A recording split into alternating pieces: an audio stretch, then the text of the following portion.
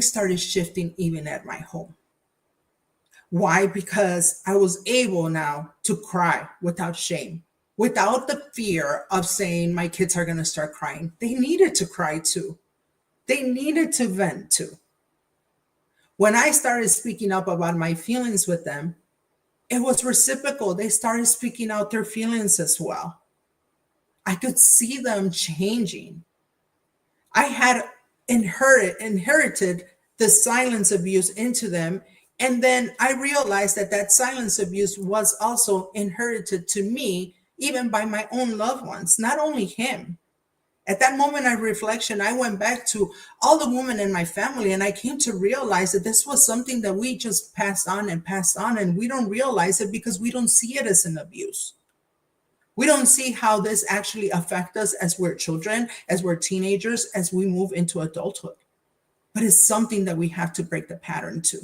It's something that we have to realize that it does exist. And when we actually come to live it and accept it, then that's when we could speak our story. So again, as I'm telling you my story is, and I'm telling you how I'm actually stepping away from this storm that came out of nowhere in my mind at that time, because now I see the signs of abuse and how it actually led to there. I also want to share that I started reading more. I started healing more with my children. And just like I said it before, I lived for my children, but it wasn't until I came to this realization that I finally said, yes, my children have become my healing, my purpose. And it is them who is making me strong to move into the next direction in life. So they became my guiding lights. As I mentioned earlier, one of the things that I like to do is spend time in the dark. I spend time in the dark. And when it finally clicked to me when Tiana, or Titi, came to running into the room that we were surviving and not healing, that's when I just asked for the signs. I said, I am tired. I am tired of living in this room. I am tired of living in this house in the dark. I am tired of isolating myself. What is it that I have to do? And I didn't even realize, and I think that if I would have planned this, it would never have served its purpose. But in the middle of that, I'm the kind of person that I try to make poems with names, with words, and so on. And there I'm writing and writing and writing about my children in this journal. And then I realized that the first initial of my children spelled the word star with double R, because I did lose a child. And that was the moment of like, wow, my guiding lights are my own children. S stands for Sophia. T stands for Tiana. A for Amalia. R for Rosalia, which is the child that I lost. And R for Ramses, for my son. When this came into light, when this came into my paper, when I wrote this, I said, how am I going to use this? What is the universe? What is my highest being telling me at this moment? And the first thing that came into mind, I said, yes, it does spell the word star, but it also has something to do with my next step, with my next mission, with my next framework. And I said, I'm going to use this to create the foundation of a process of healing and empowerment. And I only did it with the purpose of my children. I wanted them to know that part of my healing was just not saying they're my healing. Because of them, I'm here. Because of them, I did it. No, I wanted to have a purpose not only to say they were my inspiration, they were my guiding lights, but they are also what can help others get away from being silenced and start speaking and telling their stories. And believe it or not, today I'm actually sharing that framework with you, and I'm calling it Awakening the Star Within. This was designed to transform you. This was designed to give you that guide and that light into speaking up your truth. I want you to understand that star became my personal compass. It has guided me through my healing and through my empowerment. And I'm still in the process. I think the first thing that we have to accept that when we decide to start healing, there's no time for it. You can be healed in one day, or you can be healed the rest of your life. So there is no time frame. There is no way for you to say, like, I'm healed, I'm done, and I'm good to go.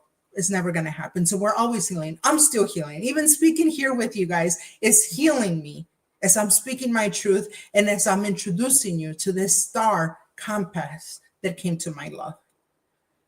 I told you earlier, star means the name of my children. But then I converted this into something that is going to help others. And that's now my new mission. S now stands for strength. When we work quiet, we start building the courage. However, as we start building the courage and we start thinking, how am I going to get out of this? How am I going to move on from this? How can I tell him or her that I am done? How can I speak to my elderlies and say, like, you have to respect me. This is my choice. And I say that because sometimes I think that part of my silence was I did not want my elders or my family or others to think I failed, in quotation. And I went from having a marriage to now being a single mom because I didn't know how to stay quiet and fight for a family or a marriage that I was raised to fight for. But no. What strength represents here is that you have built the resilience within, and then within, you have now that courage to start speaking up. So S now stands for strength. If you're feeling that courage inside you, if you're staying resilient and persistent to what the change that you want in your life, know that that is part of your light. That is your inner truth. That is part of your inner healing that wants to come out. T now stands for trust. And this is about trusting your inner intuition. I think we all have it. We all have that sixth sense. We all have that gut feeling that whenever we go anywhere, we're like, this doesn't seem right. Or you're speaking to someone and you're like, wait a second, makes you think. Or even as you're going through your story in life, some of the instances that are happening, some of the things that are occurring day to day, you start questioning yourself like, should I be here? Should I say something? Should I do something different? And Star invites you to do that. As you start trusting yourself, trust yourself. Even if you don't want to see this as your sixth sense or your gut feeling, know that our brain is designed to send those neurons back and forth and give us that fight, flight, reflect. So sometimes it's not even that sixth sense or that second feeling or so on. It is your body's response telling you something is off. So if you don't want to trust one, trust your own body. Your own body is speaking to you. And I'm not sure if you're catching the pattern here, but everything comes within. So even if your body is speaking to you, it's coming within. There is something that is making you react. I'm pretty sure that if I was able to see everybody that has joined us today and I was to say, okay, raise your hand if you have ever felt anxiety in your life, we will all be speaking up. What about, the ones that felt frustrated, angry? Again, that is part of your mechanism acting or reacting to something that doesn't feel normal to it. So trust that second feeling, trust your second gut. As we continue on, the next one will be now A instead of Amalia is acceptance. And this is honoring your story. Understanding and accepting that some of your chapters in your story are going to be even hard for you to speak up about. It wasn't easy for me to declare myself a domestic violence survivor. I kept saying, like, how am I going to label myself as a domestic violence survivor when I'm a leader in society? When I have a title in society, when I have a bachelor's in this, I'm a coach, I'm all of this stuff. And I was like, how am I going to even tell my daughters I'm a domestic violence survivor when I want to prevent that from happening in their lives? But it was until I accepted that and that I finally started wearing that title and saying, yes, I'm a survivor, but now I'm using my story to heal. Now I'm using my story to help others. Now I'm using my story to advocate for others, to speak up for others. Acceptance is a key component to our story. Everyone, and I mean everyone, we're going to go through a book about our story one day. And as we read it, tears are going to come down. We're going to try to scream. We're going to get mad. But that's the purpose of any story. We want the readers to connect with us, but they won't be able to connect with us if we don't accept what we've been through, what we're going through, and what we plan to do now that we have discovered who we are. As we move into the double R's, the next one will be R for release. This is, I think, the hardest component of awakening the star within you.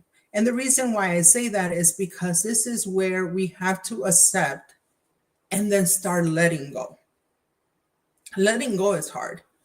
We all humans are not, for some reason, we struggle with being in a comfort level and moving into a quotation discomfort level. And I say that because when we're so used to things and things are flowing for us, or we just know the in and outs. Again, imagine in my storm, I went from being married one day to the next day not having a partner, figuring out how to deal life with 4 children, figuring out how to deal with expenses under just even no budget. Because if you guys remember, I didn't even had a job at that moment. I actually had an interview scheduled that Monday after I was released from the hospital. So with all that being said, I still was struggling of letting go of my old life. Believe it or not, and it's crazy, but at that moment, I had even imagined, what if he walks in here and says, I'm sorry again, and I find out that he's dealing with some problems, we find the help, can we still be that happy family again? I was even thinking about the solution. And to me, it just made sense that the solution would be forgive him, find help, and then we will be happy again. And it was not that. I had to let go. Sometimes letting go is not only memories, because I am going to be the first one to say, some memories, you just don't want to let them go. You had a great time. You enjoy yourselves. You made a life together. Why let go of what made you happy? I, till this day, can give you the whole story about my wedding day because I had a blast on my wedding day. The loved ones that were with us had a blast about our wedding day. It was the wedding of the year. Everybody spoke about it. I felt honored that everybody that participated in our wedding, from the photographer, from the cooker, everybody, before they left the venue, they all came to us and said, we have never seen a couple so happy and enjoying their entire wedding. For God's sake, we didn't even realize we didn't have a cake until the photographer told us, where's the cake? And then we went to ask, and they're like, well, there was an incident when it arrived. It actually fell on the floor. We started laughing, and we're just like, is there a piece of cake we can use? And they're like, they're about to get here. This was at 11 p.m., almost when everything was over. But that's how much I enjoy my wedding. And I will always brag about my wedding, and I will always remember my wedding, because it was the start that gave me my lights, my star now. So that's something that I'm not willing to let go, because it made me happy and I lived it and I was happy. But there are other memories that I had to let go, or I had to digest them to take the best out of it. Sometimes some of us have to let go of things that we don't want to. And this is where I say, you have to start releasing, letting go of those things that no longer serve you. When I happened, or when that incident happened with me that I ended up in the hospital that night, I was driving my truck. And that was a truck that I bought when I had turned 30 years old. So it was, exclusively designed for me and everything. I didn't have no need. But every time I used to drive that truck, I became anxious. I would cry. I would start driving, not even a mile away from home. And I had to fear, what if he sees me? What if he stops me? What if he does it again? So it came to that moment where I said, yes, my budget does not fit a new car in here or a new loan for a car or anything. But how am I going to function as a mother of four that I have to take these children to practices, to all of this stuff without letting go of this truck? So I had to let it go. For some of us, it could just be pictures in the wall. For some of us, it could be their clothes that they left behind. Whatever it is, in order for you to move on, in order for you to take the next step, you have to start releasing and letting go of some of these things.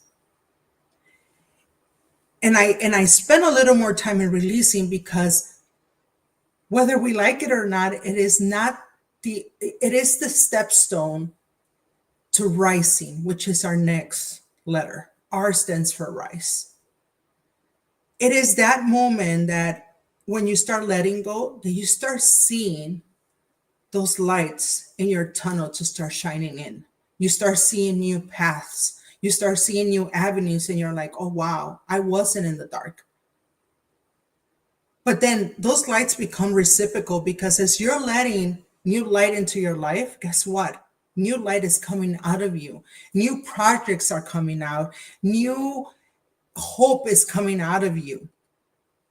And it is in that moment that, like I mentioned earlier, even though you're healing, you now become empowered. You now can actually say with courage, I'm a survivor.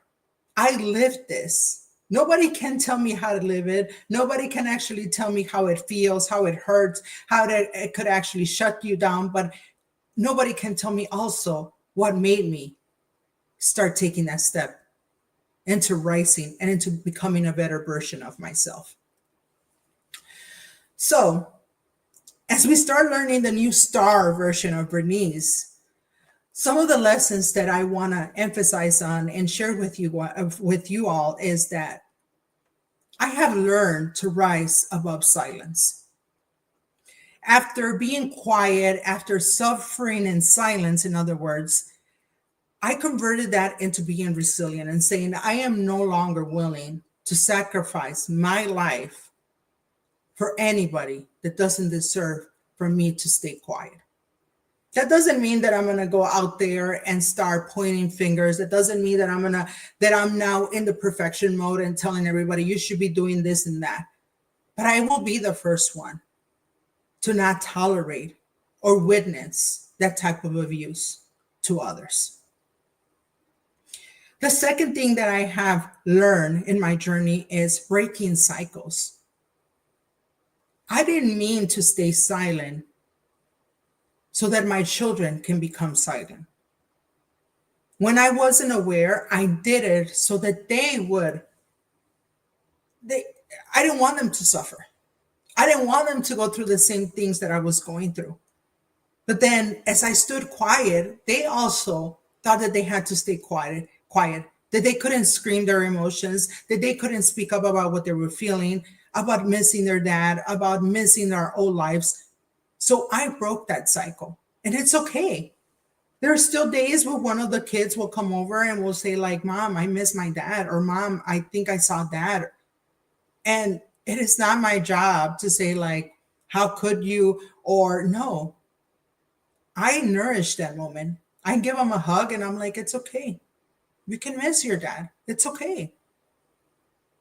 I tend to always tell them, you're human, you're flesh, you hurt. If they need to cry, they need to cry. My first thing sometimes is to tell him, write him a letter. One day he'll get those letters. But at least I know that I'm breaking that cycle, and I'm not allowing my kids to think that they have to bury their emotions or stay quiet. about their emotions and what they're feeling with the fear that they're going to hurt somebody else, because they're not hurting me. They're not hurting anybody else. They're just hurting themselves. The other thing that I learned through this is that my story matters. Not only does it matter for me, for my healing, but it matters for my children. And it matters for a lot of individuals out there that are still struggling to pinpoint what they're going through. Like I mentioned earlier, silence is a form of abuse, but you would not think that it's a form of abuse because all we are doing is just staying quiet. Some of us learned this when we were children. When we were started screaming or when we were too loud, we would be like, shh, be quiet or lower your voice. But I think that that is something that now that I have children in all phases of life, and I say all phases of life because I have a 23-year-old, I have one in the teens, 12, then I have a 10 and a 1-year-old. As I'm starting to reflect on how they're learning, how they're growing and everything. Even with the 1-year-old, she can be loud. And what I'm starting to do is now speak to her. And if it's a moment where she can be loud, guess what? I'm joining her. If she starts screaming and singing and dancing, I'm screaming and singing and dancing with her. But if it's in a place where it's quiet, I started, doing this or asking her to be quiet a little bit lower. But I'm doing this because I have learned this. I have learned to grow this from my own story. And I want her story to also matter to her as she starts moving along, as she starts growing, because it's going to be her way of healing. I want my children and I want my friends and I want the woman that I inspire or anybody that I inspired to feel comfortable to sit with their own story.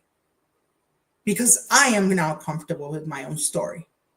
It wasn't easy. Throughout the process, I hurt, I cried, I screamed. I got mad at the world. I got mad at my higher being. I did it all. But now I accept it. My story matters. And it is my story that is helping me now. And then the other lesson was there is light in the darkness. When a storm hits, and especially when it's very unexpected, you lose sight of who you are, who you were, what mattered, what didn't matter. And then you are left in the middle of the adverse effect where you start seeing everything spread all over. What was you is now being pulled all over and everywhere. But once you start connecting yourself, speaking your story, and healing from inside, and that light starts coming from inside, trust me, it is that light that gives you new senses, new vision, new voice, new hearing, and then that light starts coming up, and all that was left from that storm, that was that darkness, no longer exists. I know it's easy said, and just very briefly, I actually just recently co-authored this book, and it just launched a couple weeks ago, but I speak more about this in there. I tell my full story in there. I talk about how storms will silence you, but then at the same time, how they actually can help you awake yourself. And then I speak more about the STAR framework and actually how to use it and give some practical tools to give you that power to come out and bring that light out. Because one of the things that I have learned throughout the process is that my light is helping shine others who are in the dark. How am I doing this? I'm doing this as I'm rising, as I'm speaking, and as I'm leading. Before this storm came into my life, I was already a leader. I was already a coach. I already had all these titles behind my name. But I can proudly tell you now that it is my story that gave me that power to now light the true light into others. As I'm speaking my truth, I am actually empowering and inspiring others to do the same. As I'm leading the way, I'm seeing how others are getting inspired with my story, how others want to speak up, and how others are taking joy of what's happening in my life, in my children's life, and now in their life. I started realizing that I am my own medicine. Like I mentioned earlier, do not, um, you know, give the value, I should say, give the value to professionals, because we do need professionals, especially when we're going through these hard moments. But we can heal ourselves. And the way to do that is becoming our own medicine, accepting who we are, accepting our uniqueness, whether it is in gift and experiences, our stories, whatever it is. Once we accept that and we say we are learning from this, we're able to move into the next step and become our own medicine. And medicine is reciprocal. So not only do we heal ourselves, but then as we give a little bit of our own medicine to others, we help others also heal. And then we rise unstoppable. People start looking at you, you become inspirational, opportunities start coming to you. It's crazy, but this Friday, I received a call and they said, Bernice, it's up. And I said, what is up? And they're like, remember, we told you that if you became part of this, you could be up there. And I was like, oh, I forgot about that. I told my kids, we're going to New York this weekend. We literally drove to New York. We drove 13 hours there, 13 hours back, only to be there 3 hours in Times Square. What had happened was that my picture was in one of those billboards this weekend. And that's because I decided to rise. That's because I decided to speak my story. And that's because somebody believed in me and is now showing me a picture up there as a leading lady, because I'm helping others lead. So just very quickly, I would like to share with you my affirmations of power. And I use these on the regular basis when I feel that I cannot move on. And I hope it helps you guys as well. I am the light after the darkness. I accept my story. I am strong. I release what no longer serves me. I trust my voice. I rise unstoppable. Has been a pleasure speaking my story to all. I hope it gives you inspiration. I'm always an advocate to connect with others, to build communities. So feel free to connect with me by either logging in and going directly into my website, which is here, bgsevolution.online, or to any other social media platforms. Scan the QR code and you should have all my contact information. I thank you and send you all love and a big, big, big hug.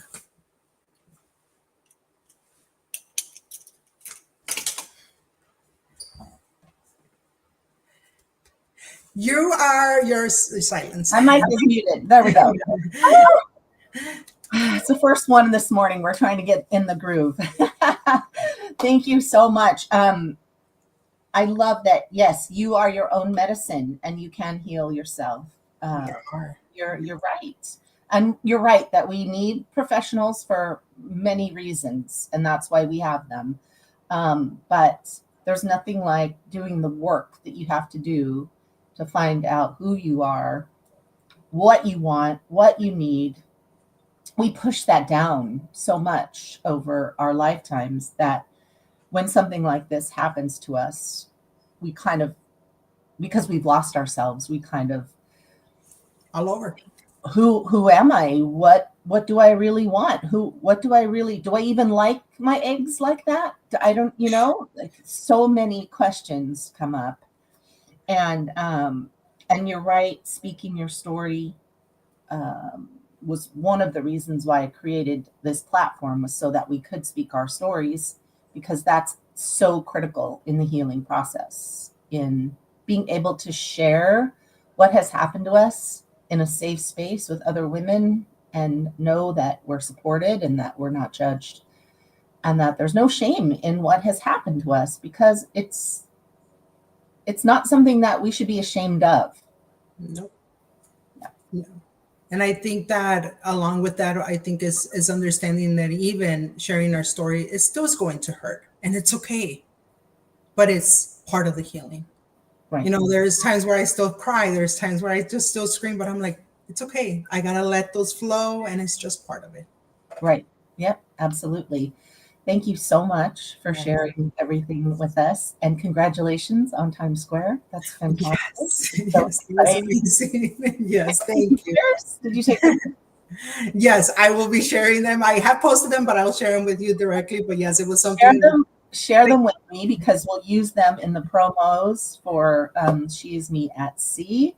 And everyone, SheisMe at Sea, we're sailing from Los Angeles to Vancouver next May 2nd through the 6th. Berenice will be with me and 30 other amazing women. This is our leadership cruise for She Is Me. It's 4 days, and it's just this intensive, amazing, fun, wonderful event that we're having. Our awards gala will be on board as well. So please visit She Is Me at Sea and look at our awards. Give us some nominations, because we'd love to have you and anyone else on board with us. But we really want to honor the women who are doing things to change the world. So, check that out. Berenice, thank you. Thank you. Blessed day. Bye bye. We'll be right back with Christy King. We'll be talking about She Is Me Health. So we'll be right back.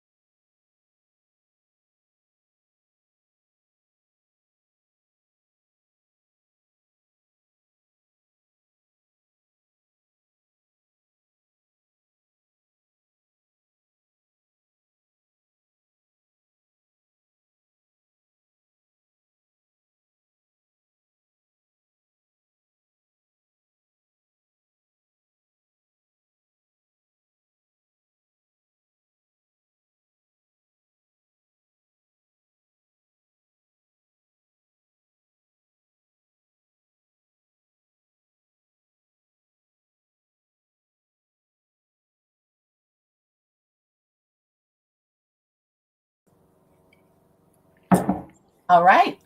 We are back. Good morning, everyone. It is 9 a.m. Pacific time, and I am joined. Hello, everyone. It's 9 a.m. Pacific, and I am so thrilled to be joined by my partner, Christy King in SheisMe Health. And Christy, good morning. Good morning, Lisa. It's a privilege to be with you. Christy is in Kona, Hawaii, so she is up early, but didn't want to miss this. So we are going to talk about revolutionizing women's healthcare. We're going to talk about SheisMe Health, and I also wanted to let you know that Christy is going to be with us on the SheisMe At Sea cruise. So we're going to be talking about SheisMe Health and a lot of different things on board that cruise, today being the SheisMe At Sea preview day. So let's talk about women's health, Christy. Yes, let's. Well, yes, I'm very excited to talk about this because it's so important right now. And the most important thing is for women to really feel in their power, and their health really is their power. So like Lisa said, I'm Dr. Christy King. I'm a board certified family physician, and I have extra training in integrative and functional medicine. And I've spent a lot of time, really understanding the best of both Eastern and Western paradigms.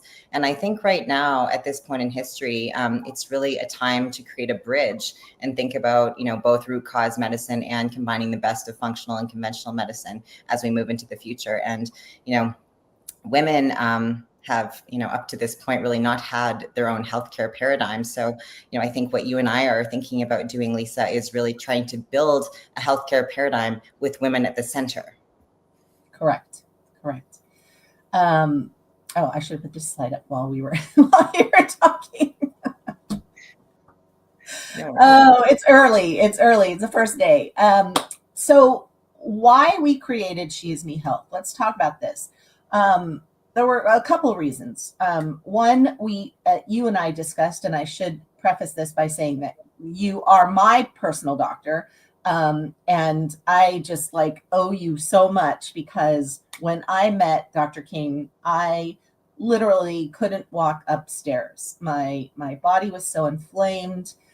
The autoimmune diseases had sort of taken over my body, and I didn't know what I was going to do. I didn't know how I was going to get to the end of the year, much less the next 30 years.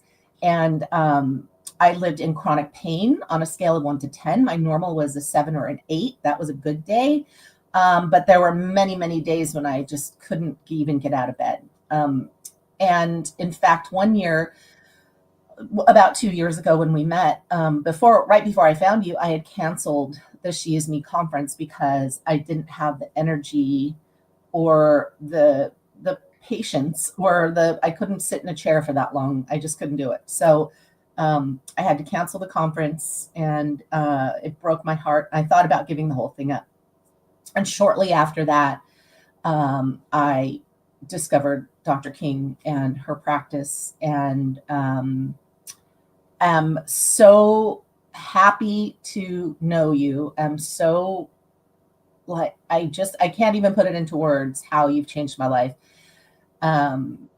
My weight is down. And this, having all of these post-traumatic manifestations, in my body, of the autoimmune problems and everything else,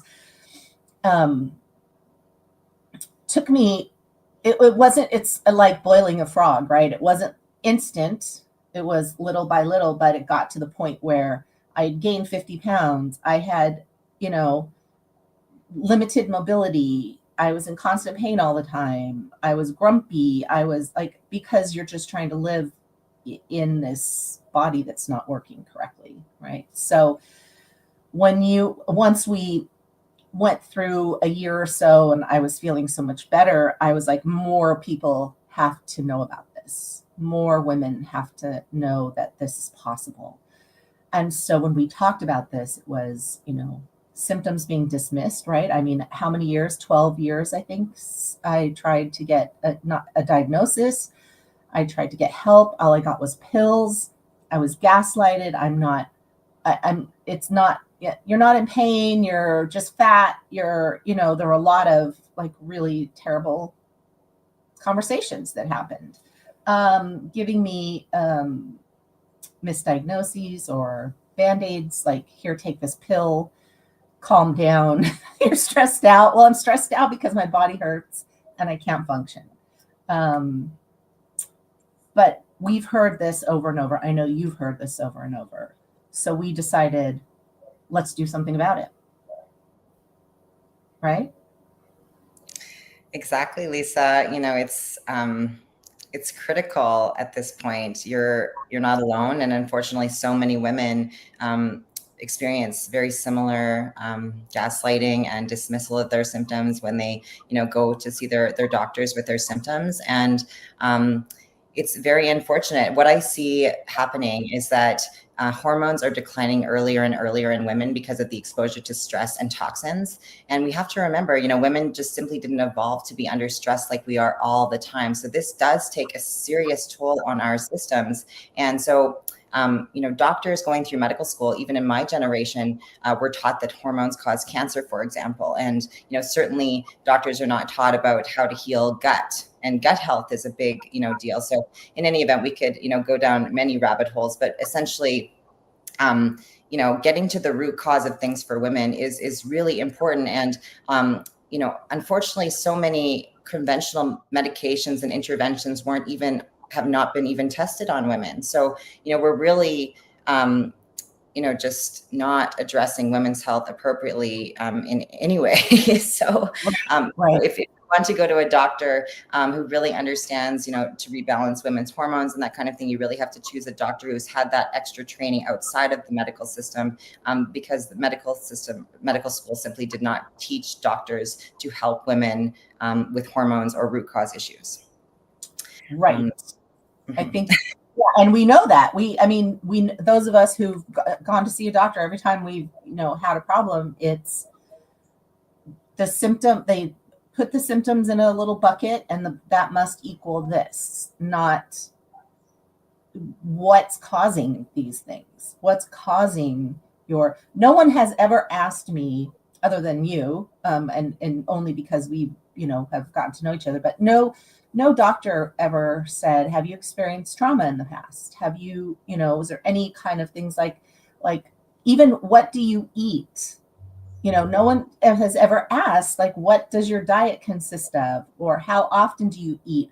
Now they ask you, how much do you drink, right? When you go into the doctor's office, how many alcoholic drinks do you have every day? Okay, that's great. Nobody's going to tell you if they're really drinking a lot. Most people are going to have 16 drinks a day. People aren't going to say that, but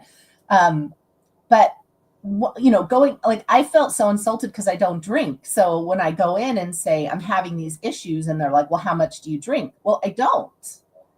So that's not why I'm having these problems. And again, like 80% of women have autoimmune disease, right? Why do you think that is? Trauma. Right? I believe it's trauma. We have so much trauma that we're holding on to. And that's what we're working at, not only in SheisMe Health, but so many other things that we do to help women heal. Heart disease. Like, you never hear about women's heart disease. It's always about men. You never hear. There was one commercial I remember years ago, and there was a woman who was making breakfast and getting everybody out the door, and she kept stopping and like rubbing her arm, and like taking a breath and everything. And then as soon as everybody left, she had a heart attack and fell on the floor. Right? But no one ever talks to us about heart health. No doctor I've ever been to has asked me or said anything to me about heart health. They listen to your heart and go, you're fine. Right? It's crazy. Endometriosis, fibro, PCOS, all of these things, even perimenopause. And luckily now we've got a generation of women who are not afraid to talk about things, and they're talking about perimenopause. So there are conversations being had, but even as soon as 10, 15 years ago, when I started going into perimenopause, I literally thought I was losing my mind. I thought I was going crazy. Yes, of course. Of course. Many women do. Yes. I was screaming at people. I was crying. I was laying in bed all day. And I've never been depressed in my life, just having these, I was itching everywhere. There were so many crazy things happening to me. And I did not know. Nobody ever talked about menopause. Nobody ever talked about any of that. Like, what do you mean my hormones? What are you even talking about with my hormones? But now I think there's a couple of things with this. I think that, yes, we need to talk about it. And yes, balancing my hormones was like phenomenal. But there's also a lot of talk about hormone treatment without a clear view of what is wrong with your hormones. And now you can talk about this, but what I'm talking about are all of these advertisements that are out there. Just tell us what's wrong with you, and we'll send you some estrogen, and we'll send you some progesterone, and we'll send you some testosterone, and you just do, here you go, and you're going. How can you talk about that, Christy? Absolutely. Thank you for that, Lisa. Well, I want to just touch on something you said earlier about the emotional, spiritual aspects of healing. So that is really where we get into some of these roots of our disease and stuff. And I really believe that most, disease does have a spiritual and emotional root.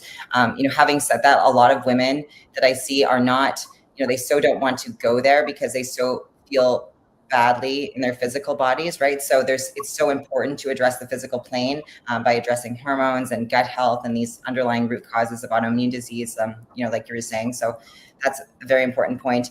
And absolutely. So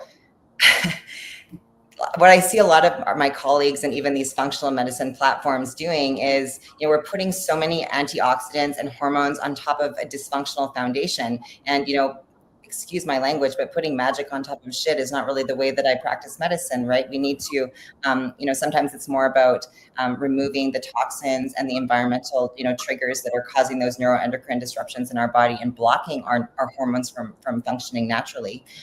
So that's a really important conversation to have. And the other piece of this that I see is that, doctors who haven't had a lot of training in hormones, kind of approach them as if they're static, constant entities, right? They're not. They're dynamic. It's a dance that your hormones are doing in your body, and it's about how progesterone is relating to your estradiol, right? In relation to same with the testosterone. So it's about that balance. It's not about this hormone for this symptom. That's such a divide and conquer, reductionistic, conventional medicine approach. So you really need to look at the female body as a cyclical, rhythmic organism that, almost is like a wave, in some ways.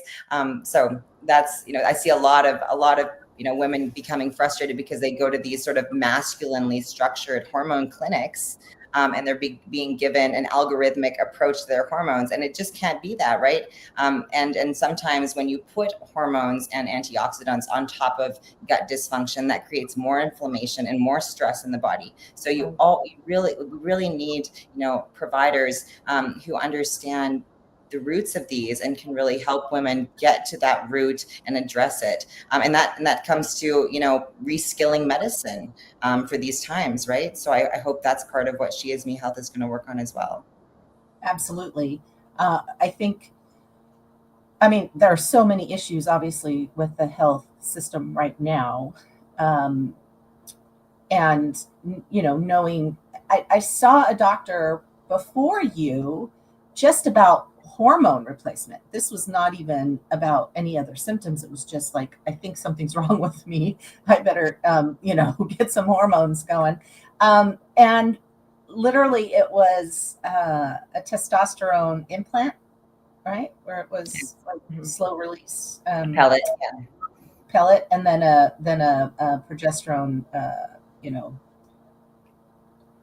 capsule or something that came from the pharmacy. But I I didn't get any relief. I didn't get any, there was nothing. It was like a Band-Aid, because it wasn't really like what you and I did, was sort of go through like, okay, let's heal your gut. Let's figure out, let's do step by step by step. Let's do blood tests. Let's do this. Let's do this. Let's figure out where you are, and then start you here, and then figure out where you are a little bit down the road, and then adjust here, and then figure out where you are a little bit. I mean, it was like hand holding to get me right to where I could sleep all night, and I could get up and walk the dogs and not be in so much pain that I had to lay down for 3 hours to recover, or the next day to recover. And now, like, I run up and down the stairs, and 2 years ago I couldn't even walk up the stairs. I was almost crawling up the stairs. That's how bad I was feeling. So we know the cost of being ignored. And not only are we being ignored and dismissed and gaslighted and all those other things with our symptoms, but we're also having our healthcare, it's diminishing, right? There are so many issues with women's health being taken away, and it's only a matter of time. Like right now, we can't get reproductive health doctors even, we can't get the attention that we need for that. It's getting taken away from us. And those of us who are past that, like, nobody even cares. Like, you're in menopause, you're not going to have a baby, we don't care, right? That's kind of where it is right now. And so that's why we have to stand to change this, right? And $15 billion a year spent by women in out-of-pocket costs because we're being dismissed. I cannot tell you how many doctors I went to over the 15 years of being misdiagnosed and gaslighted and everything else. The doctors and the tests and the this and the that I spent thousands and thousands and thousands of dollars on with no resolution, right? The anxiety, depression, trauma, all the things that go along with not being heard, being dismissed. And then all the time I had to take off work to go to the doctor or I can't participate in family life because I don't feel good. I can't actually participate because my body doesn't work that way. Or the times that I had to go to the hospital because I tripped and fell, or, you know what I mean? Like because my body wasn't working, I would have accidents and I would hurt myself. And then I'd have to go because I had a broken wrist, or I had something because I fell down because I couldn't lift my legs up to take a step, or, crazy things. And no one ever said, that's not normal. Let's figure out what's wrong with you, right? And I know people listening to this have had the same sort of issues or events that have happened. And so when we decided to do this, we said, okay, all of this has to change. All of this. So let's talk about root cause medicine. I know you touched on it a little bit, but why don't you tell us in your own words what that means? Absolutely. So I think I'll start by just saying that, when we go to the doctor in our current primary care model or, conventional medical model, they'll, provide you with a list of labs that they do routinely, annually. Unfortunately, these labs almost provide false reassurance because they don't really test what's important especially for women. So, I think where we're going is really conventional medicine. Then we move into functional medicine, which is where we do more extensive labs and we really look at, the thyroid gland, the environmental factors that are, in your body and contributing to a neuroendocrine disruption. We take a look at your microbiome. Perhaps we do, even more advanced testing to really look deeply to see, what is really that elephant or that block on your immune system. Because ultimately, all of this is about allowing your immune system to come back to life in a really vibrant and full way, so that whatever comes at you, whether it's BPA in the plastic bottles you're drinking, or the glyphosate from all the food in your grocery store, or the breast cancer, your immune system knows what to do with it, right? But right now, all of the patients I see, their detoxification bucket is full, because we know we're being exposed to all these things. So that's a big part. And then also the stress. I see adrenal fatigue in almost every woman that I meet, because she has been burning the candle at both ends for a very long time, and I know that without even looking at her labs, right? But when I look at her labs, I see that really indications of that really high cortisol, that stress hormone that is constantly sending a message to her body that she needs to run from a tiger. And instead of running from a tiger, often we're sitting feeling stressed, but in response to that cortisol, we release all the blood sugar into our bloodstream, and that basically stresses us into metabolic syndrome. So turning off that stress response and helping women to be into their more parasympathetic nervous system response, which is that place where we can really heal. And sleep, Lisa, as you mentioned, is such an important part to this, and also regulating our circadian rhythm, which is really important for managing our stress levels, reconnecting with nature. So there are so many pieces to this, and just hopefully what we can build together with SheisMe Health is really a new paradigm where women are at the center, and we acknowledge all these important pieces to our health and wellness. And the last thing I just want to say about this is normal is not optimal. So when you go to the doctor and you test your labs and they say, oh, your thyroid is normal, your labs are normal. Every time you go to a different doctor these days, there's going to be a different range of numbers. And so, it makes it kind of subjective these days, but my perspective is that normal is not optimal. And, so let's optimize you. Right? No, and that was the thing that I went for, like I said, 15 years to doctor after doctor after doctor. Something is wrong with me, and nope, everything looks normal. Your blood work looks all normal. Well, it's not normal that I can't walk. It's not normal that I just gained 10 pounds in the last 3 months and I haven't changed a thing. That's not normal. It's not normal that I'm, itching all over my whole entire body for no apparent reason, or it's not normal that I'm tripping and falling. That's not normal. It's not normal that I can't sleep. But okay, so my blood work looks normal. I'm just being hysterical. Is that it? Right? Hysterical women of the night. Yeah. Right. So every woman sitting in the lobby right now is hysterical. Okay. Yeah. It's we should be naming it the Hysterical Women's Clinic, Lisa. Right. Exactly.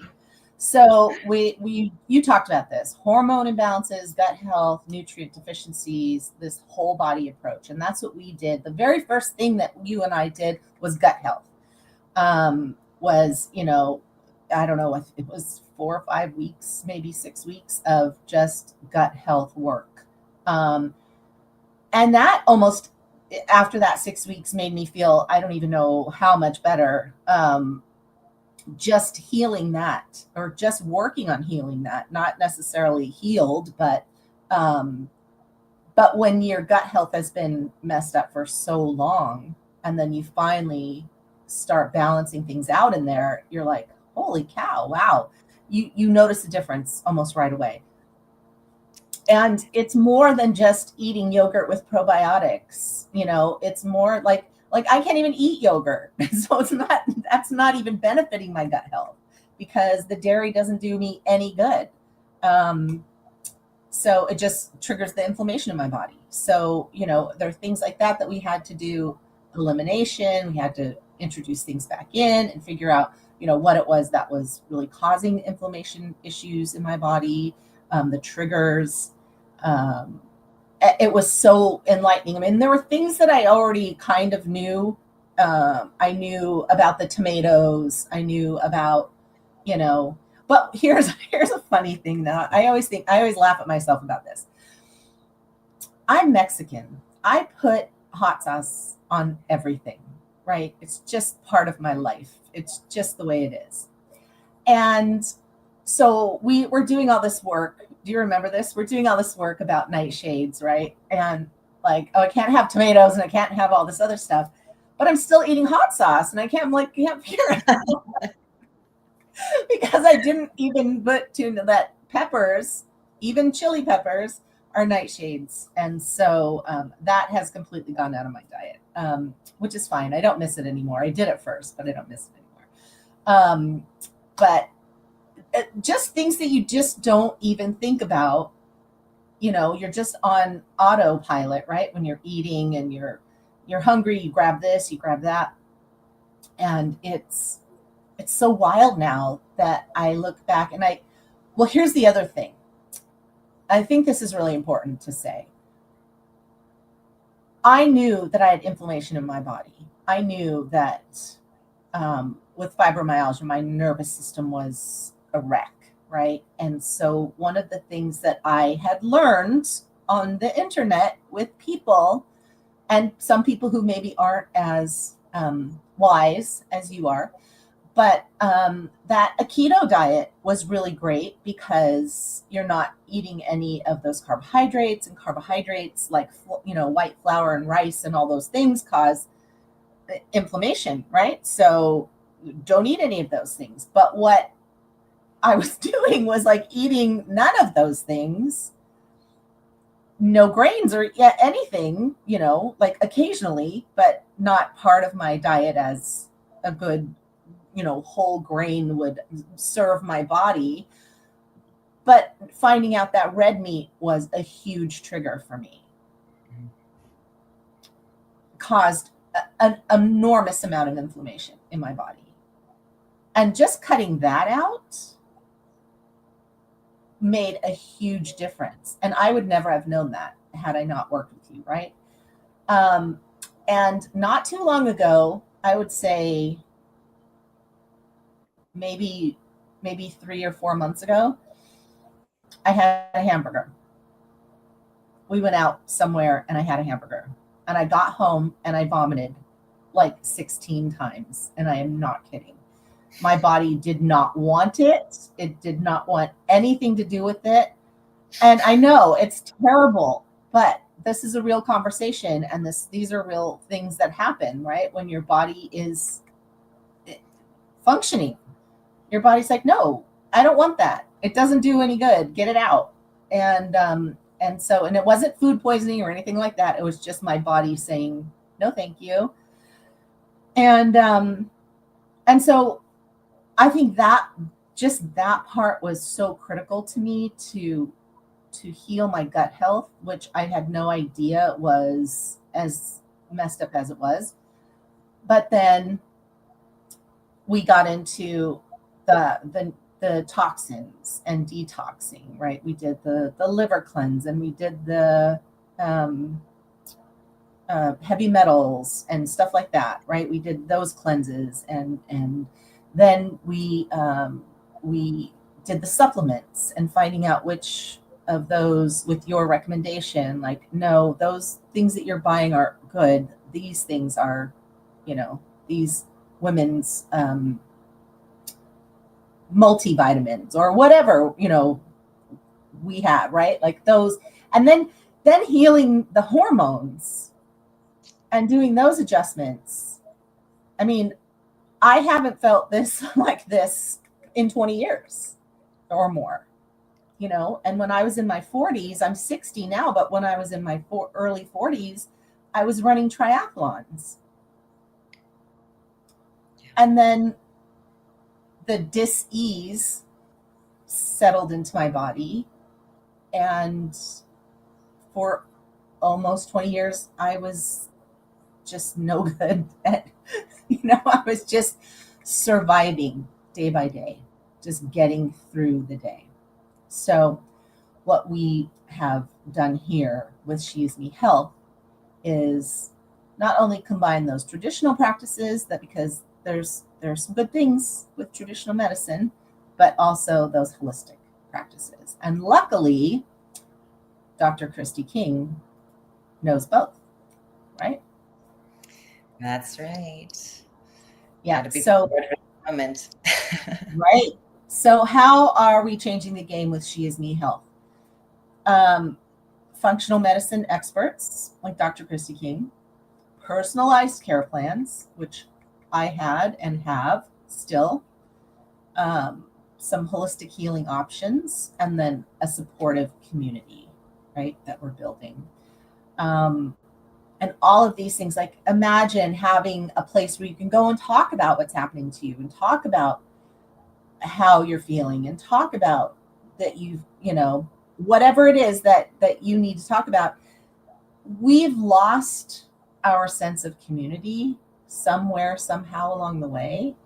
And the only way we're going to be able to hold each other and help each other and lift each other up is by creating those communities again. And we need to have a safe place where we can talk about our health, where we can talk about things that are happening, where we can, say things out loud and not feel like someone's going to say that you can't say that, or shame us for discussing our menstrual cycle or our menopause or whatever, or vomiting like I just talked about. We have to be able to just talk about things. And so that's what we're doing here. So maybe you can talk about this. This is things that you can do really to take control of your health right now, that you don't have to come to us to do it, but we can definitely help you with these things. But these are things that you could do on your own. Yes, Lisa, absolutely. Thank you. So I would say just bringing awareness to all the, neuroendocrine disruptors that you are being exposed to. I can always assume that you're exposed to a lot of glyphosate, a lot of BPA and plastics. And what these things do is they can really contribute to leaky gut, which what Lisa, or just gut issues in general. But a lot of women who have autoimmune disease and systemic inflammation have what we call leaky gut, because after we insult our microbiome and our small intestine with pharmaceutical medications, poor diet, and stress over years and years and years, our microbiome breaks down, and then there's opportunity there for the bugs that we don't prefer to be proliferating and have high population, and then that changes the pH in our gut, and we get issues in the gut lining. So just using gut supplements, or like even we can maybe post some, Lisa, that are common, to help with these things, to heal the gut lining, and also as a good probiotic, to really re-inoculate the gut with good bacteria, because most of your hormones are produced in the gut, and sometimes we forget that, right? So addressing the gut health really always is number one. And then the minerals that are not in our water are really important to our body. So taking minerals and also micronutrients can be a game changer, because lithium, for example, is just deficient, and same with iodine in our food supply. So because these are so deficient in our soil, they're not in our foods anymore, and we need to replace them. And so many mental health disorders can be traced back to a lithium deficiency, and thyroid dysfunction can be traced back to selenium, zinc, iodine, and other cofactor deficiencies. So, replacing your critical nutrients, replacing your minerals, making sure, you're taking enough water, but mineral dense water, can be an absolute game changer. I think just, getting a little bit of morning light, in the, first thing in the morning can also be a really important piece for reducing cortisol. And of course, getting out in nature as much as you can. There's a lot of research that shows that reconnecting with nature is very powerful in lowering your stress levels, and as Lisa said, the sisterhood, the community, the power of women in community is something we need to bring back as soon as possible, because we are so powerful in community, and it's important for us to come together and share our wisdom and our knowledge about our bodies. And really, like, finally, I would just say to try and trust your intuition about what's happening in your body, and not, subscribe so much to the idea that that someone else knows better than you do, because I don't really think that to be true. I believe that women ultimately know what's best for their body. So if you can be in touch with that intuition, it's extremely helpful, when we work together, and just for yourself. So yeah, absolutely. And there's nothing like I mean, I remember when I finally got a diagnosis of fibromyalgia, because I didn't know what was wrong with me. And I kept going to the doctor, kept going to the doctor, kept going to the doctor.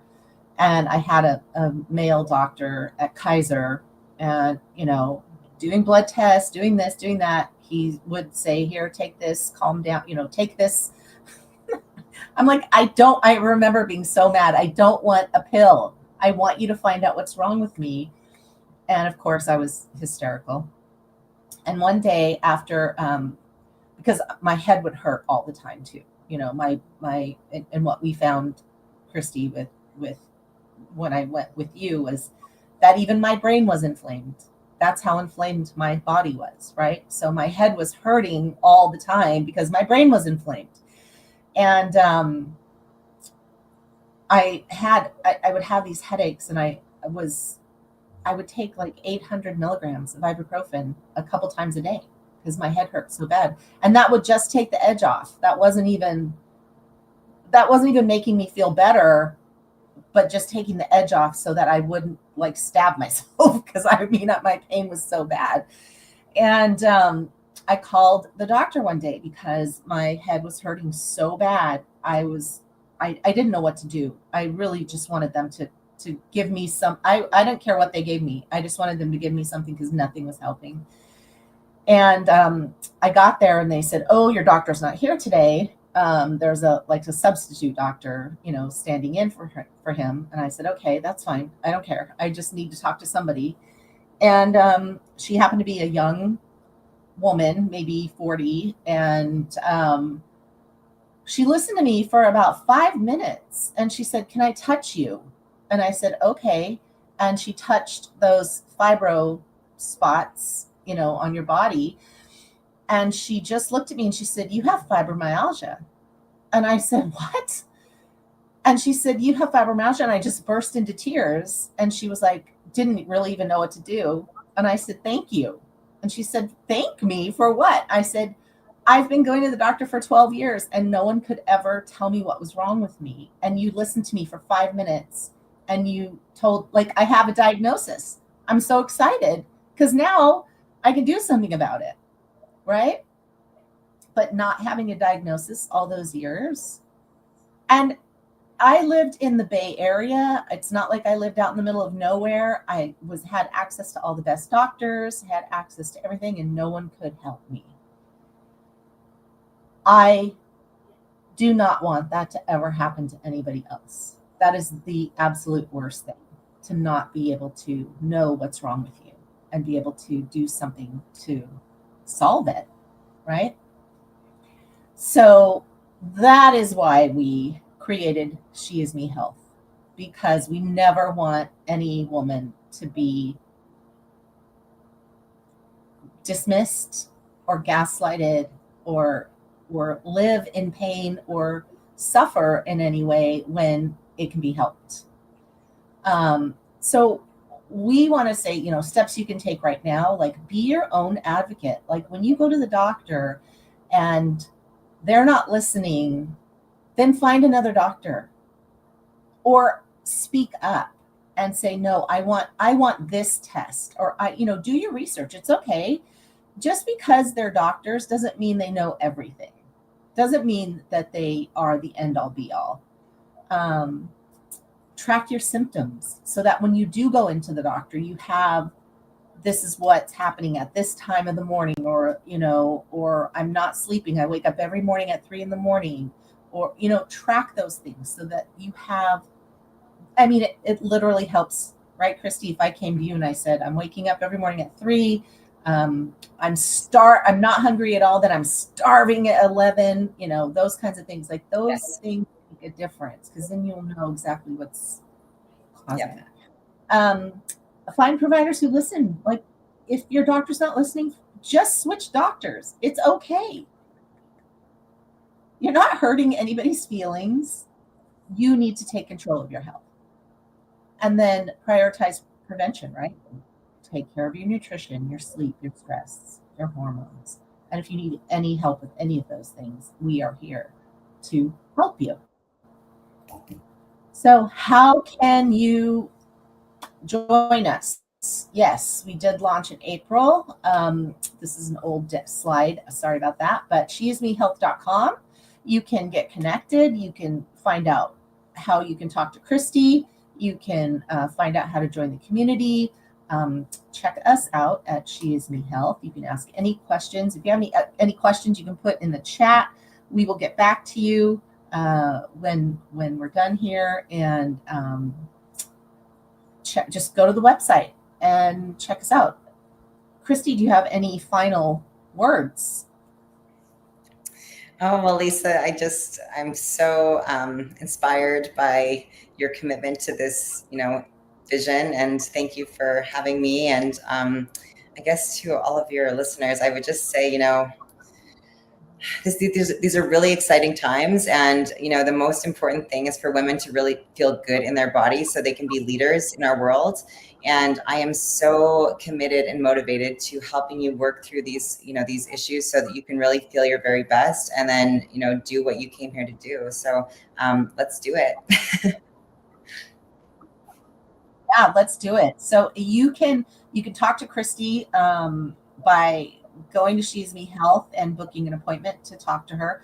You can also come on the cruise with us, SheisMe At Sea, in May, and meet her face to face. And we'll be having a panel there with talking about this again in person. You can ask questions and really just pick her brain and talk to her face to face, which is really, really great. But it will be our pleasure to help you.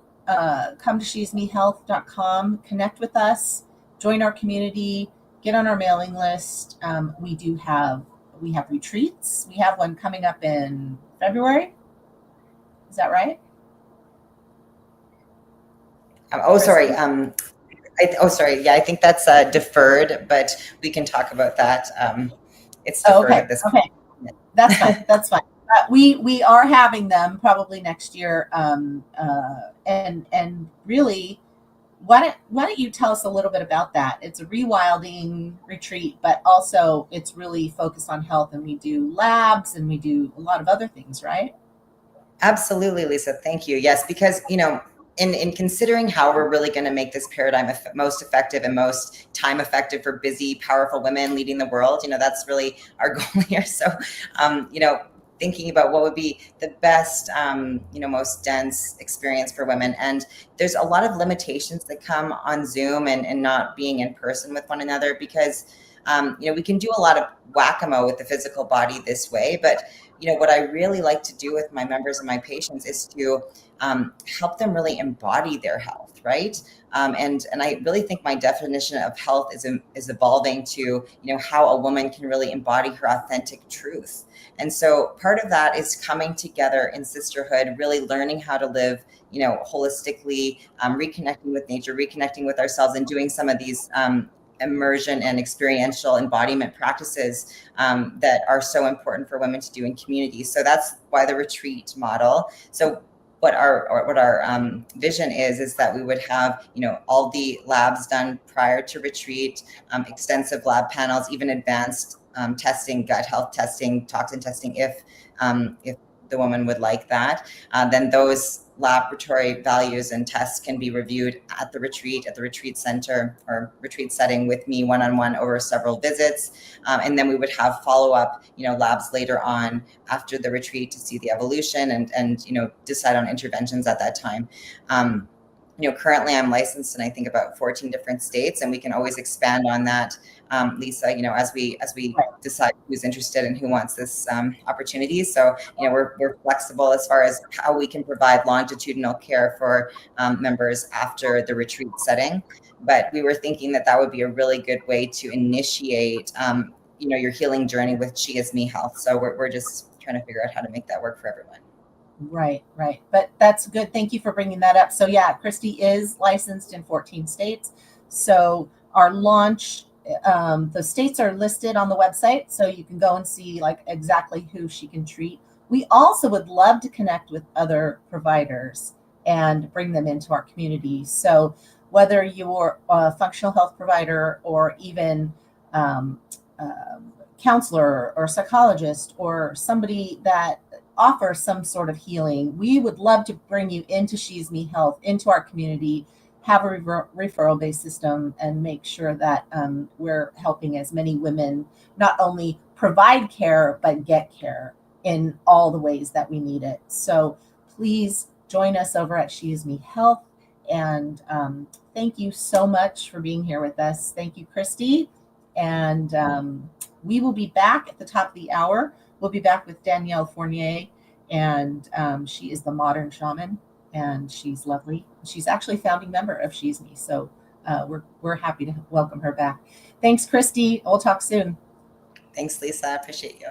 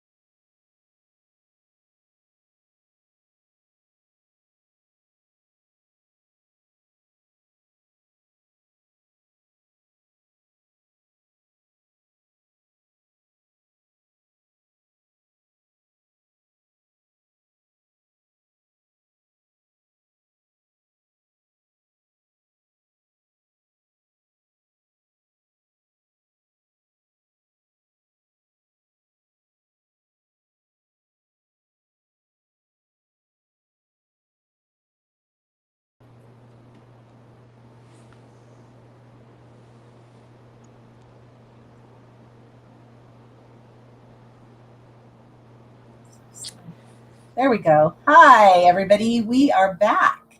We're back with Danielle Fournier. Danielle is a founding member of SheisMe. She was at our very first SheisMe conference in 2021. And Danielle is the founder of Modern Shaman. Danielle, thank you for being here today. I'm so excited to be here with you today and share my story. I hope it brings you inspiration. I hope that it leads you to action. And I want to take a moment just to acknowledge how special this conference is about in this world where we are consistently dividing ourselves, to remember that we are all related, that we are sacred, and that when we look at other people, we are looking at ourselves. And I hope you find in these stories here, with all of these amazing, incredible women with fantastic stories from every background, every continent, every history, that you see a point of light to look towards in your own life. I'm here today to talk to you about purpose and power and passion, and how you can turn that eventually into supporting you in your payday. So let's talk about how I see the world a little bit differently than most people. A lot of adults lose their sense of wonder. And this is why it is so frustrating to find your purpose. We are inundated in this world with lots of information about who to be, what to become, what a good life looks like. For my clients, the dream life, the purpose, is so rooted in soul that outward appearances can look very different. Your purpose doesn't look like anyone else's. And the thing about purpose is we think about it as serving a purpose, right? That we are born with gifts. There's the myth of the ultra talented prodigy child, the artist that was born with all the talent. You know, like, you're gifted, you see it, it's under 10, you're a prodigy. Those are the people who have purpose, right? I look at this differently.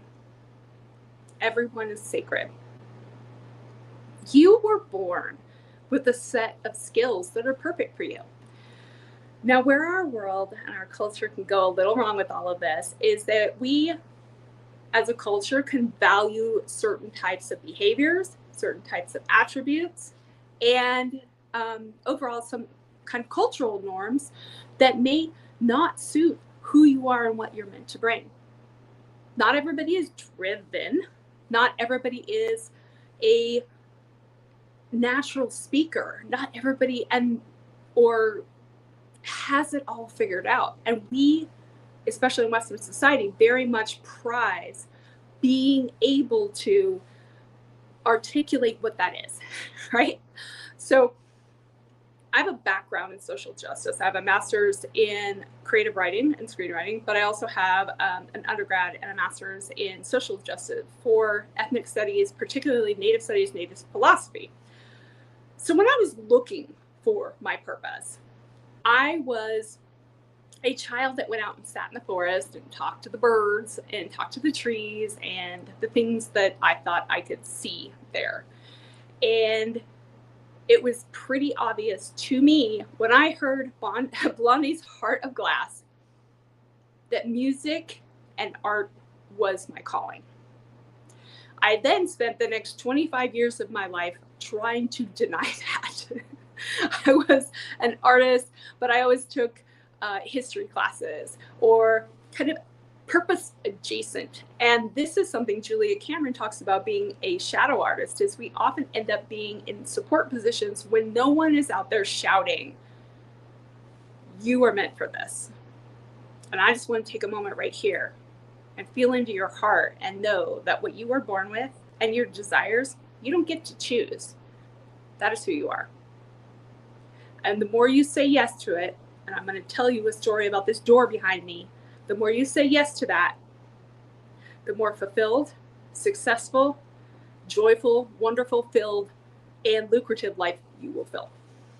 So I went through a lot of things trying to not follow those callings of being an artist. I loved photography. I loved singing. I love music. I was a great natural writer.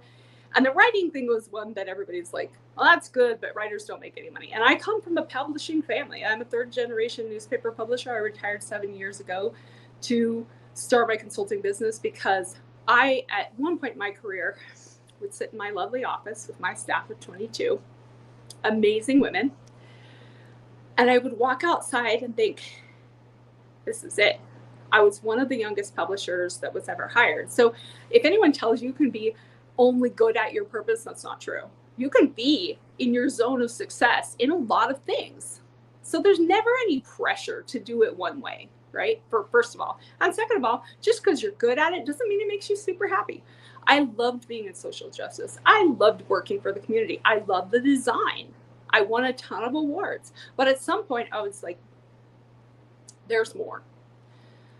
There's dreams I haven't gone through. And I haven't really said to myself. And in 2007, my brother was paralyzed in a diving accident and my whole life changed. I, the girl who I proved that I was going to be successful, even though I was an artistic person and spiritual, a little weird and talk to spirits. I was going to prove that I was going to be successful. I had a house. I had 2 cars. I was 25 years old. I was on a publishing board before I was 30. I did all those things. And watching my little brother lay in a hospital bed with his life dramatically changed my life forever. I took my savings, I hired a travel agent, and I went traveling for 3 months. I, at the time, did not fly. You do not have to be perfect. You do not have to overcome, because I had had a life of trauma. And I don't want to go too far into this, but I do want to address it because it's important to know that your past never determines your future. I had been assaulted when I was young, and my self-doubt peaked. That with the messages of, who you are isn't valuable. You're an artist. Good luck. It's going to be hard. I don't know. Can't you figure out anything else? Oh, I'll go into academia. And that's what I did. I went into becoming a college professor. And when my brother was hurt, I stopped and I helped. And I found my true calling for several reasons. One, I spent 8 weeks in the hospital taking care of someone and found strength I didn't know I possessed. I had had massive anxiety, the type where you don't ride in a car, the type where at one point I had people try my food because of my trust in society was that low. It's pretty severe anxiety. I didn't fly on planes. I didn't ride in cars. So this trip comes on the tail end of the anxiety. And I realized, if I'm going to see Paris, I better do it now. So I went and I traveled, and I was very privileged to do so. And at the time, there was only Blackberries. We did not have Facebook. We had email and a Blackberry. And I couldn't communicate with my family. And here I was going to 16 countries by myself. I drove cross country with my boyfriend at the time, put myself on a cruise ship, which there's a great story about that to come, and went to South America. Then I went through the Caribbean, South America, Africa, around the Mediterranean. My artist heart had never been so full. And I learned that I really was a writer. And I could do brave things. So I sent those stories daily home. And it became my first book, Girl Against the World. Just out of print now. But it was the act of writing it and sharing it. I found a voice. Trauma can give you gifts. In itself can be very difficult. And I don't believe lessons from the universe. I don't believe the universe is out there like some sky daddy telling you, oh, if you shape up, I'll give you the things you want. It simply reflects back to you who you are, what you believe through the filter of you. And we're going to talk a little bit more about that because I don't want to skip over that part. When I came home from that trip, I stood in the driveway of my parents' home that they had lived in for 40 years. And they had missed me on a ferry. I was living in the Northwest and in the Seattle area. And they came out and they were looking around. And I'm like, hello? They didn't recognize their own daughter. Shortly after that, I went into sales I left my publishing job for a while, went and helped out in my brother's business that he could no longer do. And I learned that I could do sales by service. Me, the girl, who was the creative one of the 3 kids that were going to take over the news business. My brother, the business guy, my other brother, the sales guy, and the creative one. Cute. Only that changed all changed when my brothers didn't want to go to the family business and I ended up publisher. All of these things, I kept saying yes. I kept saying yes to my heart. And when you have that feeling that you're not fulfilled, don't for a second believe that that's how it's supposed to be. Not for a second. You were put here to experience beauty, even if you have lived through brutality. I lost a lot of people. I lost my first love due to suicide, possibly murder. We'll never know. But for a 19-year-old, that is a lot to process without good help, right? So while I'm sitting here doing this publishing, 2017, I was like, I'm ready for something else. I'm ready for something else. And I quit. I left. I retired at 42. And I started publishing books because that was my love. And what I found in helping people write was there was always a pattern of it's hard to start, it's hard to continue, and it's hard to finish. And that's true for all things, whether it's some weight loss, a divorce, a baby, going to college, starting your business, changing the way you think. All of those things are true. Getting going, that's desire. Desire is what gets you going. Trust that. What you want is inside of you. Purpose comes from what you want, meeting your gifts. And then monetizing it is just sharing it with other people like you. And if you don't believe there's no one else likes what you like, just go to Reddit. Reddit will show you there's a forum board for everything on the planet. Did I ever think I'd be a shaman and an energy healer? No, as well as an artist and an author. I didn't buy into, oh, you're just multi-passionate or you can't focus. I am all of these things because I appreciate the beauty in people, the beauty in communication, the beauty in art. And that is my purpose, not just my gifts and yours. Yours are not just the things you do well. I'm really good at math. I don't want to do that. I got a Bachelor of Science, right? To prove that I could do math because I wanted to be smart, right? I was like, oh, I'm good at this. When it's conceptual. Anyway, I want to tell you a story about my door. So when I was doing this, when I was starting all of this, and the pandemic hit in the middle of me building my business slowly but surely, helping people create books. We had just won a bronze, Living Now is the company. It's a bronze publishing award in New York for an anthology I did for a group of writers who had taken a Martha Beck class, and it was fabulous. And everything was going great. We had just landed our first big contract. We were going to do book marketing. I had a partner, and it was going really well. Then 2020 hits and pivot. Because again, what you're great at might not be the most fulfilling thing. What I found in that March of 2020 was I knew how to find my way. I knew how to find my way in the world. And I wouldn't have thought that I knew how to do that. I had done a lot of things. And if you're the kind of person people are like, well, you try everything. Good for you. Do you know how many people never try? That's the step one of doing things, right? Can't complete it if you never start. And it is okay to say, it's not for me, or it's not for me anymore. No matter what it is, in love, career, or money.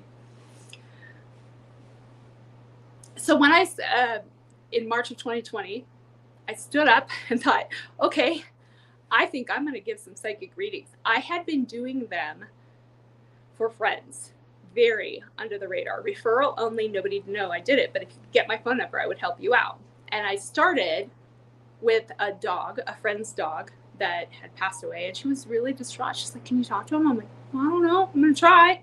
I had been working with cards, working with ritual, working with sacred ceremony for a very long time. That was, I hadn't paid it. It was so close to me. I hadn't paid attention. That was how I was getting through life. Was I could lean into the sacred. I could lean into purpose. I could lean into knowing that the universe has me. And so I stood in front of this door with a couple phone versions ago and this ring light. Actually, I don't think I even had a light in the beginning. And I turned on the camera and I went live. I sold my first sessions for $111, more money than I had made per hour in my whole life, because that's what people did. And I think my feet went numb, and I'm sure I was sweating and scared and stumbled. But I knew from that place of like, I have something to offer. People are scared. It was the most simple, pure desire. And your simple, pure desires, don't overlook how powerful they can be. This year, I crossed 7 figures for this business, including a year of my life that was consumed by a car crash. I did that by keeping it really simple, service-based, community-based. I love to talk to people. And often I still just sit in front of this door in my house with a ring light talking about life. I developed a 3-step method out of this, so I would love to share with you to help you problem solve anything you're trying to create in your life. Because when you align to your purpose and you use this method, things happen like they're magic. But what it really is coherence and congruence, right? There's no lessons from the universe. It's a reflection, right? It completely wants you to have what you want. And as we are collectively reflecting back to us our angst, our frustration, and our fear, we can also, don't tap into that, I don't recommend. You can tap into the wonder, which is the divine universe. I'm going to take a moment here and show you a simple exercise that I do with my clients to demonstrate what is you, and when you know you, you will know what is not you, and what can be you and what is for you, right? So if you're feeling confused, energy work can be a real big portal to, oh yeah, yes, no. It's just yes or no. Taking a moment to come inside here.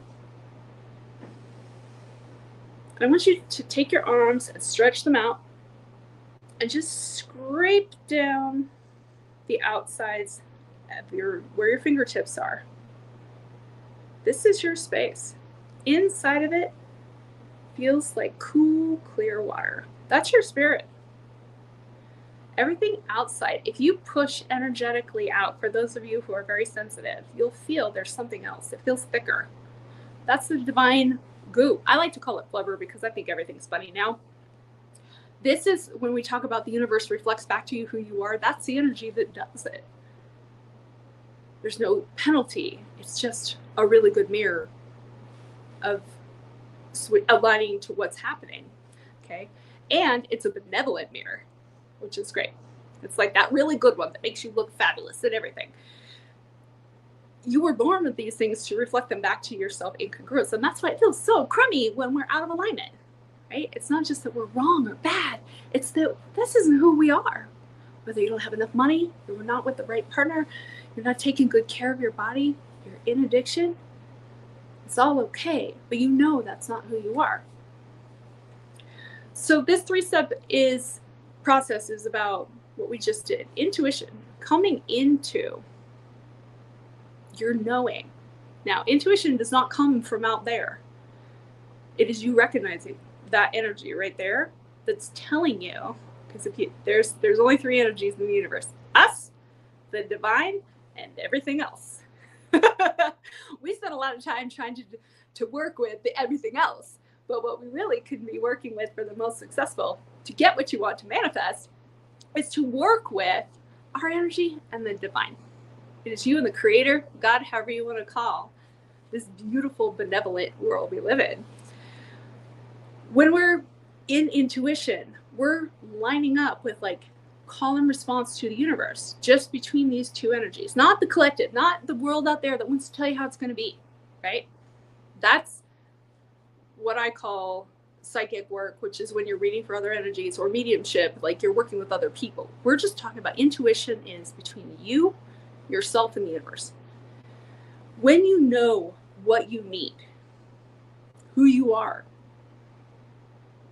it's easier to make great decisions. A lot of my clients are like, how do I know the difference between intuition and fear? They feel completely different in the body. Intuition is always like, yeah, and it's calming. Fear, even if it's a, let's not go today, settling, right? The nervous system feels it. When you know what you really want, the intuition, the self-leadership that comes from your dialogue with spirit, spirituality being your operating system, your relationship with the world is spirituality to me, not necessarily religion or anything like that, but that how does your spirit understand and connect with this world? What's that look like? How do you want it to be? So when we know how to read ourselves, making decisions gets a whole lot easier. And then when we talk about those 3 steps of why people try, stop in the middle, and don't finish, here in the middle, whether people were writing books, whether they were building business, I've helped a lot of clients with building their businesses, because building a healing business is confusing to energy people sometimes. When you're in that center, you're going to run up against all that collective energy. All those people who told you can't do it, you're too sensitive, you can't be this, or also there's the belief part of it, but there's also every time your body went, that's a timestamp on your spirit and your nervous system that says danger.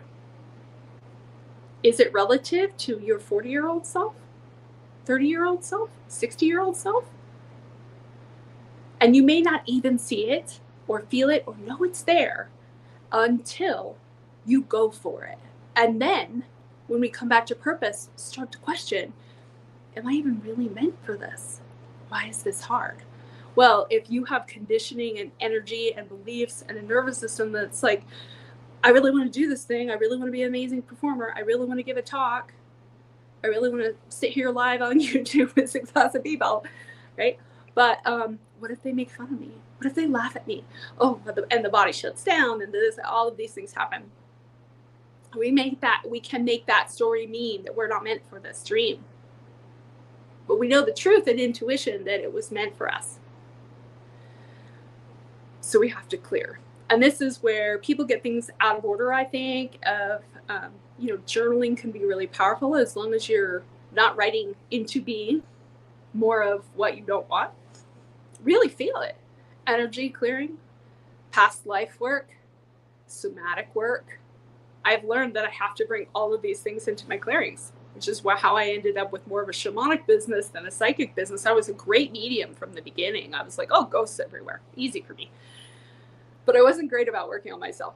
And so your purpose will probably, definitely expand you and heal you while you live through it. And don't wait until you think you're perfectly ready, because heaven knows I have made mistakes. I have goofy things. I have fumbled.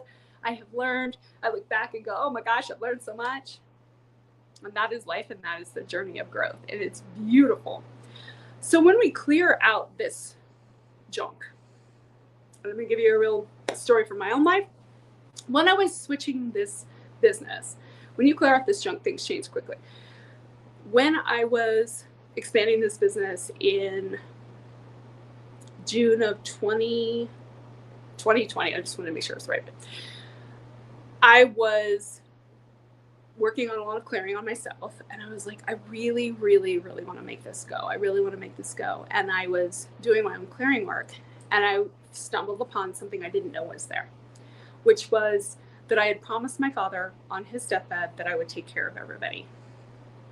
And underneath that was a fear that if I made money, I was going to have to take care of everybody. And being a person hi, it's me, that had, as an empath, always been drained by people, by taking their energy, not because people are bad, but because I would take on their energy and be like, and they're like, I feel so much better. I'm like, yeah, I just took all the rocks out of your backpack, put them in mine, and now I'm carrying them around. That's actually energetic. That's not just, I'm worrying about your stuff. We take their pain, hook it into our energy, and then off we go. Well, I've been doing that my whole life. And so I was working on this clearing. I'm like, what would it take? What would it like? And it hit me and it cracked. I could hear the energy crack. You know, you've done a good clearing when you could hear it crack. And something changes. And most of you probably know that feeling if you've ever had a really good cry. You're like, I am okay now. I am okay. I've released this. That next month was my first 5-figure month because I no longer felt that I had to take care of people in the way that I was conditioned to take care of people. And I didn't want to make money just to give it away. The next stage of this is being able to do that consistently. Embodiment.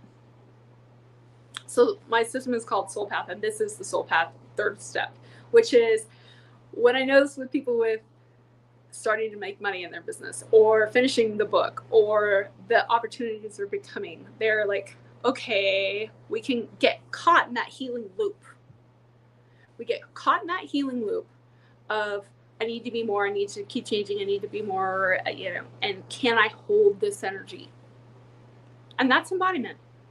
You get to live who you are in alignment, in your purpose, becoming sovereign because you're now calling the shots, not your past, not even your future. You're making decisions and energetic alignment from who you are, what you are right now. A lot of people are afraid of what's going to happen when that book comes out. I've seen that over and over again. Or they have a ton of clients, or they're out here talking about crazy things, so-called crazy things, right? That is still our conditioning. And we learn to be safe through nervous system work, through action, through like really feeling safe in this moment. Embodiment is you're running this loop the whole time. Okay, so now I'm comfortable with trying it. How does it go? How does it work? What happens? You can see exactly where you are in your loop with creating and manifesting when you go and you do it and things come out kind of a little bit sideways. Oh, where do I believe that's true? Or where could I adjust? Or do I believe that means something, right? We can take full responsibility for our lives, and it is incredibly powerful. I want to be a witness here that no one tells me when to go to work. No one tells me when to show up. No one tells me what I can charge. People have lots of opinions. And if you want a big life, people are going to have lots of opinions. There's going to be a lot of voices out there.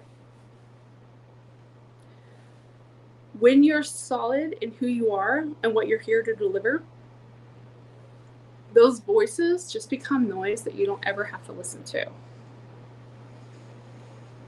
I'd like to close with encouraging you, because I think right now we're in a place of, not to bag on social media because I've used social media to grow my business, but we're being trained to be negative. But when we tap into our soul channel energy, who we really are, what we're here for, how can you not get excited? How can you not bound out of bed every day? How can you not have a 14-hour day and go, I did a really good job. I'm so proud of me. You don't need recognition. And the last part I wanted to talk about here before I sign off is about getting paid for it. And I made this kind of intentionally small because although I made a lot of money, that has not been the biggest payoff. And that's easy to say from a place of, look, I've been on Top Ramen and Rice. I have, after my business, that first year that I was doing it, I had to move into my mom's office for a little while. That was really hard. But it made me realize, like, now or never. Make the decision to believe in the dream and go for it. and not try to pretend. I'm not saying like you won't maybe have to get a job or support yourself or do these things, but the more you believe in it, the more you go for it, the more you hire support and or find support or do whatever you need to get the support, but support yourself. The energy exchange of the universe, when we talked about who you are here, creates with this goo, right? The divine goo, the divine flavor, universe juice, however you want to call it. The sacred is also what you'll see in a lot of my writing, because it is sacred. You are sacred. So is everybody else. So is this whole world. When you're creating from this place and you work with your own money mindset, because this is the part that I think people miss too, but like you're going to have to break out of that collective thinking or any kind of conditioning around that to be able to support yourself and take it in and not feel bad, especially for my healers. This one's for you. If you're thinking, oh, what am I entitled to? I promise you, good people do good things when they have lots of money. For me, it's only made me more generous, more celebrated to be able to look into the holiday season and think, I wonder where I can give this year. It won't change you. But work with that money mindset to know that it's just energy. And as the more in purpose you are, the more connected to what you're doing, the universe has a way of really supporting it and showing up for you, because it's just reflecting, I am safe, I am loved, I am connected. We all matter so much. I do want to say, for those of you, if you have spiritual arts, if you think this is your gift, it might be a strange path. And mine has been a little strange, but it's been exciting and fun. I can't think of anything more fulfilling than what I do now. I work as a medical intuitive. I work with horses. I have a varied and interesting clientele. I work with passionate people. I work with creatives. I work with athletes. Anybody who's going for that big dream and feels a little stuck in the way that they're getting there. And they know it's them. They know I'm standing in my own way. Because that was me. And if I had not had the mentors I had, I probably wouldn't be sitting here giving you this talk. I did say I would get back to the boat. So the boat that I was on is indeed the boat that we are going to be on in May. And I am so excited to be joining you at the SheisMe cruise in May. It's going to be fabulous. If you haven't signed up yet, I promise you it is going to be a life-changing experience with like-minded people. We are desperately in need of community right now. And this is where you will find it. I've never met a more helpful, kind, loving, service-oriented group of people in all my days. So thank you so much for having me. It's been a joy to share my story with you. My contacts are all over. I'm easy to find. Please reach out. I hope this has been helpful for you. Know that you were born with something special to give to the world. And if you haven't discovered that yet, I invite you to find out, because I promise it's there. And it's probably been silenced. And in your heart, you know it's there. Listen to that desire and let it become your power in the world. Thank you.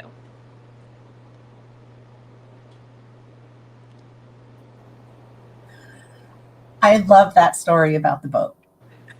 It's a great story. So I just want to like spread that out a little bit, because we had scheduled our SheisMe At Sea event for this October. It's past now, but we'd scheduled it.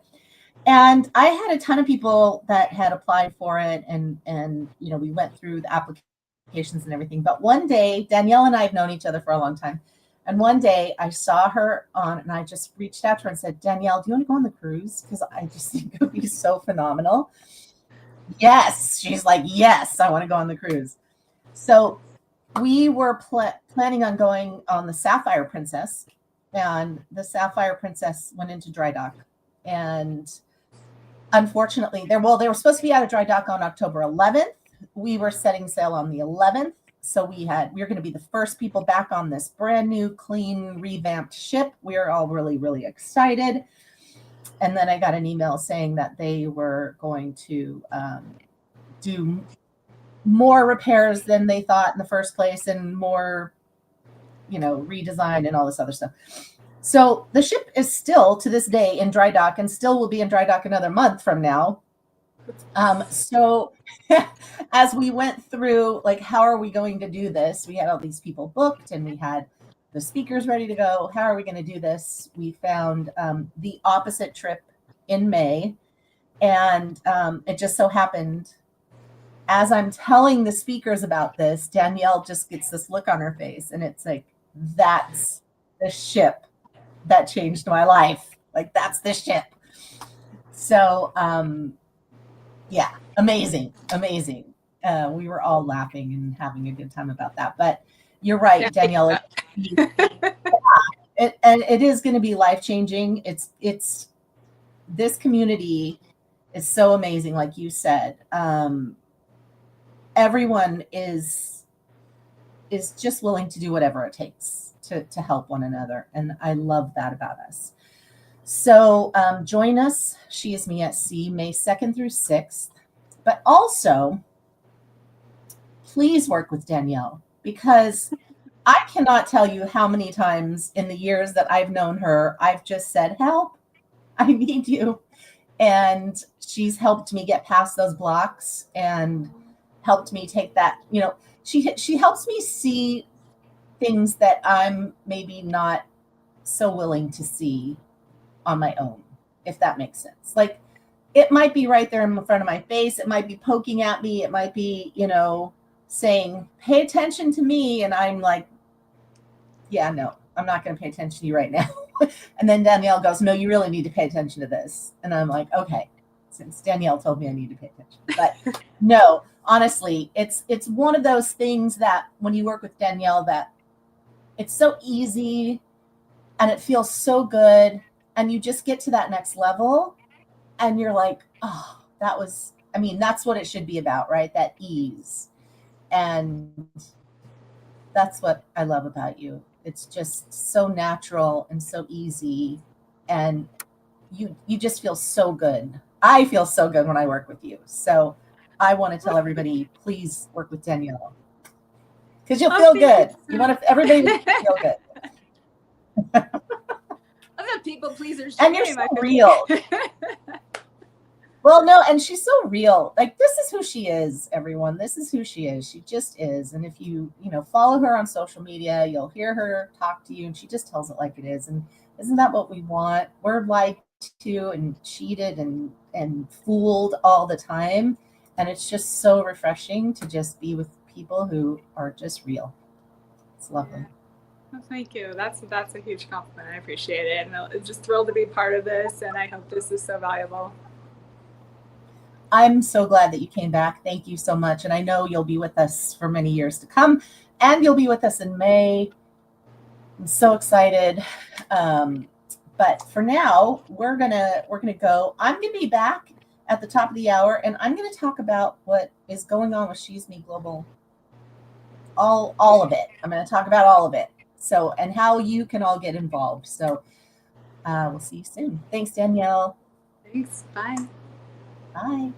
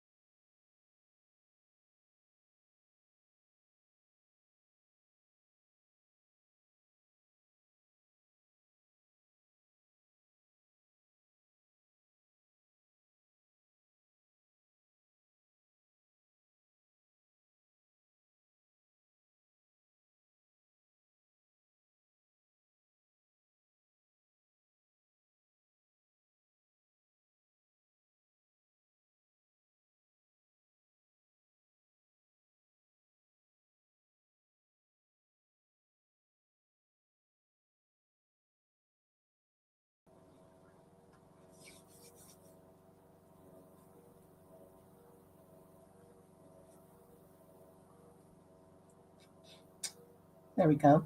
Hi, everyone.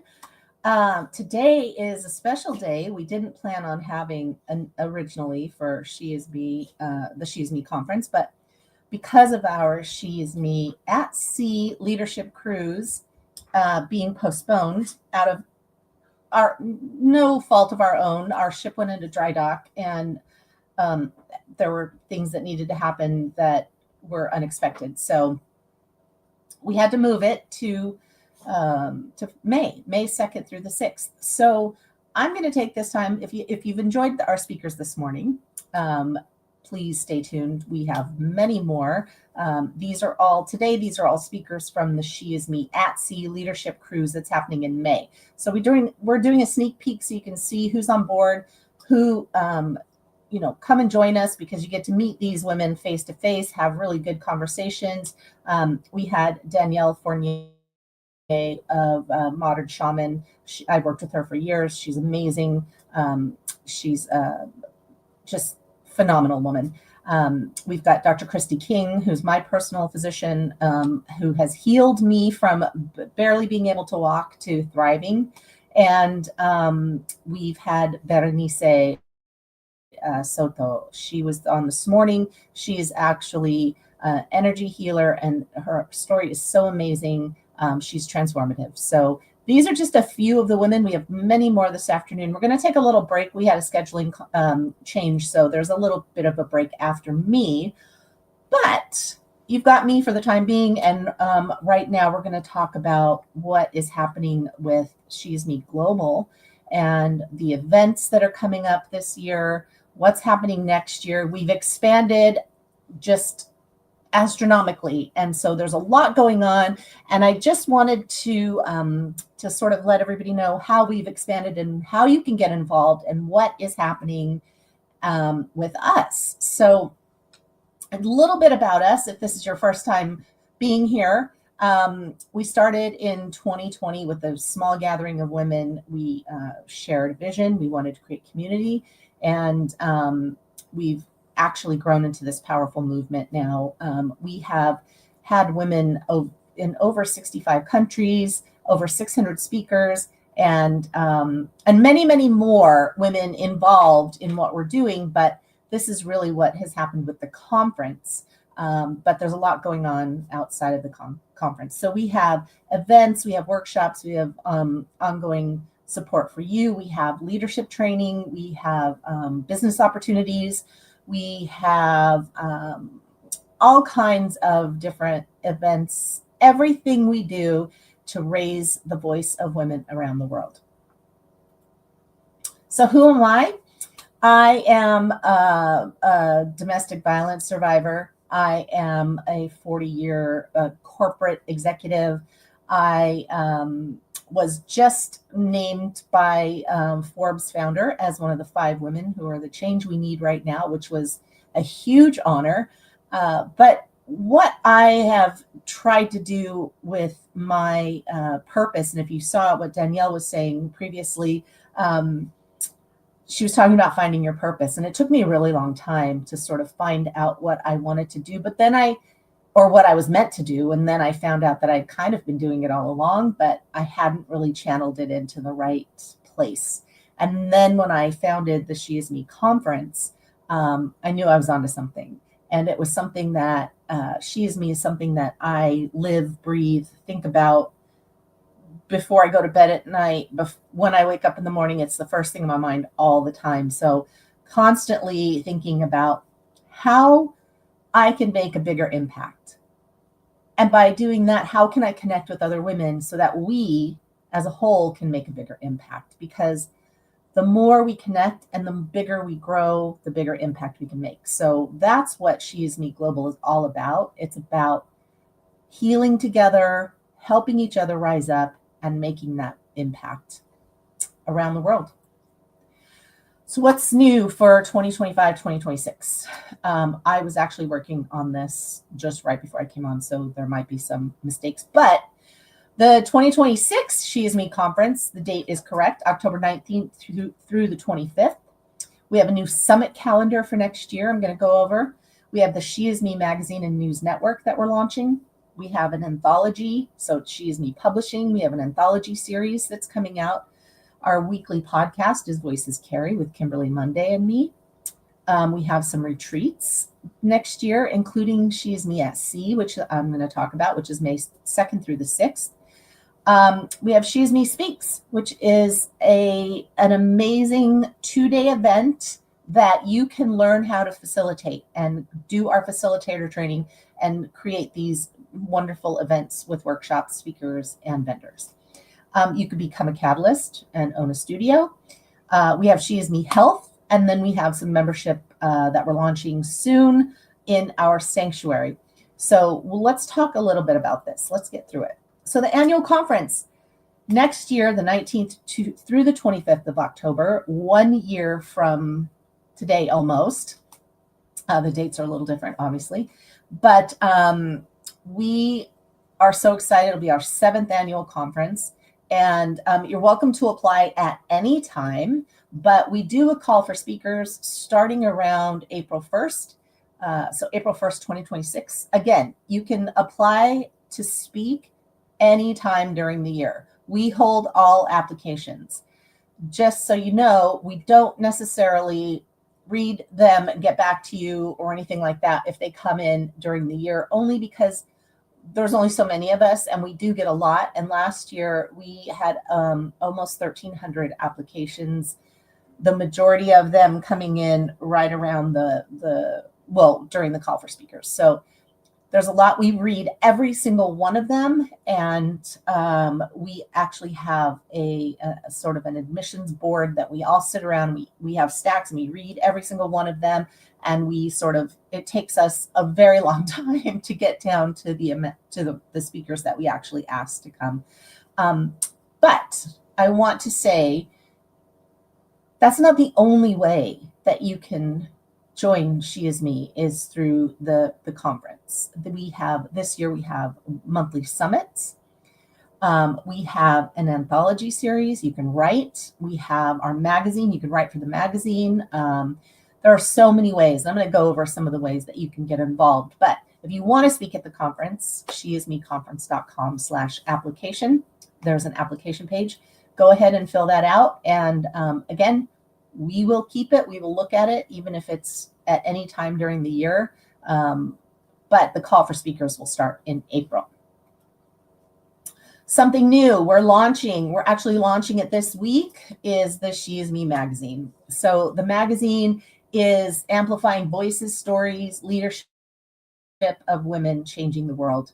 So we're featuring women, thought leaders, healers, entrepreneurs, artists, it doesn't matter, women from everywhere, all over the world. And you can get involved. So how can you get involved?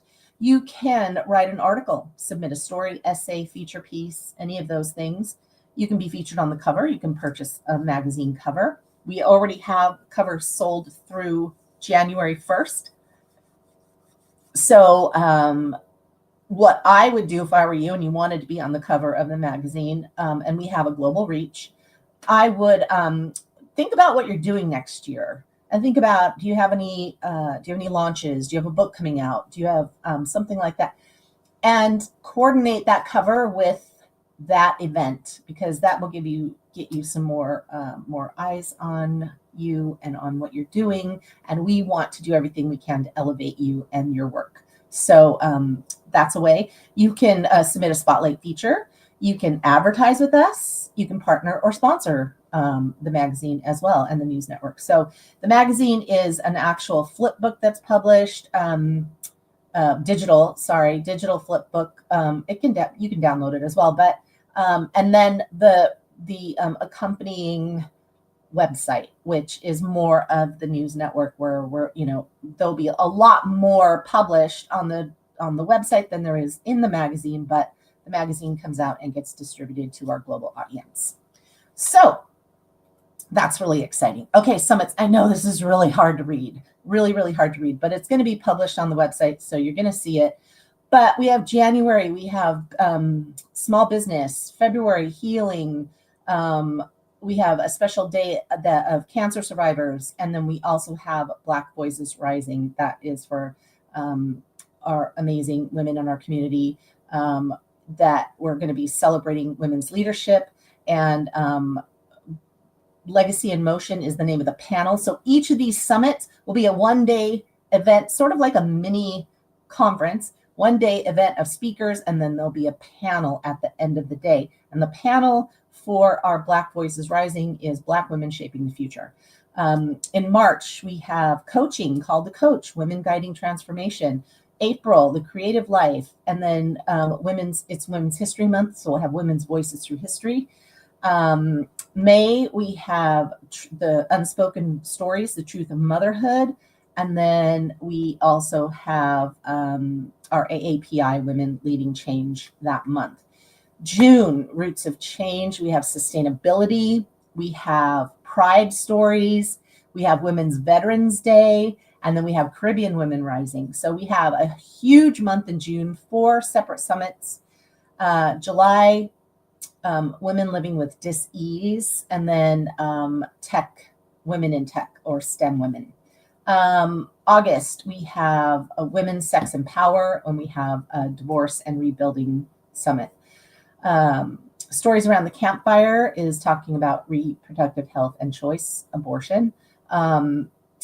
And then Latinx Women Rising then. Then October, we have Domestic Violence Summit, and we have our yearly conference. November, we have Spiritual Healers and Native Women. And then December, we have Stories of Grief and Renewal. So there's a lot going on. We're touching a lot of subjects, and we need a lot of people to contribute. So if you're interested, go to the application page and do that. But we're going to be posting all of these because each one of these, for instance, Roots of Change, Women Creating a Sustainable Future. Sorry, that's my dog in the background.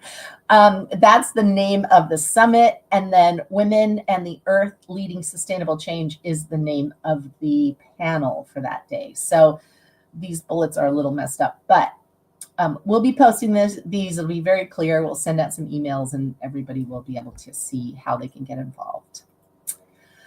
The anthology series. If you're an author or writer and you want to be involved and you want to tell your story, we are publishing an anthology series next year that coincides with the month and the focus of the month that we are spending for each month of 2026, focusing on certain things. So for instance, January Small Business Summit, our anthology is She Builds. So it's entrepreneurs, small businesses, new beginnings, women who want to get involved in that anthology. November 15th is the deadline, and that's for the January 2026 publication. So if you're interested in submitting a story and being included, you have I think 2,000 words, and you can tell your story and you can be included in the book. It will not only be published digitally, but you can get an actual paperback copy and sign your book. So if you are coming on the cruise and you don't have a book yet, it might be something we're actually, sorry, SheisMe At Sea is having a book signing day. So if you'd like to participate and you're not a speaker, but you are an author and you join us on the cruise, you can be included in the author's book signing event. Excuse me, bring your book. If you don't have a book yet, but you want to, and you want to come with us, then join us in the anthology series. Your book will be done by that time. So the January book is She Builds. February is She Heals. So for healers, there's also a Black Women's Voices book that's coming out in February. She Rages, which is talking about sacred rage and power and resilience, which is coming out in March. And then She Creates. So any artists, innovators, visionaries can be included in the April. So those five anthologies are coming out at the beginning of the year, just in time for you to bring your book with you on the cruise if you're coming. SheisMe Health, something that we kicked off in April. We haven't done a lot of big marketing. We did sort of a soft launch about it, but SheisMe Health is a new health clinic rooted in feminine intelligence. It is, we just did a session this morning with Dr. Christy King, who's our clinician for SheisMe Health. And we did this because we really feel like women aren't getting the health care they deserve. So we wanted to change that. We are also looking for other practitioners to join us, as well as other healers who would like to contribute to the overall health of women around the world. So we want to create a clinician network, and we would love for you to join us if you are a clinician, whether you're a Eastern doctor, Western medicine doctor, a psychologist, a counselor, anything, Reiki, anything that you have, a meditation teacher that you can contribute and you would like to be in our network of providers, please join us. Also, if you're looking for healthcare and you're not getting what you need from your doctor, I can just tell you my life has changed since I met Dr. Christy King. So that is the reason why we created SheisMe Health. It's a new way for women's health. It's root cause medicine. We get to the bottom of things. And I often tell the story of how in 2023, I could barely walk up the stairs. I would have to stop, not because I was out of breath, because I was in so much pain. I couldn't do it. My knees, my legs weren't working. I had to just really, I was suffering. That's it. I was suffering. I had to stop skiing. I had to stop doing most of the activities that I was doing. I had just lived in chronic pain and chronic inflammation, and I couldn't, no one could help me. I didn't know what I was going to do. And I met Dr. Christy King, and she changed my life. And so with that, we want to help other women change their lives. So that's what SheisMe Health is all about. So go and check it out. You can schedule a time to talk to Dr. King and get into the programs.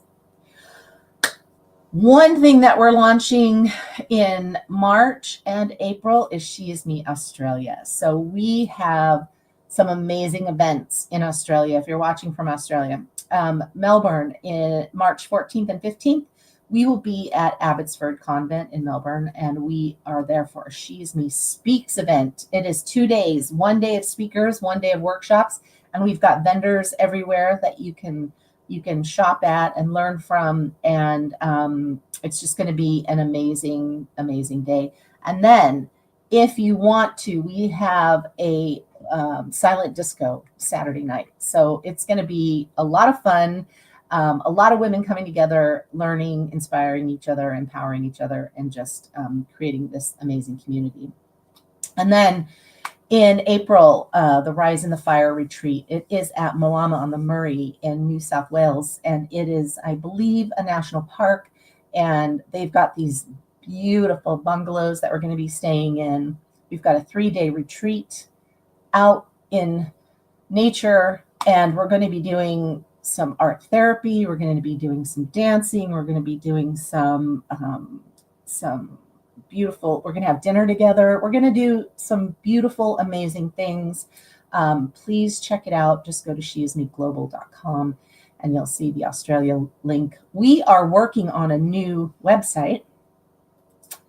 And this is on the preview website. We put something up, sort of a landing page, but the new website is coming out, SheisMe Global.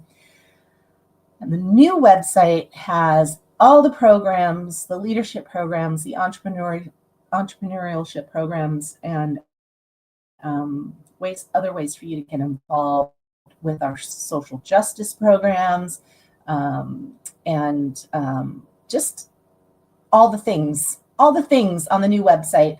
The SheisMe conference will still be up because the conference is sort of a separate entity. That's where you'll find the summits, the conference, the panels, that kind of thing. Any kind of digital or online events are going to be on the SheisMe conference website. So definitely check that out. Then we've got our podcast, Voices Carry. Kimberly Monday is a new addition to the podcast. She joined us, I don't know, 2 months ago, 3 months ago, something like that. I was doing it on my own, and I just wasn't.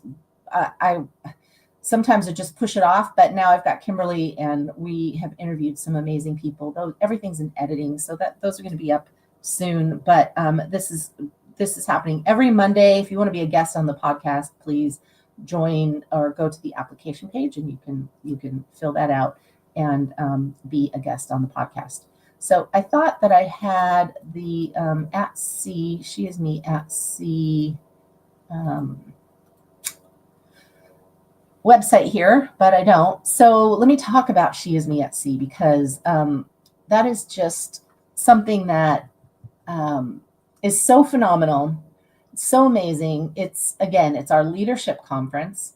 It's really, if you're done shrinking and you're done, with all of it, and we want you to know that you don't have to wait for permission.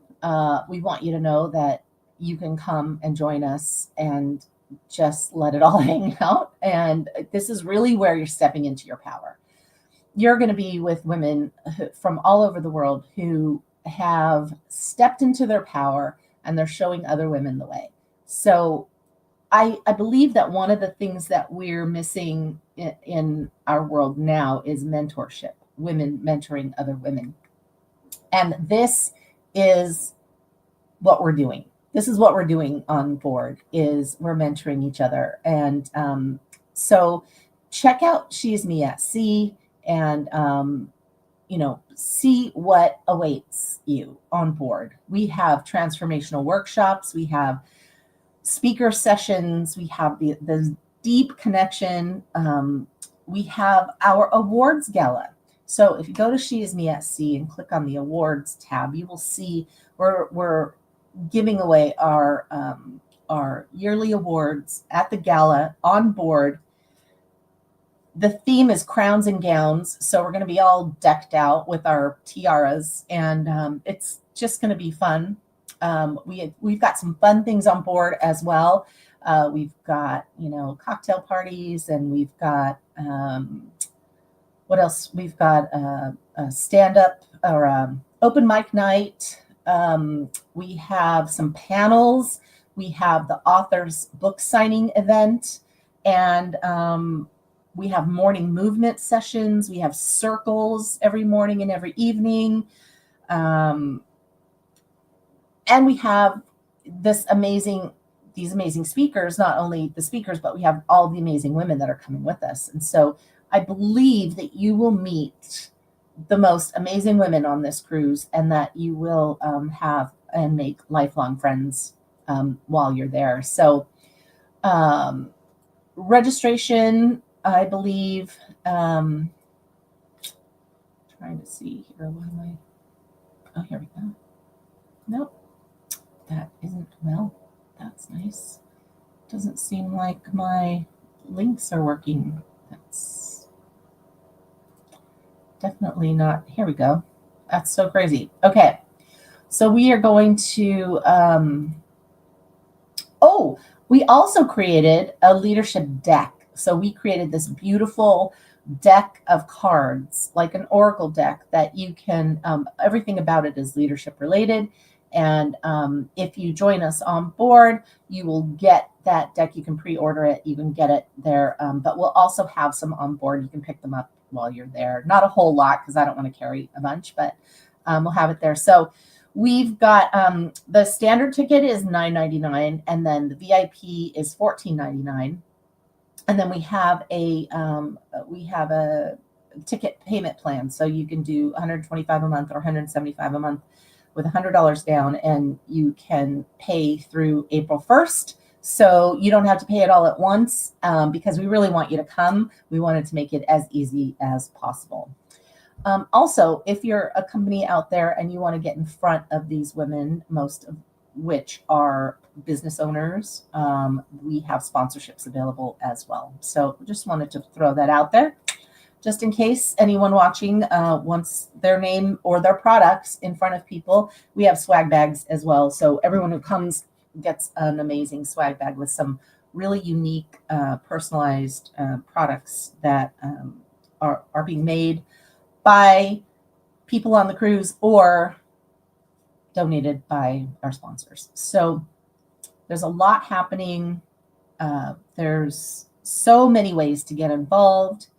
And I also want to talk about SheisMe Speaks. So SheisMe Speaks is the event that we have that is similar to TEDx in that it's a stage, and you get to come up on the stage and talk, but you get more than 10 minutes or whatever they give you at TED. And you're able to not only come and speak, but you can teach a workshop if you want to the following day. So we have speakers one day, we have a panel in the afternoon, we have workshops the next day, all of it live.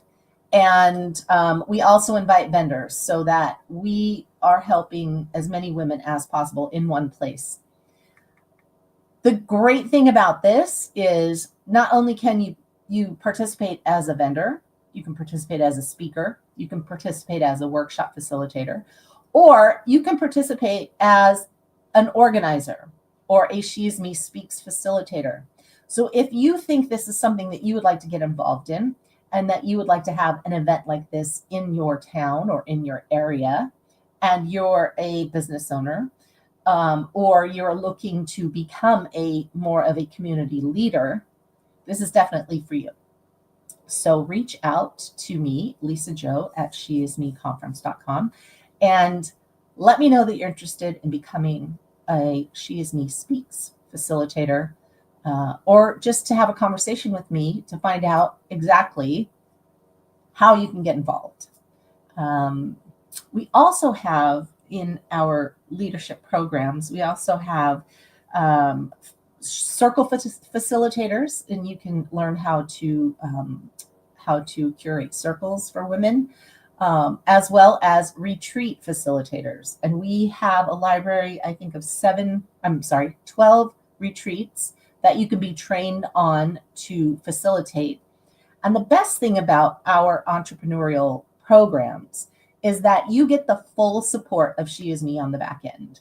So not only are you able to support yourself financially, you don't have a commute, you can work from home, and you work as much as you want, because it depends on the how many events you'd like to have. But if you've always wanted to facilitate retreats, or you'd like to just create community with circles, or you'd like to actually own an in-person physical space called a studio, we can help you with that. And the greatest thing is we help you with your technology. We help you with your marketing. We help you with your back end. We help you with your lists. We help you with be on site. We help you with everything that you need to be successful. And that's one of the things that's missing out there. Most people are saying, buy my program, learn my program, and then you go off and you have to do the program all on your own. That's not how it works with SheisMe. We want to be your mentor. We want to be there to support you, and we want you to be successful and financially stable and independent, and live your purpose and be happy, and have a fulfilling life and do all the things. And so that is our commitment to the world, is helping women get to that point. And so anyway, I want to say thank you. Thank you for listening. There's a lot of stuff I threw at you, but you'll find out about all these things in the coming months as we let you know little by little what's happening and how you can get involved. And again, the website is launching this week, and we'll talk about it again during the week. I just wanted to take this time to invite you to join us, to help make a bigger impact, and to help the lives of women all around you. So thank you so much.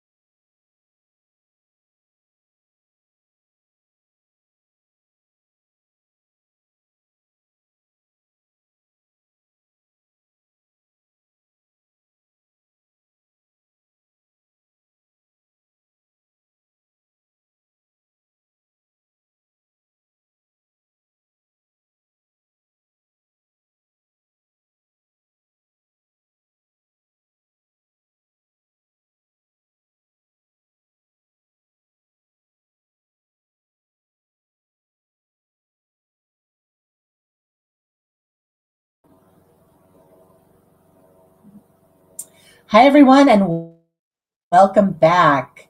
We're at the She Is Me Conference 2025, and we are here with Natasha Bryant. She's the CEO of Speak Life Transformation, and Natasha will be joining us on the She Is Me at Sea Leadership Cruise May 2nd through 6th next year, and you are at the She Is Me at Sea Speaker Sneak Peek. So, Natasha, take it away. Thank you, Lisa. I am so excited to be here at the She Is Me Global Conference, and even more excited to see many of you in person at the She Is Me conference as well. Make sure you stay till the end. I'm going to tell you a little bit about what I'm speaking about and what my workshop is going to be on at the She Is Me at Sea conference at the end of my discussion today. But today's conversation is all about self-discovery. It's all about self-healing. So if you are a woman who's at a place of self-discovery, if you're a woman who is ready to find who she truly is, be her authentic self, you are in the right place. Today's conversation, I call it a conversation because we're gonna have a dialogue. Even though I don't see you, it's still a dialogue. So feel free to light up the chat to talk to the women and have a community within the chat. But today's conversation is called "Hello Me, It's Nice to Meet You." Now you may be thinking this is a very interesting title. And let me tell you a little bit about why I came up with this title, where this came from. It wasn't just because of our conversation today. It actually started a few years ago. So in 2022, I was creating one of my second published book. So one of the things I do, I'm an author. I'm a self-published author. I'm a speaker. I am a confidence mindset coach. I'm a psychotherapist. And like Lisa mentioned, I'm the owner of Speak Life Transformation. It's a mental health and wellness practice located in Philadelphia, Pennsylvania. And when I was creating the coloring book, Hello Me, It's Nice to, or not Hello Me, that's the journal. My Self-Talk Speaks Life, which is the coloring book, I decided I wanted to be not just something that you color, but also helping you speak life in everything that you do. As you notice, my business is called Speak Life Transformation. So it's all connecting here, as you can see. And one of the poems that I wrote was called Hello Me, It's Nice to Meet You. Now, as I was developing these poems, I realized what was inspiring me for these affirmation poems were the stories of the women that I worked with, whether it was through therapy, psychotherapy, and or confidence mindset coaching. And Hello Me, Nice to Meet You, the stories that were coming up were memories of women that when they first came to me, they were saying, Natasha, I really want to figure out who I am and what I want. Like I feel like I'm in this place of transition, and I know that I'm ready to move to a certain place, but there's things that happened in my past I'm really trying to move forward in, or they're like, I don't know who I am outside of ... fill in the blank, right? And I really want to figure out who she is. And that's where Hello Me, It's Nice to Meet You, that poem came about. And I want to read this to you. This is what the book looks like. And I'll tell you more about how you can get access to services, books that I've written, etc. As we get closer to the end of our discussion today. But this is the poem, Hello Me, It's Nice to Meet You. I walk in a room and I choose to be me. I finally choose me. I appreciate the beauty around me, but am in awe with the beauty within me. I no longer try to say the right thing because my thoughts perfectly represent me. I stopped worrying about creating happiness for others and now only create happiness for myself. Confidence exudes from my pores, eliminating any fear of judgment. I show up with my quirks and love every minute of it. I take up space with my goofy personality and rambunctious laugh. I am free from the cares of the world. I am embracing me, my full, unapologetic, authentic self, me. It's so great to finally meet me. And this is representing the journey of the women I worked with, where, like I said before, they would start in the beginning stages of their healing, trying to figure out who their authentic self, wanting to be her.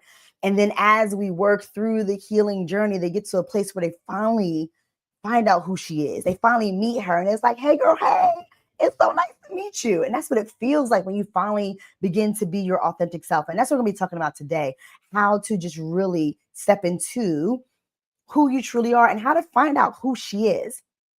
So my first question to you is, can you relate to this? Can you relate to, being in a place where you are checking off all the boxes, right? You're doing all the things, but still feel disconnected. I know for me, I connect with this because I would often be checking off all the boxes. Before I became an entrepreneur, mind you, this was not on bucket list. This was not part of my vision board, being an entrepreneur.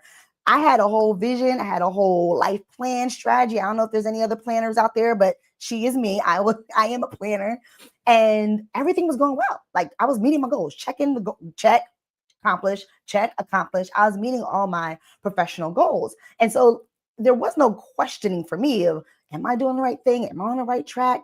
But it wasn't until I decided to start my own business when I realized that whole plan I had was a very mediocre plan. And the reason why it was mediocre was because it really was based on the path that many people have followed, right? When I'm thinking about, working in therapy and what are the options as a licensed clinical social worker? What are my options? I was like, oh, you know what? I want to do outpatient therapy. And these are paths that I saw people take. So I'll take that path.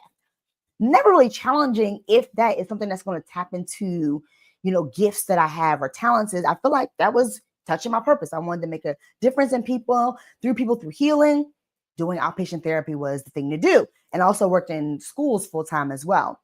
But when I decided to scrap the whole plan, literally throw it in trash and do something totally different, take the whole risk and jump off the ledge and do something totally different, jump into that fear zone, that uncomfortable zone, the unknown, and build my own business, I realized this is actually extraordinary. Like, I didn't really tap into my extraordinary until I decided to do the extraordinary thing, which was get off of the mediocre plan that I have, and actually do something different that really helped me find who I truly was. And through that, I began to learn so much more about myself. And I'll share more about that story as we go along in our discussion today. So it's really thinking about, right, and really understanding who you are. But you got to first figure out, how are you identifying yourself right now? So this is my challenge for you. I want you to take a moment to think of 3 to 5 words you will use to describe who you are. 3 to 5 characteristics, words, whatever they are, with the first 3 to 5 words that come to mind. Take a moment to think about, if I had described me, who is she? What 3 to 5 words would I use? Give you a couple seconds to do that.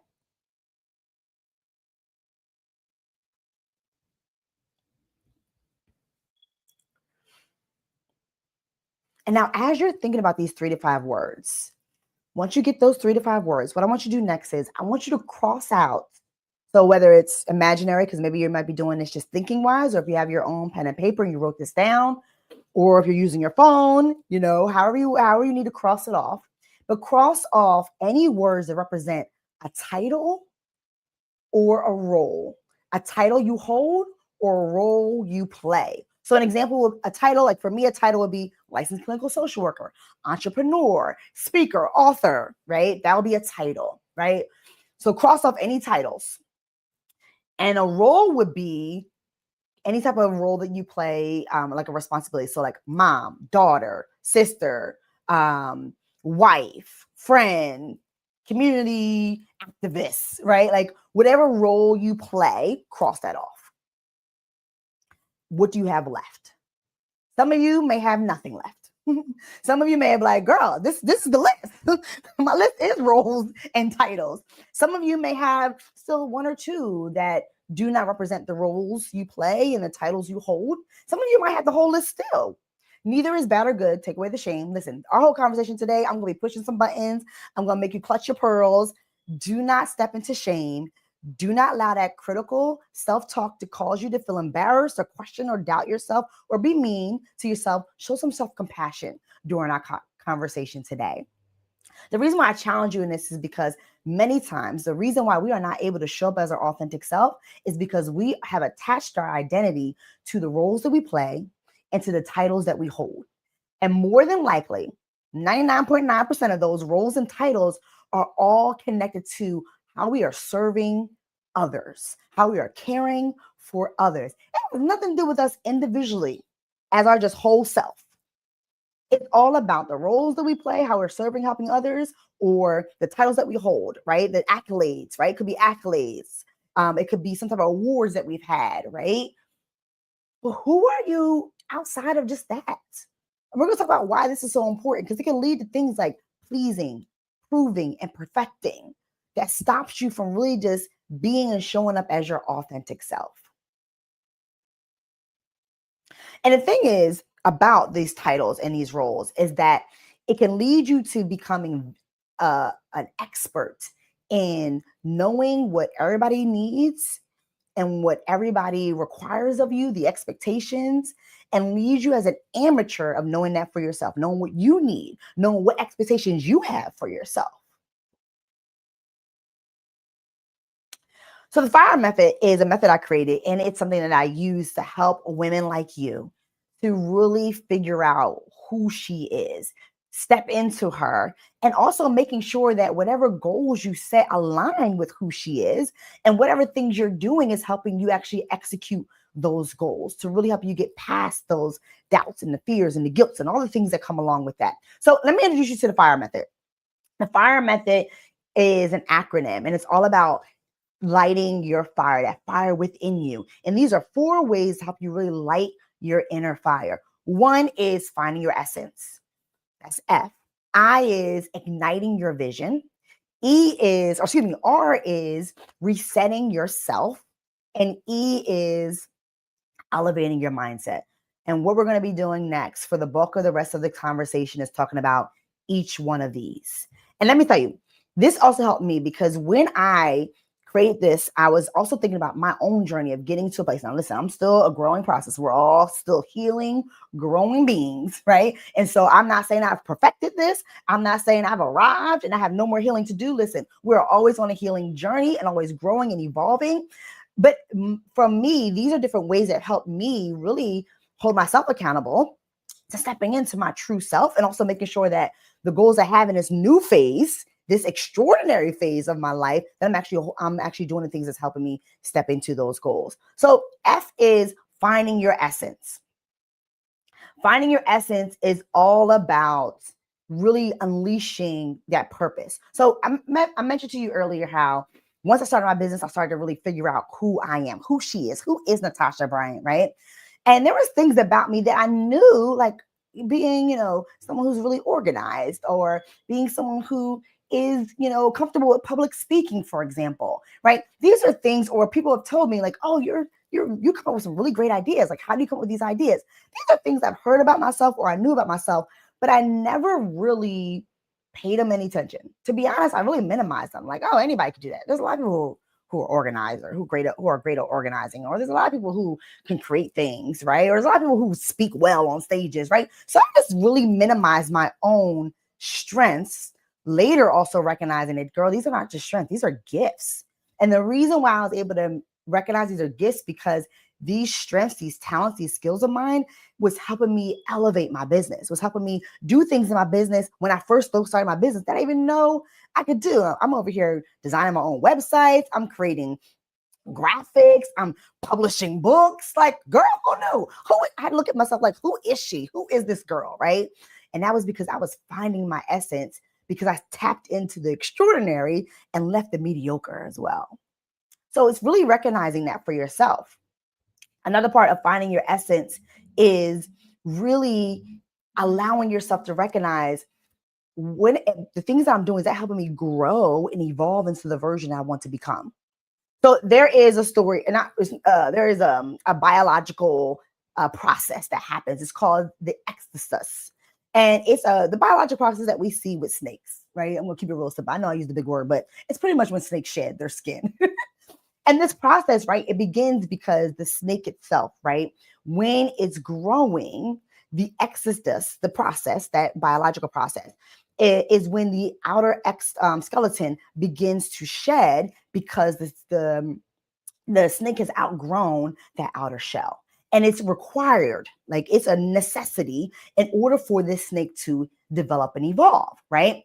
If that does not happen, then the snake will not be able to develop and will not be able to grow, because they'll be stuck in a shell that is too small for where it's growing and where it's trying and the ability to grow. So my question to you is, what do you need to shed? What are some things about you or about your environment that you need to let go of, because it's causing you to stay small? It's causing you to play small. It's causing you to shrink. What are those things that you need to shed so that you can evolve into the version that best represents you and not the version that you think you should be? This is my challenge for you on finding your essence. I challenge you to think of 10 strengths, 10 core values, and 3 to 5 passions. This is important because in order to find your essence, to figure out who you are at the core, you got to figure out what are your core values. What are things that matter most to you? You need to acknowledge your strengths, and strength does not require perfection. I'm not saying that you got to be 100% perfect at it, but things that you do well, things that people usually come to you for because you're good at it. And then your passions. What are things that you love to talk about? You could talk about for hours, never get tired of it. What are things that you love to advocate for or like to do? So really thinking about that. Let's go to I. I is all about igniting your life vision.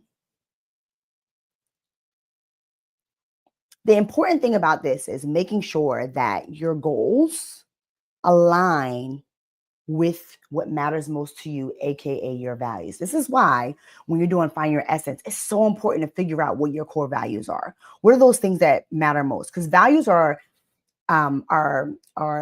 concepts or ideas that connect with your belief systems, they influence your decision making, right?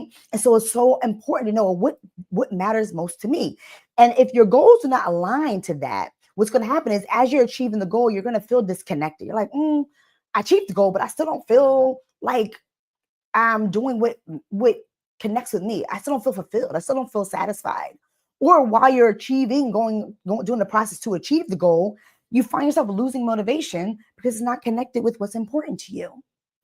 For me, 2025, my go-to statement for 2025 has been every opportunity is not an opportunity. Because I had to realize girl, you got to be smart. This is how I talk to myself. I don't know how you talk to yourself, but girl, that's how I talk to myself. Girl, what are we doing here? Is what you're saying yes to? Yes, it's a great opportunity, but is this opportunity connected to the goals you have for your business or the goals you have for your personal life? And I had to slow myself down before I said no. Before I would say yes to something, I have to take a pause and ask, wait, yeah, this sounds really good, but is it aligned with what you're trying to do? Is it aligned with where you're trying to go? Because if it's not, it's going to pull you away from the things that are important to you instead of pulling you towards the things that are important to you. Here's some ways to help you with that. When you're like, okay, I hear you, but how do I do that? Well, here's a 3-point vision test, right? This is the way to help test if this aligns with your vision, right? This vision aligns with your values, right? First, ask yourself, does this goal excite me?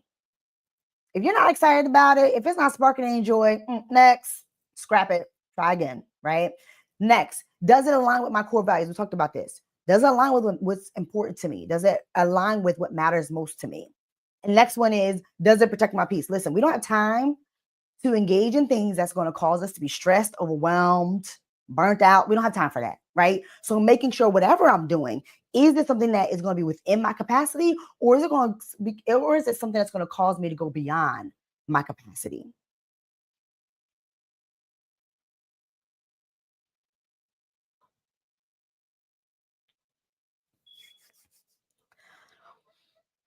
Sometimes when we do our vision, we can get stuck in I call them the what if worries. And then I should have replays, right? I challenge you to think right now. I want you to think to yourself right now, what is a what if worry or I should have replay that's been stopping you from going after that goal you know you want to achieve? The what if worry is like, well, what if it doesn't work out? What if they say no? What if I fail, right? Those are examples of what if worries. And that should have replays is where you're playing back a past situation and you're like, oh, I should have spoke up, or I should have said no, or I should have set that boundary, or I should have did ... fill in the blank, right? All the shoulda, coulda, would haves, you get stuck in that. And so the what if worries cause you to get stuck in the future, and you're trying to think ahead of all the possible negative things that could happen so you can try to prevent it from happening or avoid those things, right? And the should have replays cause you to get stuck in the past where you're replaying a past situation that already happened as if you can change it. Both ways are giving you this false sense of control. If I identify the what if worry, then I can possibly stop it from happening or avoid it. If I replay the situation, I could possibly change something or make myself feel better about it. You have no control over changing the past or predicting the future, right? And so it's so important to let go of those what if worries and replace them with what if wins. What if it does work out? What if I do succeed? What if I do succeed? What if I fail and then still bounce back and succeed anyway? Instead of the I should have replays, replace it with the next time resets. Next time, I will make sure I speak up. Next time, I'll set that boundary. Next time, I will take my time and not rush the process, right? And the next time replays is, or next time resets is allowing you to just do a reset.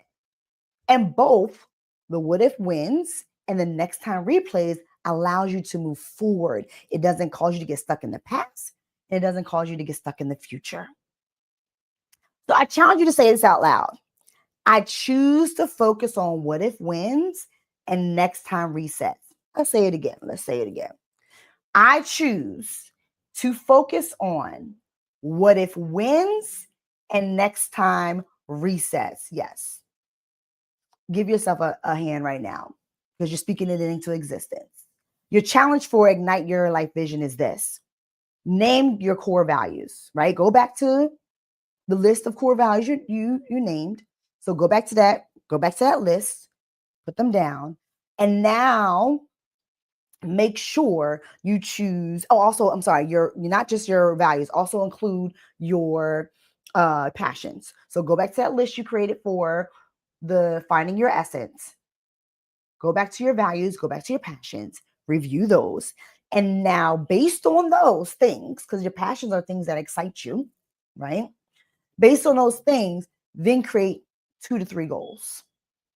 2 to 3 goals that you have for yourself, for your professional or personal life. And that will help you make sure they're aligned. Let's go to reset. Reset yourself. Reset yourself is all about resetting the different people, places, and things in your life so that you actually can achieve the goal. Many times we fail at following through on things because there's so many things distracting us and pulling us away. Reset yourself is all about, do I have the right things in my life that will help me achieve the goals I'm trying to achieve and show up the way I'm trying to show up? For me, I had to ask myself, the things that I'm doing right now, are those aligning with this new vision I have? And I had to realize, no, it's not, because a lot of things I was doing was based on my old vision. I scrapped that idea. I done moved on to a whole nother phase, right? So I had to really check myself, like, girl, we had to stop and reset and really think about, do I have the right people, places, and things in my life to really achieve this new vision? So S is all about strategy. As you can see, I like acronyms. So SELF is an acronym. S is all about strategy. It's being strategic about the systems and the structures you have in your life that will help you achieve your goal. So examples of structure is routines, delegating roles, so not trying to do it all, but actually delegating responsibilities and roles. Systems are like a financial budget, for example. Maybe you need to change your financial budget so you can achieve your goals. Organizational tools, what things you need to put in place to be organized or to follow that routine. E is all about energy. Are you being efficient with your energy? It's all about how you're using your time and your energy, time management, and being efficient with your energy. And what helps with that is prioritizing effectively and efficiently. Many times we're making things a priority that's not really important to us, but it's important to somebody else because we're trying to serve and protect and help everybody else. They're making somebody else's emergency your emergency. This is why effective prioritizing is so important. So you actually make the things that are important to you at the top of the list so that you can actually achieve the things you want to achieve and using your energy efficiently. L is all about limits. These are boundaries. Listen, you cannot follow through on those structures and those systems, and you cannot use your time and energy wisely if you don't have the right boundaries and limits in place, right? So being really mindful of what are some things I need to remove in my life so that I can then actually have space for the things that are important to me. Limits help you make space for things that are important to you and helps you remove the things that are blocking and taking up space that does not deserve your time and energy. F is fans. I mentioned earlier, I live in Philadelphia. So when I was thinking of fans, because as you may or may not know, the Philadelphia Eagles fans are very passionate. Like they go hard. It's football season right now. So if you're watching this, we are now in October of 2025. We're in the heart of football season, and the fans are passionate. They root for the Eagles when they're losing. They root for them when they're winning. They might tell them a little bit about themselves when they're disappointed, but they're still showing all the love regardless, right? And so I had to think about to myself, I need those type of people in my life? Like, do I have passionate people, passionate fans in my life? And that's what you want to think about. Do I have the right people in my life that's going to support me and celebrate me even when they're not winning? Do I have the right people in my life that's going to encourage me, that's inspiring me, that's motivating me, that's going to hold me accountable with love, right? And so it's really thinking about the type of people in your life and the relationships in your life, and are they providing good quality in your life? And also thinking about what supports or what relationships do I need to add? Might be some relationships you need to remove too, but also what relationships do I need to add in my life to achieve the goals I'm trying to achieve? Is it a therapist so I can start really healing in areas that I know I need to heal in? Is it a coach so I can learn different skill sets to be able to develop in a professional setting that I don't know how to do, or it's brand new to me and I don't know what steps to take, right? Is it a mentor? Someone that could be a thought partner, that can hold me accountable, that can be encouraging and motivating for me, right? So it's also thinking about who do I need to add to my circle as well.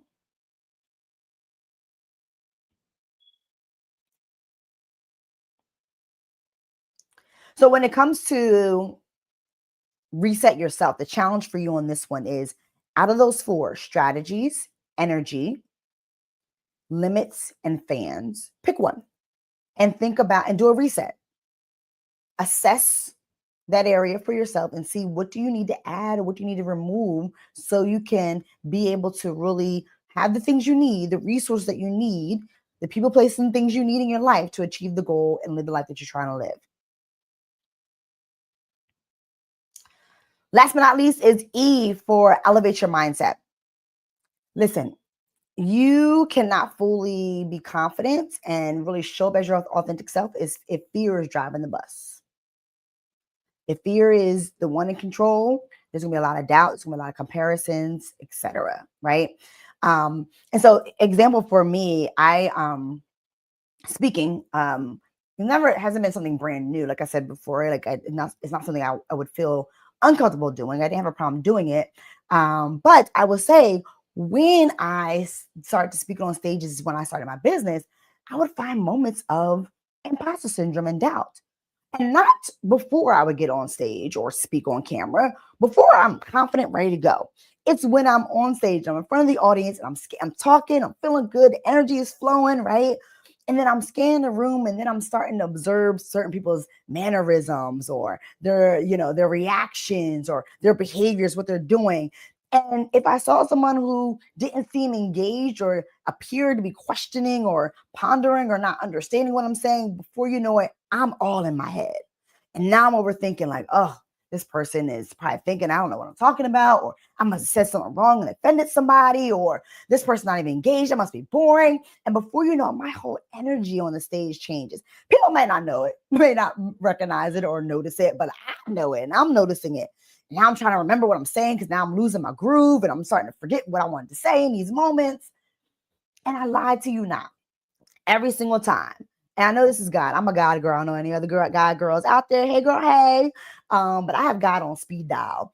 And I know this was God sending me a message like, girl, I need for you to calm down. You're supposed to be here. Because every single time at the end of my presentation or workshop, that person or persons, I swore, was not interested or did not enjoy what I was talking about would be the one waiting in line. Not even just like the first, they would sit and wait to talk to me, to tell me how great their experience was, how much they learned, and how thankful they are for the information I provided.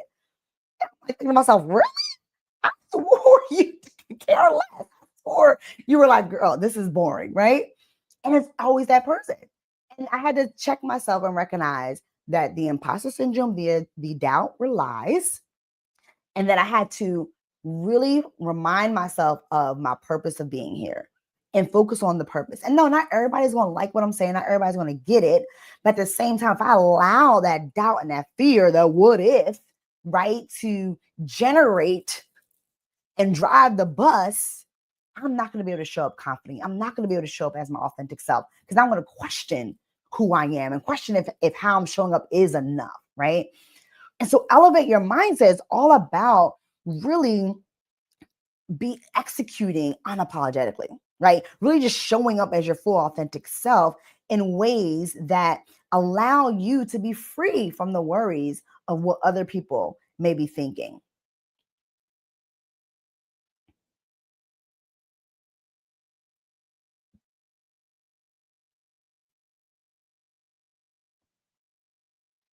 So one of the things I mentioned to you guys before was like the what if worries and the I should have replays, right? And so this is where this is so important for you to make those shifts. What I challenge you to think about, right, is asking yourself, what would shift if you stop measuring your worth by your productivity?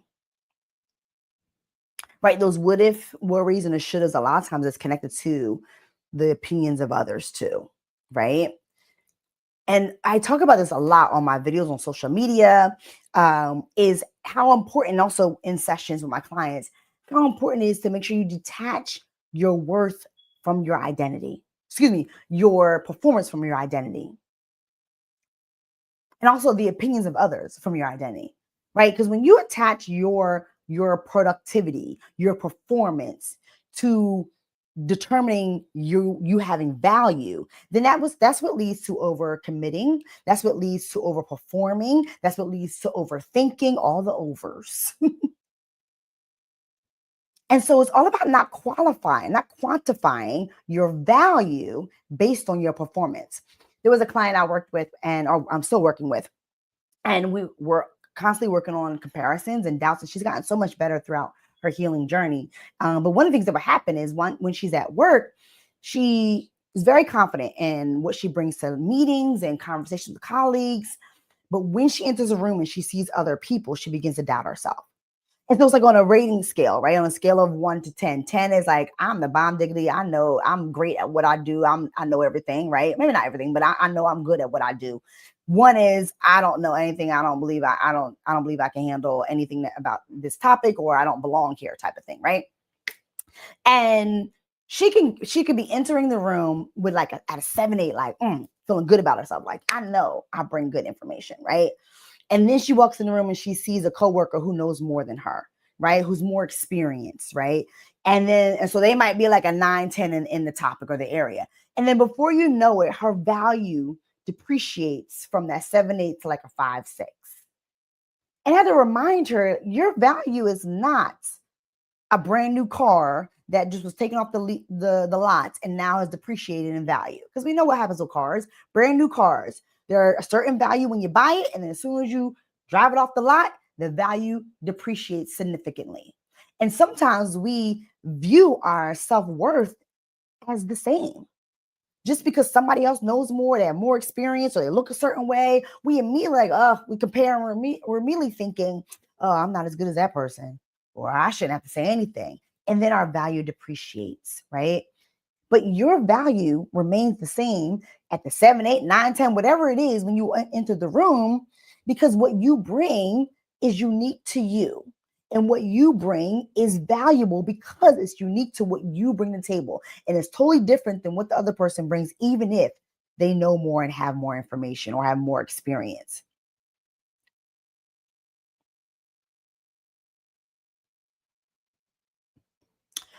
One of the things I do in my coaching services is I teach the building confidence blueprint. It's 5 different exercises, activities, or steps that can help you build your confidence, right? And one of the things on that 5 is recognizing all size wins.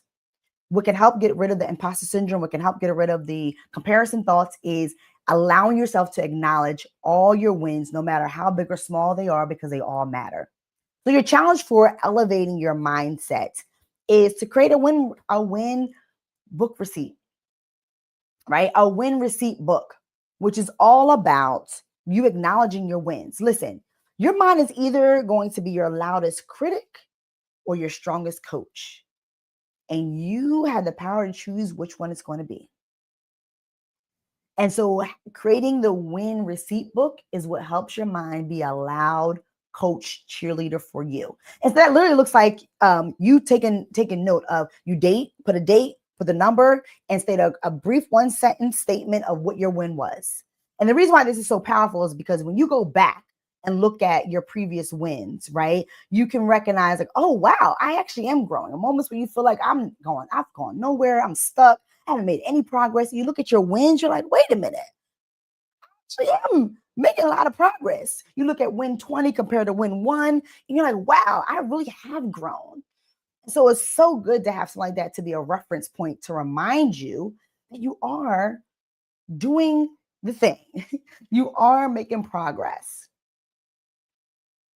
Before I close out, I have one more statement and an aha moment to give you, but I would love to hear from you. I would love to get to know more about how this was for you, helping me grow as a speaker. What worked, what didn't work with with our conversation today, and so you can complete a 2-minute survey, 2-minute max, maybe even less than that. Just give me your feedback of what this experience was like with you, what this conversation was like for you, and my gift to you and showing my appreciation, you taking the time to give me some feedback, is you'll get access to the Legacy Action Starter Map, which really aligns with a lot of things we talked about today. It'll help you identify what are your mindset blocks, what are things that's blocking you, your mindset wise, from moving forward and achieving the goals. And actually has also an action goal activity to help you actually develop your goals, write your goals down, and create some steps on how to do that. So if you complete that survey, you'll get access to that. Again, that's my way of saying thank you and I appreciate you for giving me your feedback. And I'll leave this up for a couple seconds just for those who might need a little more time to scan or screenshot. You can screenshot it if you're on a computer and then scan it later, either or. And there's also a website on there. So the website, you can go on the website and you can use the not the QR code, the code MB123 to be able to access it that way as well. One of the thoughts I want to leave you with is for you to recognize that you are the match, right? All you have to do is strike your fire. You're the one that has the power to elevate and light up that fire within you.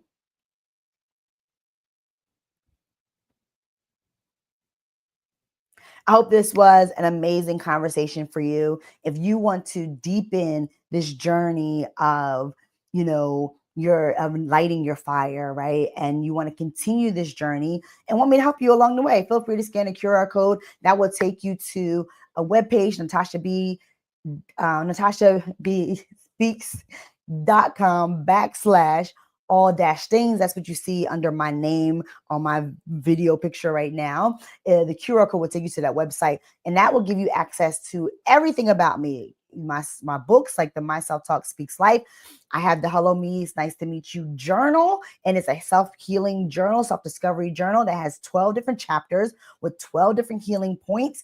And each chapter has specific journal prompts and activities to help you heal in that area, like forgiveness, like values, finding your core values, your passions, setting goals, relationships, make sure you have those quality relationships. A lot of what we talked about is in this journal and help you really reflect and do some more reflecting on that, and also activities to help you really move in those areas. Also, will give you access to services with me, my social medias on that page, and so much more. So feel free to scan that QR code. You can also, again, go to NatashaBSpeaks.com/all-things. Is another way to access that. I'm on social media, Instagram and TikTok at Speak Life Transformation.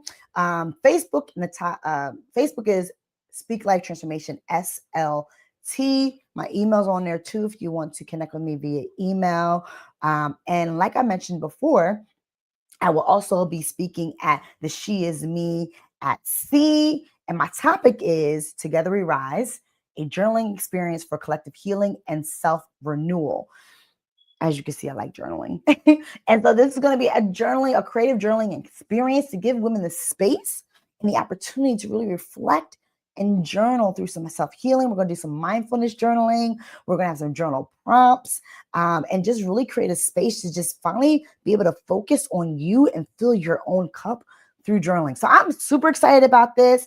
And I'm excited to see any of you in person. If you are here today and you also will be at the SheisMe at Sea, make sure you introduce yourself and say, hey, Natasha, I saw you at the SheisMe conference, SheisMe Global Conference, and tell me what you thought about it.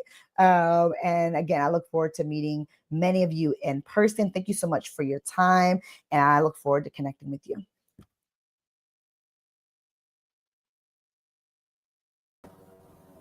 Hello.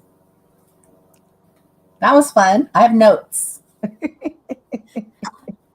So I didn't do this yet, but I did write it down. The strengths, core values, and passions. I love that work, just to like get it out and figure it out. I mean, you think you're clear, but then as you're saying it, I was like,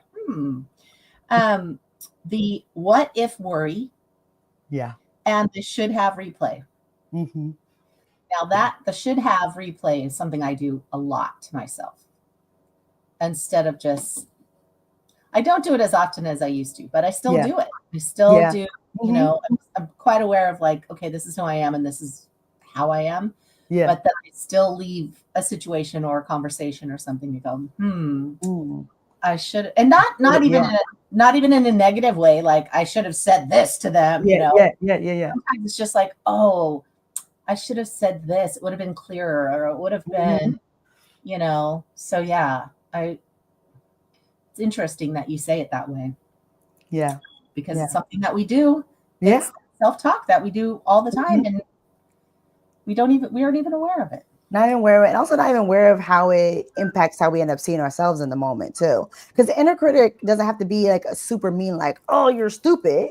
Right. It could just be critical in the sense of where you are holding yourself to expectations or putting pressure on yourself that you don't necessarily need to put on yourself. Yeah. Well, what just came to me when you said that is the critic. And if you grew up with a critic, that you're right. Yeah. I grew up with critics, plural. So of course I've got that critical voice in my head about everything. But that should have, especially if you're held to this standard, this perfection kind of thing, then, then you're like, oh, and it's not necessarily like you think I'm not really beating myself up, but I am. I'm being so self-critical. Like, why am I doing that? Yeah. It's really interesting. And it's preventing you from celebrating yourself. Instead, you're like pointing out what you did wrong and how I can make it better. And it sounds, our brain is here to protect us. So, we'll rationalize why it sounds good, right? It's like, well, I need to find what I did wrong so I can get better, I can grow, and not realizing that the fixation on what did I do wrong is actually causing you to feel like it's causing you to only focus on the things you did wrong and not allowing yourself to celebrate the things you did well. Well, and like what I'm thinking is like when you hear someone else be critical of you, you recognize it immediately, right? You're thinking, why are they criticizing me? Or like you get a review on your book or something and you're just like, what? This person doesn't even know me, but they're criticizing me. Yeah. And it's so hurtful. Yeah. Like even if they don't know you, you're like, why are you criticizing me? You don't, it's so mean. But then you do it to yourself and you don't even think that that's so mean, but it is. Yes, it is. And what came to mind as you were saying that was that the reason why too, it hurts, it stings in a very deep way is because you're so critical on yourself. Like if you're already saying these critical things about yourself, then when someone else says it's hard to let it go and move forward because for you, this feedback is confirmation that all the things that I've been hoping or wishing isn't true about me, this is confirming that it is true about me. And the funny thing is you don't even realize that you're not thinking all of those things. No, this is all subconscious. Yeah. But it's replaying all this stuff is replaying in your mind and just confirming what you're saying on this level that you're not aware of. And then you don't know why you have these blocks, or you don't know why you're not moving forward, or you don't know why you're scared of that. But it's that background noise that's just constantly going on. So what I loved most was the win receipt book. And I just imagined having those little, like the waitress has, like a little actual receipt. I tell them all the time, if you want to go to Staples and buy an actual receipt book, get a receipt book. Yeah. I love that. I think I'm gonna like get a little jar on my desk or something, and then just write myself a receipt, stick it in there every single time, because I don't keep track of those. And I'm gonna tell you, this that you said that was probably the third or fourth time I've heard that, not in the exact same way, but I've heard that message in the last week about celebrating your wins. So is the universe trying to tell me something, or what? Right? Like, it just keeps coming at me. But it's like, maybe I should listen to this after all. Yeah, I should probably pay attention. Yeah. But yeah, I love that. So I'm going to do that strengths, core values, passions exercise later, because I think it's a really good exercise to do, because you think you know yourself, right? But as I started thinking about, a lot of times in an interview or in a review at work, I mean, I don't have that kind of work anymore, but it used to be, right? You'd sit in these interviews, and they'd say, "Tell us your strengths." Yeah. Tell us your top 3 strengths. Tell us your top 3, and then you're like, oh, right. Deer in the headlights. Like, what do I say? Yeah. Because we never pat ourselves on the back.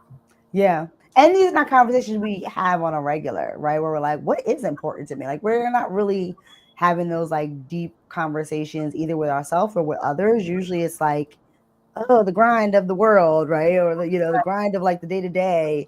And we don't really actually sit down and have like those moments to like go deeper than just like the surface day to day grind. Yeah.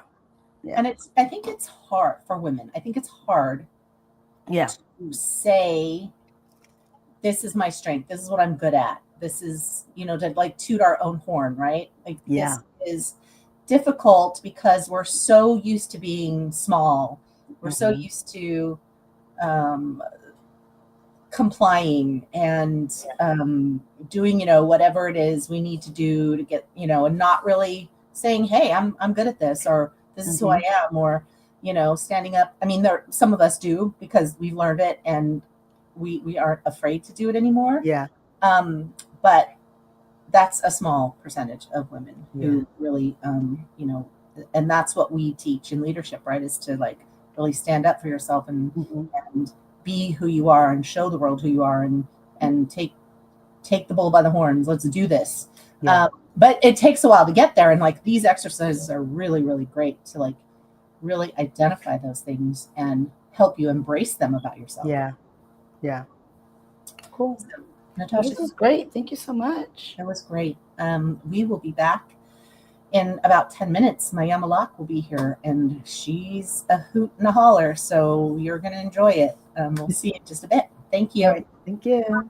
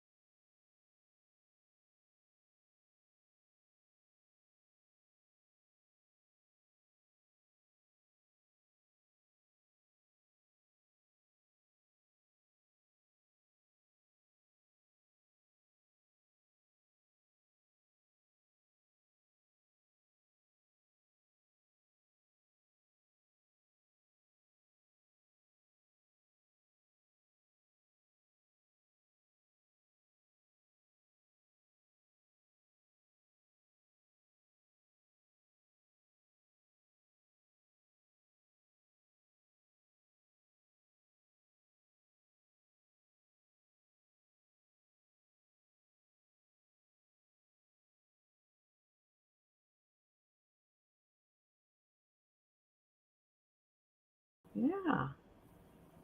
Awesome. Awesome. Yay, we are live. We're back. Mayama Locke is here, and I'm so glad. She's actually been at a conference before, and she's going to be on the cruise May 2nd through 6th in May next year. So Mayama, thanks for joining us again. Yeah, thank you for having me. You're Thank you welcome. for having me. I'm so excited. All right, see you in a bit. All right. Thank you. Hello, everyone. I wanted to start out my topic of discussion regarding queendom. Queendom. You heard me correctly. I did not say kingdom. I said queendom. I want to kind of give my story from this year, 2025. Every year has been something, but 2025 has been quite the year, and I'm sure all of us can attest to that. But this has been the year where I have truly shown up in my legal, spiritual, mental, and physical authority in this earth. And I'm trying to challenge other women to do the same. It looks like the season that we're living in, the climate that we're living in, socially, politically, all of that looks like we're not supposed to show up, right? It looks like this is not the year of the woman. I beg to differ. This is the year where we show up in our full strength and our full glory in who we are made to be. So that is why I chose the topic queendom. This is your time to step into the reality of who you are as a person, not who people say you are, not who you've always been. Because sometimes we put on that role, right? We wear all these hats, and the one hat we choose to forget about, or even has been chosen for us to forget about, is the crown. We have a crown that we wear, women. Ladies, we have a crown, and we need to put that on and show up in our full essence of who we are. This year, during some time of consecration and prayer and things that I do at the beginning of the year, I wanted to focus in on a specific theme. And the theme that I was focusing on has to do with authentic regeneration. Regeneration is when something in life is cut off and regrows. Something grows back from a place of trauma. Thinking about starfish, if they lose a limb, that limb automatically starts to regenerate. The cells start to rebuild. When those cells rebuild, that limb comes back as if it was never severed. But they're able to continue on with their life, with their journey. I think starfish are probably the one remarkable creature on this earth that, despite trauma, despite those things that are cut and severed, they have the ability to bounce back. And I want to give you that analogy today. This is the year of authentic regeneration. The areas in your life that perhaps have been severed, perhaps have been cut in some way, perhaps you've been heartbroken in some way. I know I have. Those things regenerate with time. I want to talk about the path and the journey I've been on this year. I started out the year, I had taken a sabbatical from work. I work in child welfare. I've been working in foster care for many, many years. It's a hard system to work in. And I decided to take a full break, not a temporary one, a complete break from that line of work. I had no idea what I was going to step into next.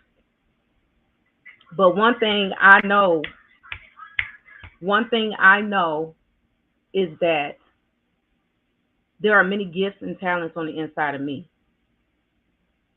And so I wanted to utilize every one of them. I wanted to tap into some sources that I had forgotten about. Perhaps I'd even cut off myself to make a dollar. We all need money. We know that. We must have a career. We must have a job. We must have something that we're doing to generate wealth. But for me, I knew that wasn't it anymore. I needed to step fully into my purpose. And I said, what do I need to do? I'm cutting off this part of who I am, this job that I've had for 15, 16 years. How do I step fully into who I am? How do I step fully into the queen that I am? And I decided to do an abrupt cut from that line of work. January, that was where my head was. I said, I'm going to continue on this path and this journey of sabbatical to get myself together. And not only get myself together, to be fully embracing of who I am. Because sometimes we have to stop things, not because something is wrong, but because something is right. And it was the right time for me to say, I'm done with that. It's time to move on to something else that will fully accentuate who I am as a woman in this earth that is rocking and reeling. Stuff is going on every day. How do we show up in that? And that is where I was in January. February, my oldest aunt passed away. I want to say unexpectedly, but the reality is it's not unexpected. Nobody is guaranteed tomorrow. But when she departed from this earth, I had to realize that there were some things that I had gathered and gained from that relationship with this beautiful woman who had helped raise me. And I started to glean the inheritance, that royal inheritance of what my aunt had taught me all these years. One of the things I remember with her is that she always told me who I was. She was very surprised I became a social worker. She always thought I would be a teacher. She told stories of how I would be outside with other kids in the neighborhood and I would be teaching from books and I would be reading to them and I would be having moments of reflection with children from the neighborhood. She didn't even know who half the kids were. And she saw me for who I was and proclaimed it. And so I gleaned that and I took that and I ran with it. And I said, you know what? My inheritance is royal. Let me put on this crown. So although it broke my heart, it re-energized my spirit. When I tell you that sometimes the things that we face in life are intended to break us, I'm going to throw one more thing in there. Sometimes it's meant to break us wide open. And when we're broken wide open, we find out more about ourselves than we thought existed, more than we ever realized. I will tell you that incident, that situation broke me open. I saw myself for who I was, primarily because I had somebody who saw me for who I truly was. Beyond career and job and all of the other things, she saw me for who I was. I'm a teacher. A couple months later, my youngest aunt, my mom's youngest sister, had a major stroke and a brain bleed. Was not expecting this. Okay. And this right here, I thought, this gonna break me. I didn't tell anybody. I said, if something happened to her, I'm not gonna make it because that's two aunts in 1 year. Those are two people, two women who have fully poured into my life. I don't want them to leave me. Don't leave me here. And I know I'm not the only person who has suffered loss this year. I know I'm not. That's why I had to go here. When we go through loss of a major cost, we have to find ourselves again. But sometimes when we find ourselves, we're actually surprised by what has regenerated from that area that has been cut off, from that relationship that ended, even if we didn't want it to. A few months later, my aunt unfortunately did pass. This is not a sad talk. I want you to understand that sometimes the things that we go through are not meant to break us. I'm going to say it one more time. It's meant to break us wide open. I thought for sure losing these two women would break me, would destroy me, would take my mental health to a place I didn't want to go. But I will tell you,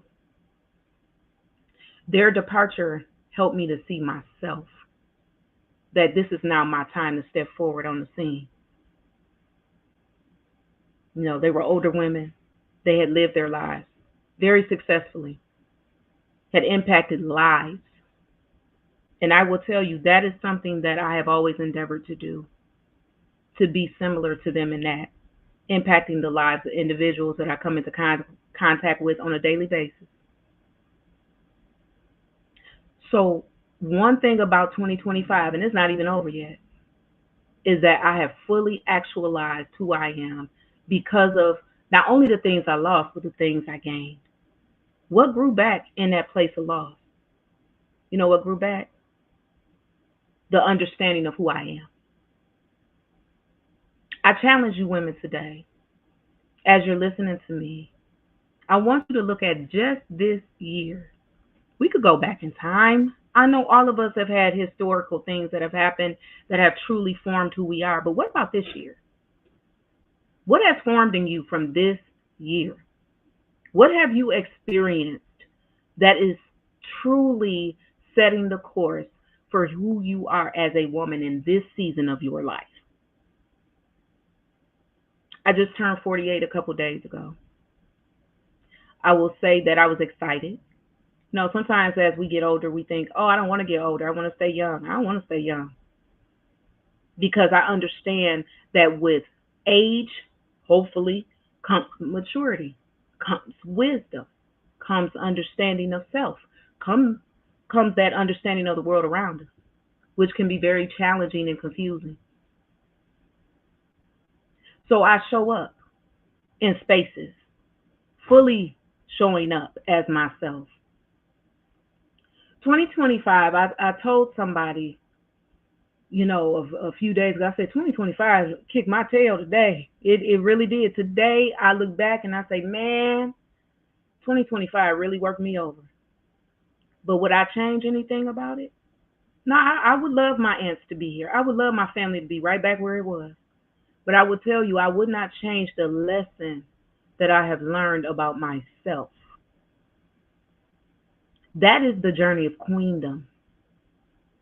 In 2015, I wrote a book called The Esther Process. That book was written, it's you know, theologically, it's Christian based, so it's not necessarily that I was looking at. I wasn't looking at the theological Christian aspect of it. I was looking at the woman behind that story. Esther started out as an orphan. Her parents had been killed. She was left destitute. A cousin adopted her. She had to accept first the loss and then the adoption, right? She had to accept that the losses in her life had actually taken place. And they were, in fact, preparing her for her future. Long story short, she became a queen. She didn't intend to start out that way. Most of us don't. We don't stand in the mirror and say, I want to do this, that, and the other after I done lost everything. It's about perspective. And so today, I want to glean that. I want to pull that information from that book that I wrote. That process of becoming queen involves some element of loss, some element of something being cut off, so that you can move into the royal legacy that is you. Esther was queen. She didn't start out to be a queen. She was not groomed for queenship. But her life groomed her for queenship. The losses, being orphaned. Some of us have been orphaned. Maybe not physically, but maybe we've been orphaned spiritually, mentally, or emotionally. We didn't have people to pick up the pieces necessarily. So we had to start from the bottom. We had to dig ourselves out the mud. And now, when you dig something out of dirt, typically something that has value, think about a diamond. They got to go into the darkest part of the earth to find diamonds. They're formed in the darkest areas of our earth. They don't form in the sun. They form in the dark. But when you take that treasure out, shine it up, clean it up, it's invaluable. Think of the most beautiful diamond. Look at your wedding ring, those of you who are married. Look at that pretty ring. Look at that diamond. That diamond had to come from something. That diamond actually represents you. And those of us who may not be married, we ourselves are diamonds. We all are diamonds that shine from hard places. And so I want to challenge you today to fully walk out that legacy of who you are. I grew up in Grand Rapids, Michigan. I was the youngest of two, born to my mom. My mother's disabled. I've talked many, many times in front of many, many groups. I've had people ask me, who is the most resilient person you know? And I said, my mother. A lot of people say that because they want to give kudos to their parents, but I mean that totally. When I was 4 years old, she lost something. She lost her mobility. She lost her ability to earn money for herself because she had gotten hurt at work. And so for the rest of her life, the last 44 years, she has not been able to work in the areas that she had fought to work in 44 years ago. I wonder sometimes who she would have been, where she would have been, how she would have impacted global society, how she would have impacted industry. And then I realized something. She impacted the way that she was supposed to, the way that she is supposed to. She lost both of her sisters this year. She's been through loss before. I told her the other day, I said, you know what? You're a strong woman. And she just shook her head no. And I said, you're stronger than you think. You're stronger than you think. And I'm going to tell you that as well. You're listening to me. You are stronger than you think. You are that diamond. You are a royal diadem. You are stronger than you think. You could lose everything. I'm not saying I want you to. But what I am saying is if it happens, you are stronger than you realize. And even when you're not strong, it's okay to say that too.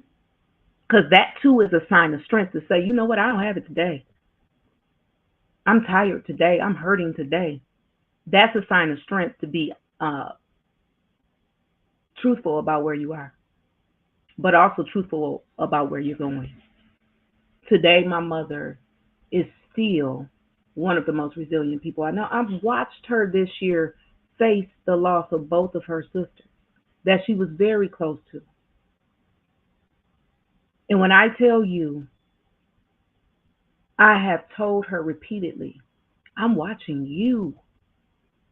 I don't have to look for examples of resiliency too far outside of my household. All I do is open my eyes and look at her. And what does that do? That gives me permission to be resilient. That gives me permission to authentically regenerate in the middle of loss, in the middle of challenge, in the middle of chaos. It gives me permission to show up as my authentic self, even when I'm in pain, even when I'm hurting. I'm still wearing a crown. I'm still going to fully walk out who I am. And I challenge women all around me to do the same. I'm not just saying it to you all. I do it every day. I work at a school here in the Detroit area where I now live for pregnant and parenting teams. These are young women just starting out in life, and they now have a life to be responsible for. Many of them have faced tremendous obstacles. My job is to encourage them to dig deep into the earth that they are coming out of to see the diamond that they are. Dig deep. and see who they are. Not repeating cycles, not repeating historical trauma, not repeating some of the things that they have seen growing up here in Detroit, but actually forging their own path. When I go to work every day, I try very, very hard to give these young ladies the same thing I received from my aunts and from my mother. The lesson of resiliency, but also the lesson of walking out your full queen mandate in this earth. So I go every day in the hardest place that a lot of people want to go to. They won't touch it. They won't touch it because these kids come from trauma. They come from places that many of us have never seen. And the difficult part of that is they also have a child to be responsible for. Yet and still, they are in the best possible place they can be. They're in a place of growth and change and challenge and resilience. And I embrace that in them. So I've changed my career a few times. I personally believe all of us have more than one thing we can be doing at any given moment. We all have several gifts and talents. I choose to walk all of them out. I choose to be the woman that I'm supposed to be everywhere I go, with whom I can, people that I can touch, whose lives I can touch, but more so, what can I learn from the individuals that I am impacting? That's my next challenge to you. Not only for you to teach, not only for you to impact, but who can impact you?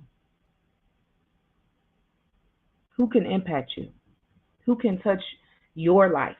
Who can you glean from? Who can give you information for your next step in your journey? Because we don't operate in a silo, right? We're not alone. We have people all around us that could potentially help us. That could potentially help us navigate the next phase of our life. And I want you all, at this moment in time, I want you all to think about who is your mentor? Who's the person that's preparing you for the next phase of your life? Who are the individuals that are gearing you up for the next phase? Because if we all are very clear and aware, we know we're not done. As long as you are in this earth, you still have purpose. But we don't fulfill purpose in a silo. So who is the person that is helping you to walk fully in queendom as you're establishing yourself in the world that you impact? One of the things that I've had to learn over time is that nobody enters your life by happenstance. There is no irony. You meet people every day that you can gain some wisdom from. You can gain some knowledge from.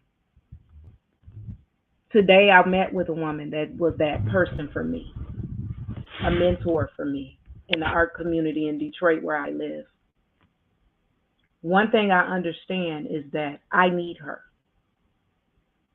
But when we got done talking about all the things I needed, I asked her, what do you need from me? What can I do to help you? That's my next challenge to you. When you are gathering all that you need for this next step in your journey, don't forget to ask the person that you're asking from, that help from, what can you do to help assist them?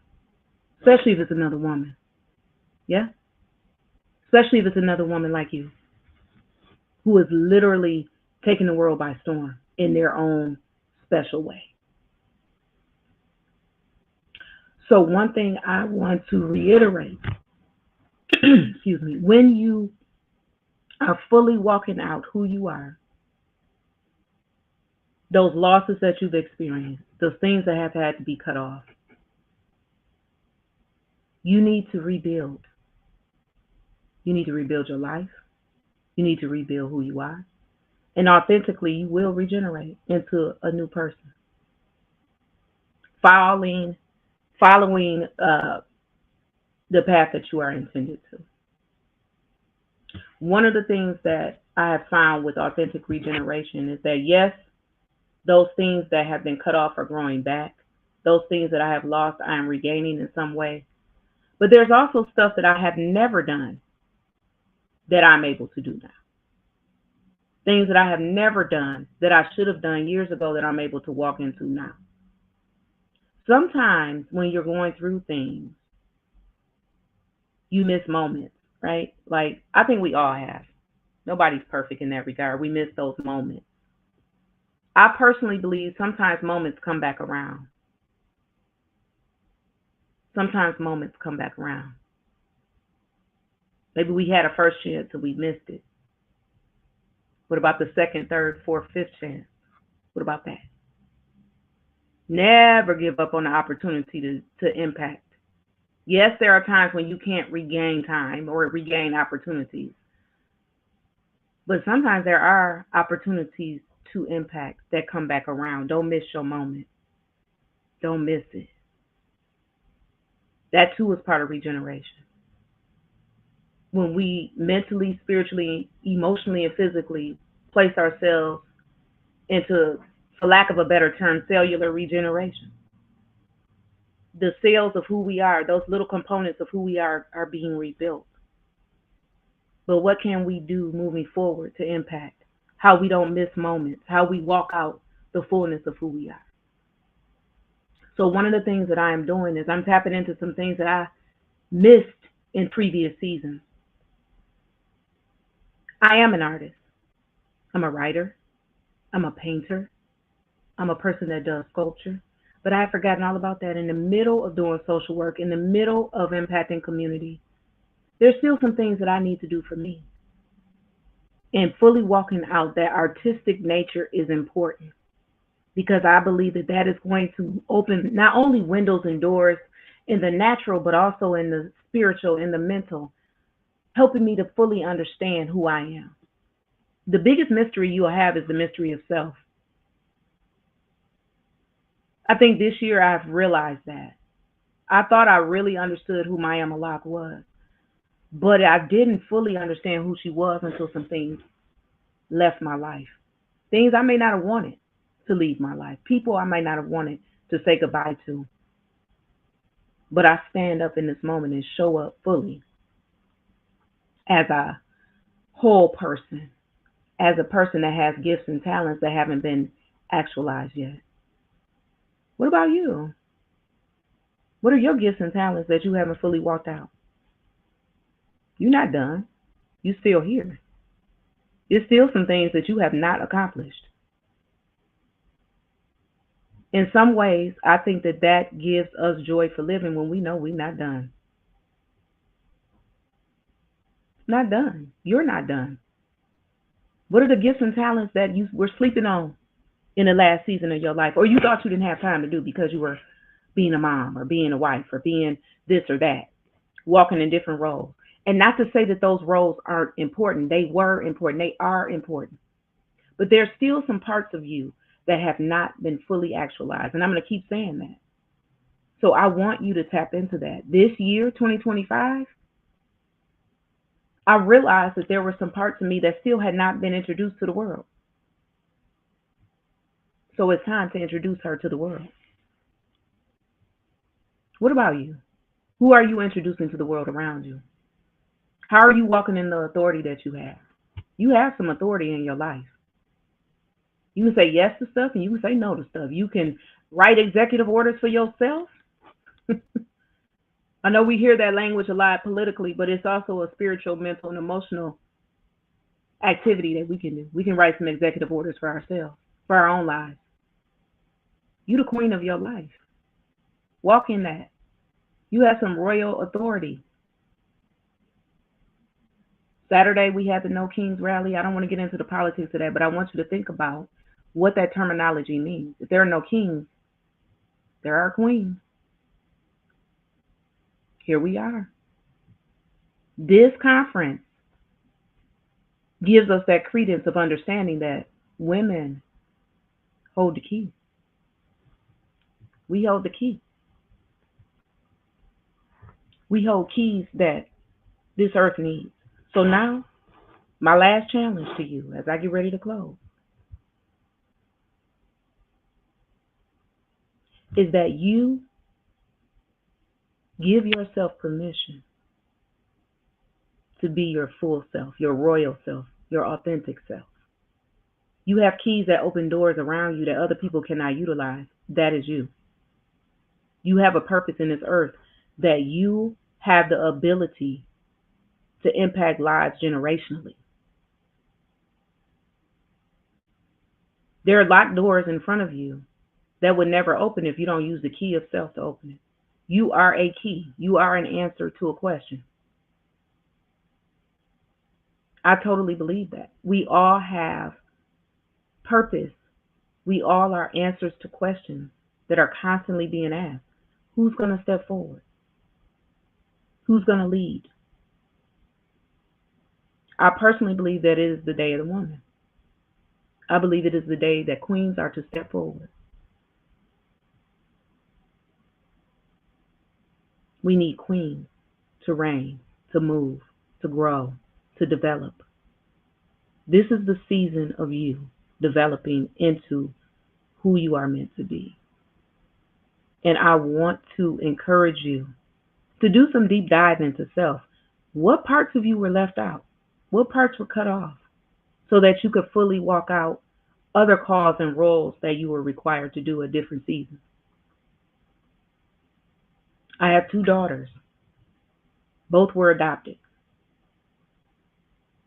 One is 14, almost 15. The other one just turned 12. They too are going through their own measure of understanding life, navigating life, what their journey has to be. I personally don't believe in giving them who they're going to be. I mean, I don't know if that makes sense. I don't tell my daughters who they're going to be. I let them decide. What I do tell them is, you're a diamond. You have royal lineage. What will you do with it?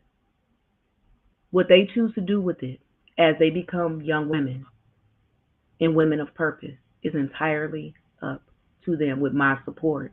I'm not leaving them out there, but I want them to fully see themselves as strong young women despite their beginnings. They both have come through some very difficult challenges, right? They're still going through those challenges. But one thing I know, what I see in the future for them is success. My youngest daughter told me today that when she turns 18, when she becomes an adult, because our kids don't ever stop needing us, she wants to move to Korea. I said, okay. Her dad said, what? I said, it's a world out here for her. How dare we cut off her limbs? How dare we cut off her limbs? Let her grow. Let her go. We'll be right there. Hey, I like to travel. But I want to see her become her full self. So next year, next summer, Mama's taking her baby to Korea. I don't know what's going on politically, all the stuff that's happening, that don't matter. My baby wants to go to Korea to visit, to learn the culture. That's what we're doing. Why? Because I want to set her up for success just like I was set up for success. My aunts and my mother set me up for success. So how dare I not give that to my daughter? She has a world to impact. I'm impacting the world. Why not her? She got next. Eventually, I'm not going to be able to do everything. She will. I'm going to make sure she does. Everything that's in her heart to do, I'm going to make sure. Because nobody in my life told me I couldn't. My aunts that have gone on never told me I couldn't succeed. They never told me that. My aunt that just passed in September this year, she always used to say to me, You my niece. I'm proud of you. Sometimes it would be challenging for her to understand why I would make certain decisions. And that's going to be true for you as well. It's going to be true for me when I look at my daughter and she's making some sporadic decisions that might make me nervous because I'm always going to want to protect her. But you know, the one thing I'm not going to protect her from is her true, authentic self. I can't wait to see who she's going to be. She wants to move to Korea when she's an adult. Hey, Michigan too small for her. Let's go. Today I challenge you as you walk out your queenly authority in your life. Remember who you are. Step into your full purpose. Impact those around you. And that next generation coming up under you, don't tell them what they can't do. Help them do what they are born to do. Thank you.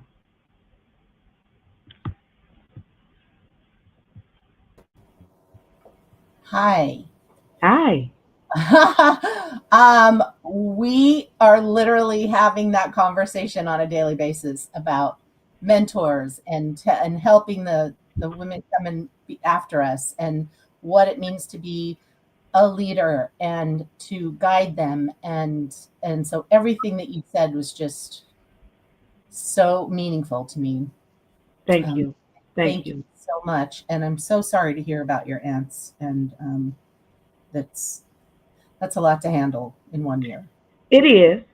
But as I said, nothing is done by happenstance. Right. And I choose, right? I choose to change my perspective. Are they gone forever? No. They have completed their journey. I still got one to travel, and I got my baby that got to move to Korea next year, or whenever she wants to move. She has a future, and I have to take what they gave me. Yeah. Because we all get an inheritance when somebody we love passes on. I choose to take that inheritance and give it to them, to my babies. Because when I'm gone, they got to be able to move forward. You're absolutely right. And one of the conversations that we've been having lately in the SheisMe circles is about having that community or that mentorship in our families. So we have these matriarchs of our family that support us. And there's a lot of that missing in certain groups within the United States, right? There are many of us who, I'm from a Mexican family, and we definitely, my grandmother was the matriarch. She held us all together. She made sure everyone was together all the time, and she was the person that you went to when you had a problem, and she guided you, and she loved you, and she supported you, and she was proud of you, and all of that. And there are so many people, I think, in the country right now, especially women, who don't have that at all. They don't have that extended family. They don't have that that nurturing and that togetherness, that community, which is what we're trying to really do here, is bring that community to all women and be that is missing in our lives. Because one of the things that I realized when I was coming up through the ranks in corporate, and even just in like being married and having kids and all that other stuff, my grandmother passed away when my kids were, I think they were teenagers. But it was so hard to not be able to pick up the phone and call her about things. Oh my God. Or to tell her news about me, about a job or about a relationship or about, something, because she always listened and she always gave me feedback. And so I thought, like, what am I missing? After she was gone, after a few years, I'm like, I'm really missing something in my life. And it was that having that feedback and that love and that someone holding that space for you just to talk or cry or complain or whatever it is. And it's different. Like having a friend is a little bit different. This is someone who has been through it, someone who knows Yes. who's wise, who is sort of just past it all and has nothing to lose by loving you or caring for you or listening to you or telling you the truth, right? Absolutely. I mean, Absolutely. we need that. We need that. So, One of the things I would say, especially for women who don't have that organic family around them, you build your family. right? You build it. So yes, absolutely. She is me global. We're building community for a reason. Mm-hmm. We're so separated in our society that the human nature is left out. That Right. human nature desires relationship. That's what we were made for. I mean, touch Yes. and listening, caring. Like, I was at a No Kings protest on Saturday, and I walked up. I went down by myself. My husband was out of town, so I went down by myself. And I live in a small rural community in Washington State, and I was not quite sure how many people were going to show up, but it was packed. And I walked up, and the women that I just walked up into were at least 10, 15 years older than me.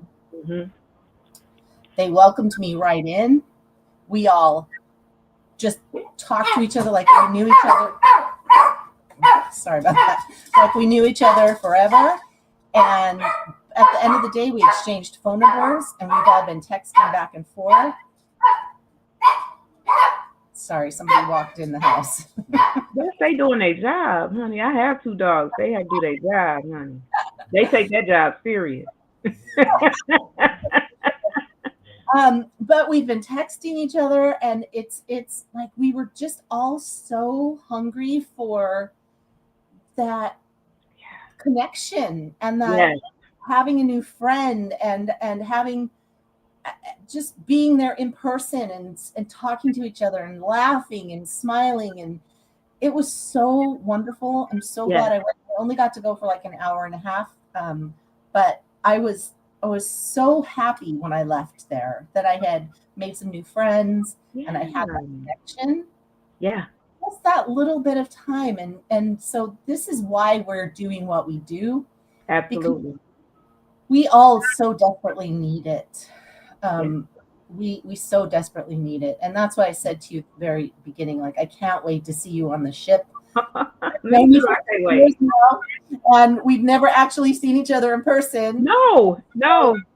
I'm so excited to actually like meet all of my friends that I've known. I haven't actually got to put my arms around and like squeeze, So I'm really excited about that. I mean, the virtual Thank part you. is wonderful for knowledge-based information, but what we need is that touch, that love. I always ask that question of people. I said, how often are you hugged every day? Right? Mm-hmm. That's what's missing is that human connection, that human touch. Right. So when I go in that school every day with those young moms, honey, I make sure that they know that I see them. I see you. Yeah. I'm hugging you. Yes. Because you're probably the only one giving it to them for all you know, right? And for what? Like, why are they shamed? They didn't do anything wrong. Why are they being shamed and thrown away? That's just ridiculous. So when they come in our building, one of the things the principal was like, how do we keep them in the building? How do we make sure they come every day? I said, the basis is always love. Mm-hmm. It's always love. These young women need mentorship from these teachers in here. We have a teacher that is 75 years old that teaches science. Beautiful, beautiful diamond, teaching science to these young women. That's what you need. She will not retire ever. She's just like, no, I ain't going nowhere. And that's another, they're aging women out when us older women are the ones that need to be there. We need it. These young women need what we got, what our queens ahead of us have given. They need that. Because the world that they're growing up into is very different than the world we grew up in. Right. We thought we had time to learn the lessons that they have to learn tomorrow. Yeah. Yeah. So it's in our best interest to give them those lessons right now. Absolutely. And that's why we're here. Yeah, I love it. We're here to do the work, to be the leadership that the world needs, and to step into that role. And the reason you're here is because you're not shying away from it. Nope. You are saying, I'm doing it, I'm stepping in, I'm taking responsibility, and I'm doing this work. Yeah. And that's what's important. And thank you so much. Absolutely. Absolutely. And again, I always see it as a call and not necessarily work for me. It's not work because I love it. Right. The thing that we love so much is the thing that propels us forward, that gives us the energy to go. You know, I could be somewhere laid up crying and screaming and hollering, and I said, no, I'm not doing that. That's almost dishonoring to my aunt. I'm not going to do that. Do I have my moments when I cry? Absolutely. I don't swallow tears. That's another thing that I will talk about in future opportunities is how to navigate grief. Oh, yes. Because grief is part of this. The losses that we talk about, but also how do you grieve those losses in a healthy and authentic and effective way? Yeah. Well, how do you even, when you talk about grief, what I think a lot of people don't understand is all of the shit that we're going through these days, we're grieving over normalcy. We're grieving the lack of safety and security and stability. We're grieving that we are so isolated and we don't have that physical touch and those connections. We grieve those things, even though we don't realize it. And it shows up as sickness, it shows up as depression, it shows up as a lot of other things in our bodies. But we are in grief. We're in grief. I have to make a point of that because it's important to feel those feelings of what is missing and what has been taken away and what could be taken away. I mean, those feelings are real, and it's important to feel those emotions and not push them down and not make yourself sick. Exactly. That's a really important conversation. Absolutely. So next time. We can talk all day. I know. We did this the last time. We went over. So I appreciate the opportunity. I can't wait to meet everybody on the ship too. I've been talking about it with the hope that other women will join us. Yes. Yes. So I think the timing was, although I was really disappointed. I know you were. But I think the timing is right. I think traveling like right now is kind of scary for everyone. It's very scary. And so I think the timing is I've right. turned down stuff. Yeah, I've turned down stuff because I'm afraid to fly in this state. I'm a strong woman, but honey, sometimes I just have to. What y'all doing? Okay, I'm away. Not that I'm not coming. I know. Yeah, and I think honestly, I think it was protection, and I think it was. I think it was just fine, and it's all going to work out, and it's going to be good. And May is coming. Yeah, I just can't wait. Thank you, Mariama. You're welcome. Thank you. Thank you. Right. I'll see you soon. Thank you. Bye-bye. Bye. And we'll be back in about 10 minutes with Renisha. So we'll see you soon.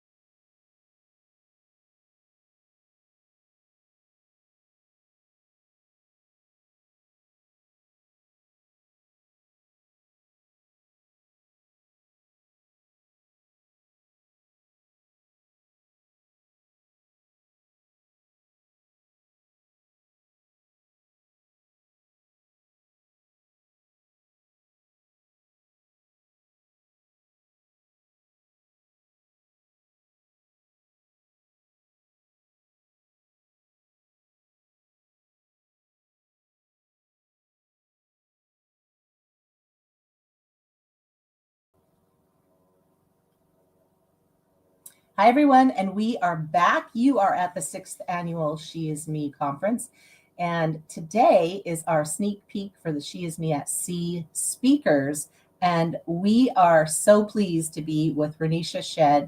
Renisha is going to be with us on the cruise, but she's got a great presentation today, so enjoy. Thanks, Renisha.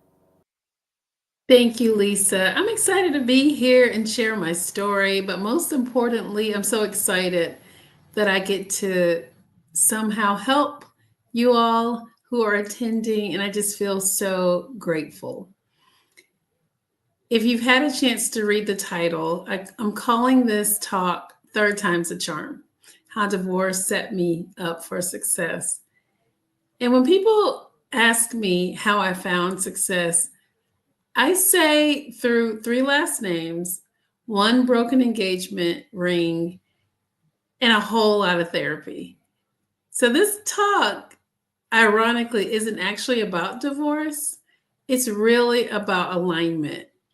It's about how I had to fail a few times to find my authentic, true self and live that life, that authentic life.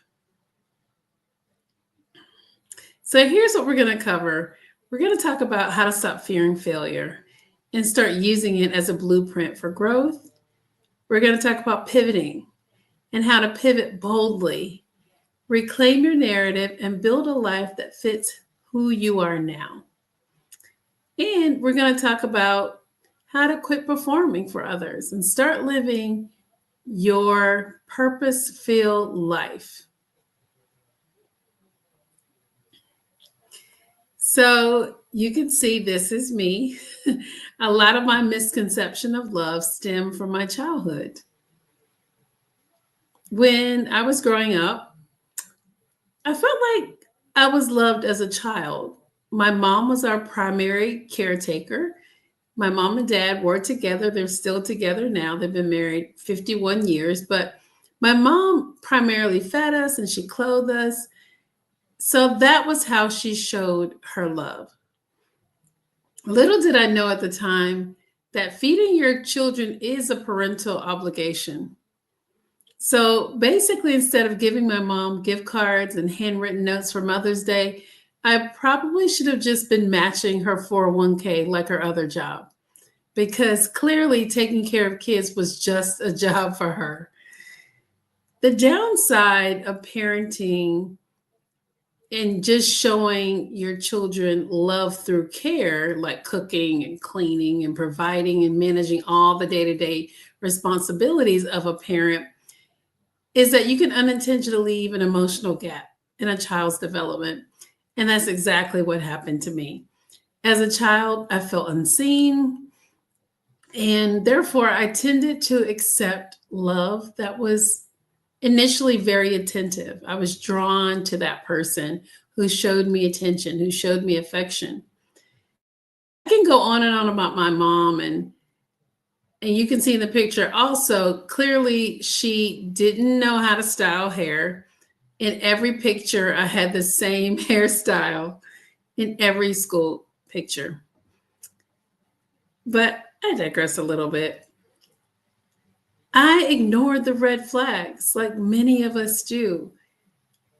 And because of what I learned as a child about love, I ignored the red flags before I got married. I ignored red flags like a good morning, beautiful text from a stranger. I was a young 20-something, and I wanted love more than I wanted logic or for things to make sense.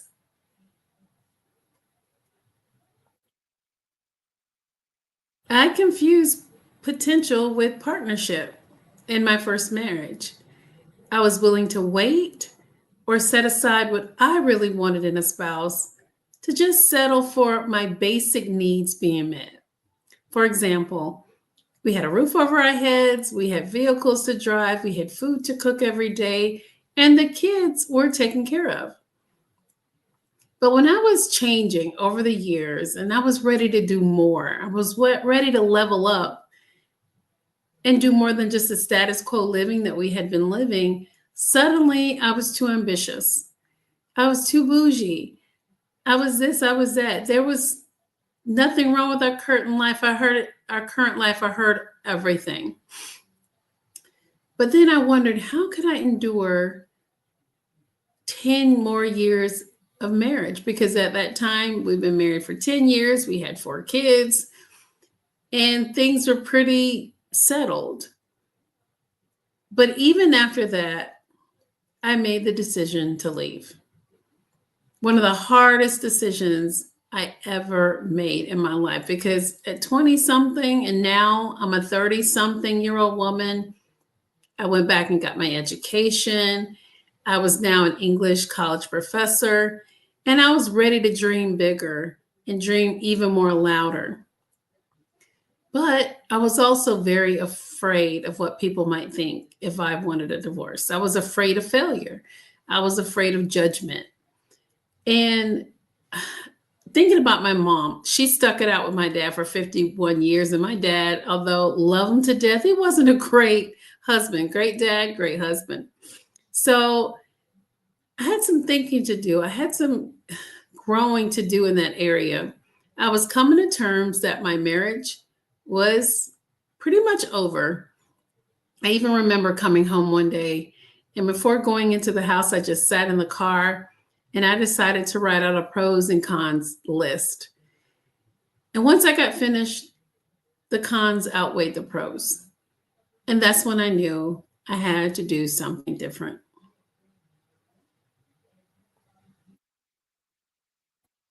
So here's where we are. I had to stop fearing failure. I had to start using it as a blueprint for growth.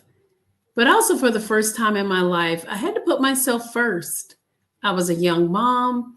I was managing 4 children. So, of course, the kids came first, then the husband came first, and all the other responsibilities.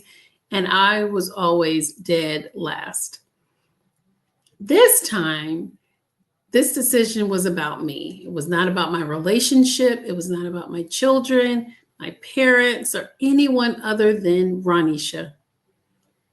I had to choose growth over guilt. I had to choose evolution over embarrassment. And I had to choose purpose over people's opinions. But most importantly, I had to reframe what I thought about failure. And I had to realize that failure isn't a shameful thing. It's an opportunity to learn. It's an opportunity to put yourself first and do what's best for you. For me, to fail was my first attempt in learning. Or one of my favorite saying, and what I share with my kids today, favorite saying, it was forever acquiring important lessons. So when you fail, you have to decide you're going to grow from it.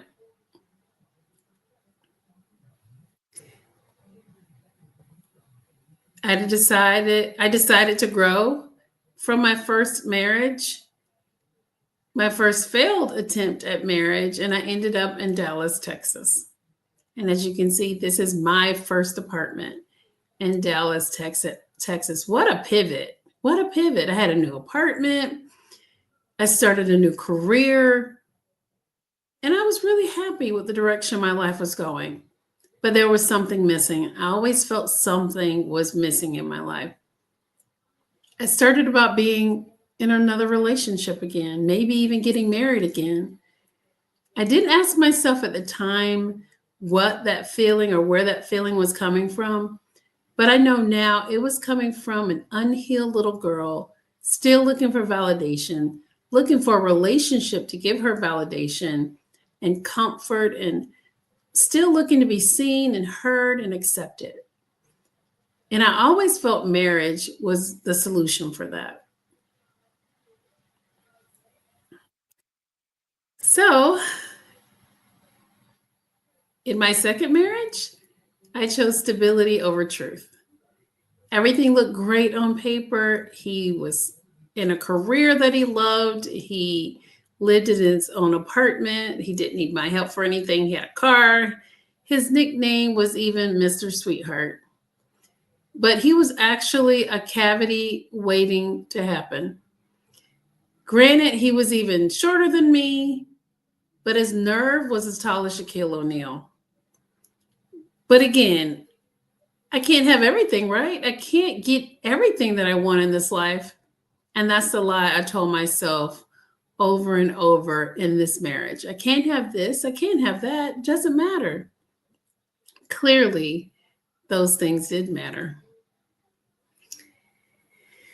My second husband was given Russell Wilson on the outside and Future on the inside. So Russell Wilson, he was nice and charismatic and fun. And Future, he was dark, he was dishonest, and he was just downright mean at times.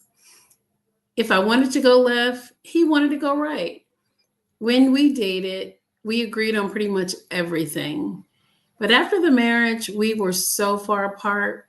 I even remember on our wedding day, sitting in our closet, not wanting to get married, but not having the guts to call it off either. And then in 2020, I was diagnosed with stage 4 brain cancer.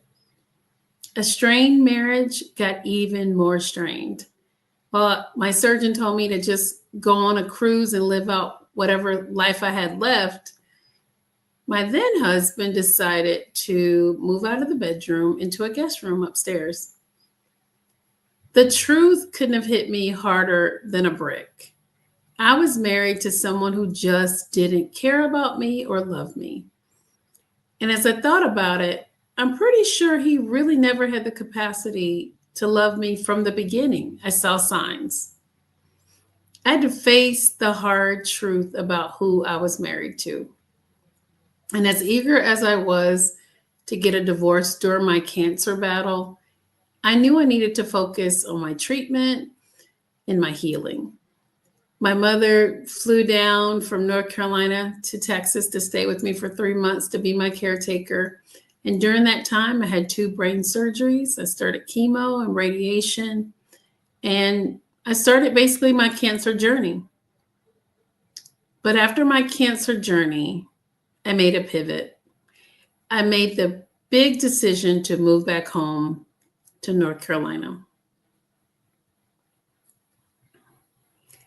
I was starting my life over in North Carolina. My divorce was soon to be finalized. I was happy. I was back at home with my parents. But living back at home with your parents in your 40s, it was given independent woman with a curfew. But it taught me a lot of lessons. My second divorce taught me, of course, how to pivot boldly, how to reclaim my narrative, and build a life that fits who I was and who I was becoming. Before pivoting, you'll need to know where you're pivoting from. To do that, you'll have to reflect on what feels forced or what's out of alignment for you. Is it your career? Is it your health? Is it your relationship or any relationship, whether romantic or just familial? My marriage was out of alignment. It had been for a long time, but I was ready to face that truth and I was ready to do something about it. You'll have to decide on a path forward without seeking approval or opinions. And this was always really hard for me because I like to share and get thoughts from my parents. But when I was ready to face this truth, I was ready to do it by myself. And I didn't get anyone's thoughts or opinions on what I should do or why I shouldn't do something. You'll need to rewrite your story because it's okay to start over. Reinvention isn't shameful, just like failure isn't shameful. Starting over, it doesn't matter how old you are. You're allowed to pivot at any age, at any point in your life, and you're allowed to reinvent yourself at any point of your life. Because when you reinvent yourself, you're actually honoring the version of yourself that refuses to stay stuck.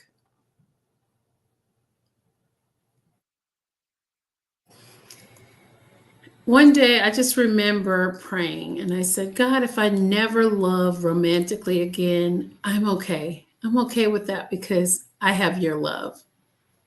The resolve I had in my 20s and my 30s to find love was gone.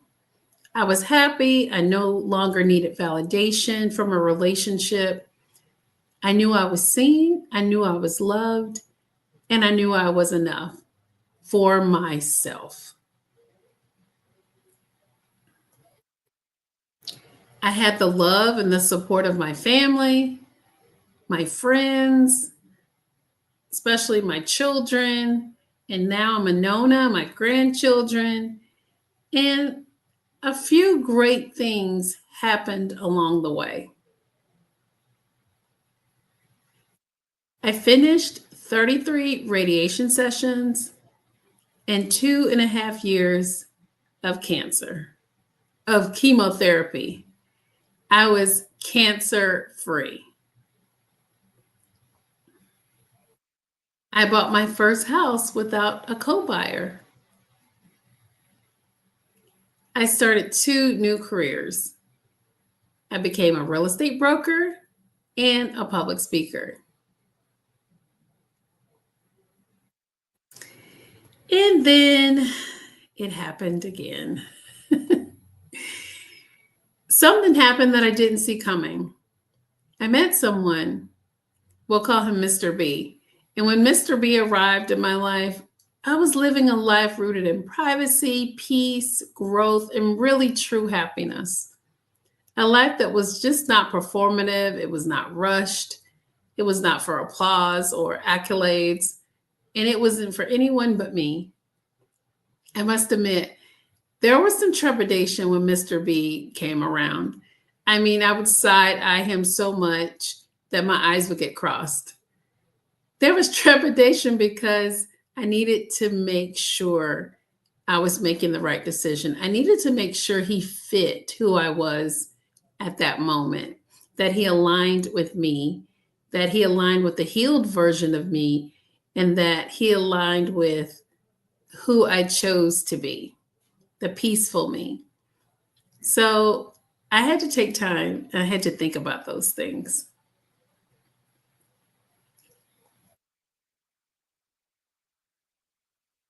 When Mr. B came along, I did a lot of different things.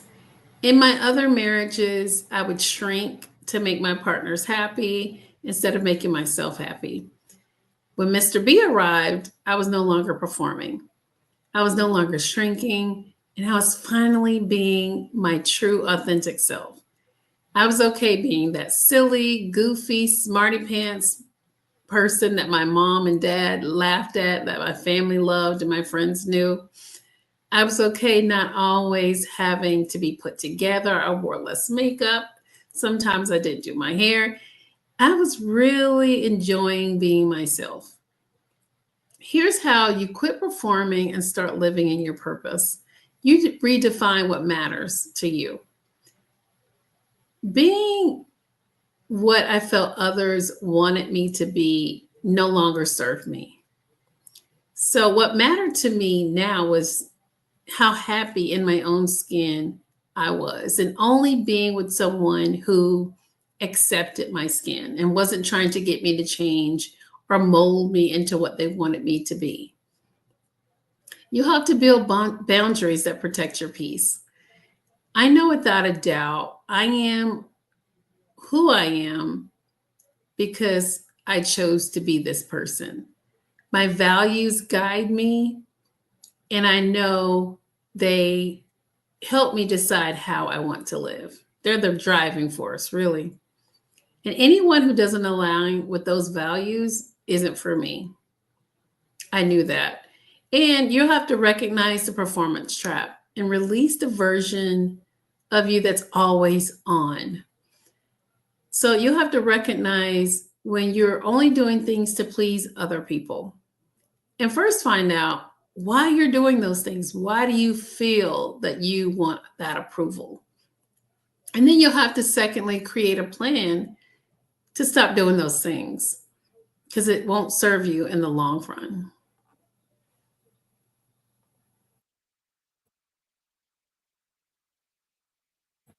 And here's what I want you to do before we move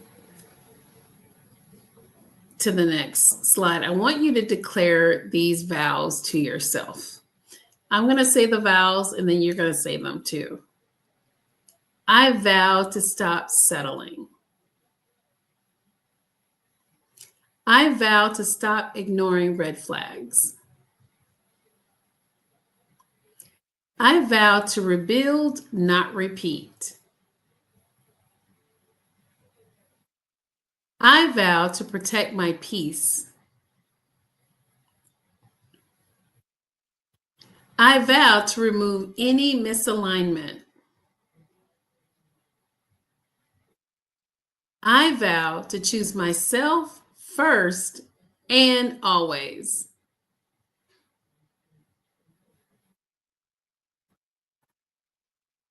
I hope you said that really, really loudly. Everyone, thank you so much. I am Ranisha Shed. I help women reinvent themselves by reclaiming their confidence and rebuilding lives that are rooted in peace, purpose, and boldness, both personally and professionally. I will be speaking on the She Is Me at Sea. My topic is becoming a woman of influence. And if you would like to follow me in my journey and learn more about what I do, you can follow me on Facebook at Ranisha Speaks, as well as Instagram at Ranisha Speaks. And I also have a free download for you. It's called the Reinvention Roadmap to help you move past regrets to present purpose. And you can download that at ranishashed.com/reinvention.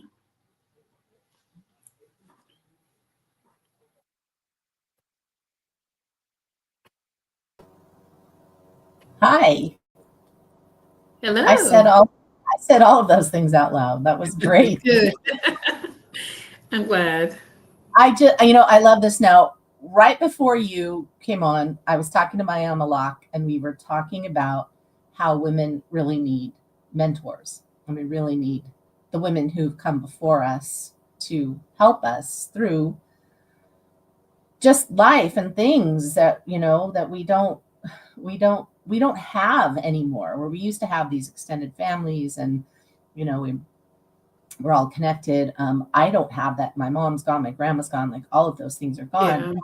Yeah. And I was thinking when you were talking about or reading those vows, how I wish someone, when I was going through my divorce and, having identity crisis and, feeling insecure and feeling like, why did I do that?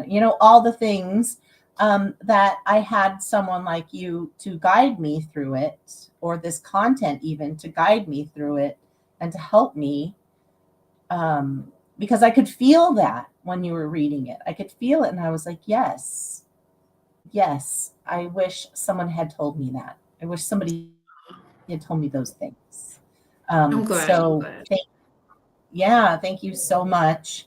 So I'm sure you've helped so many that have been here today.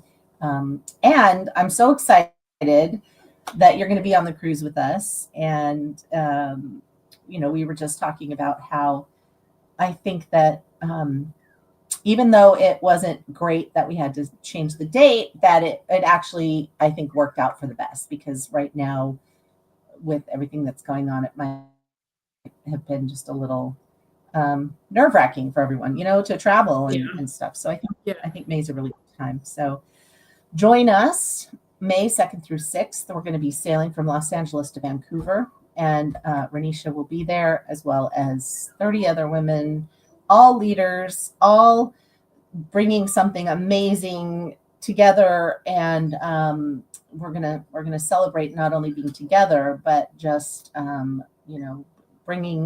in this new way of leading and this new way of being out in the world, because we're building something amazing.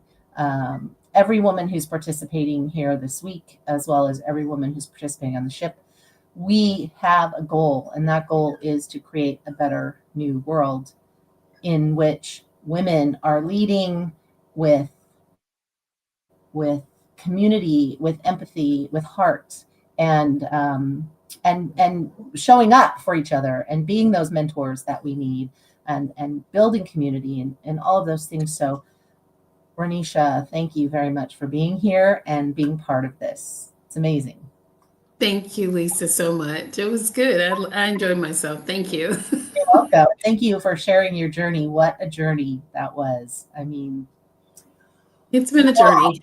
yeah, wow. And you're here, and that's the best thing. And I'm here. Yeah. And I'm here. And I'm so grateful and thankful. Thank you so much. Thank you. All right, we'll be back at the top of the hour, and we're going to be joined by Carmen Reeves Jenkins. So we'll see you then.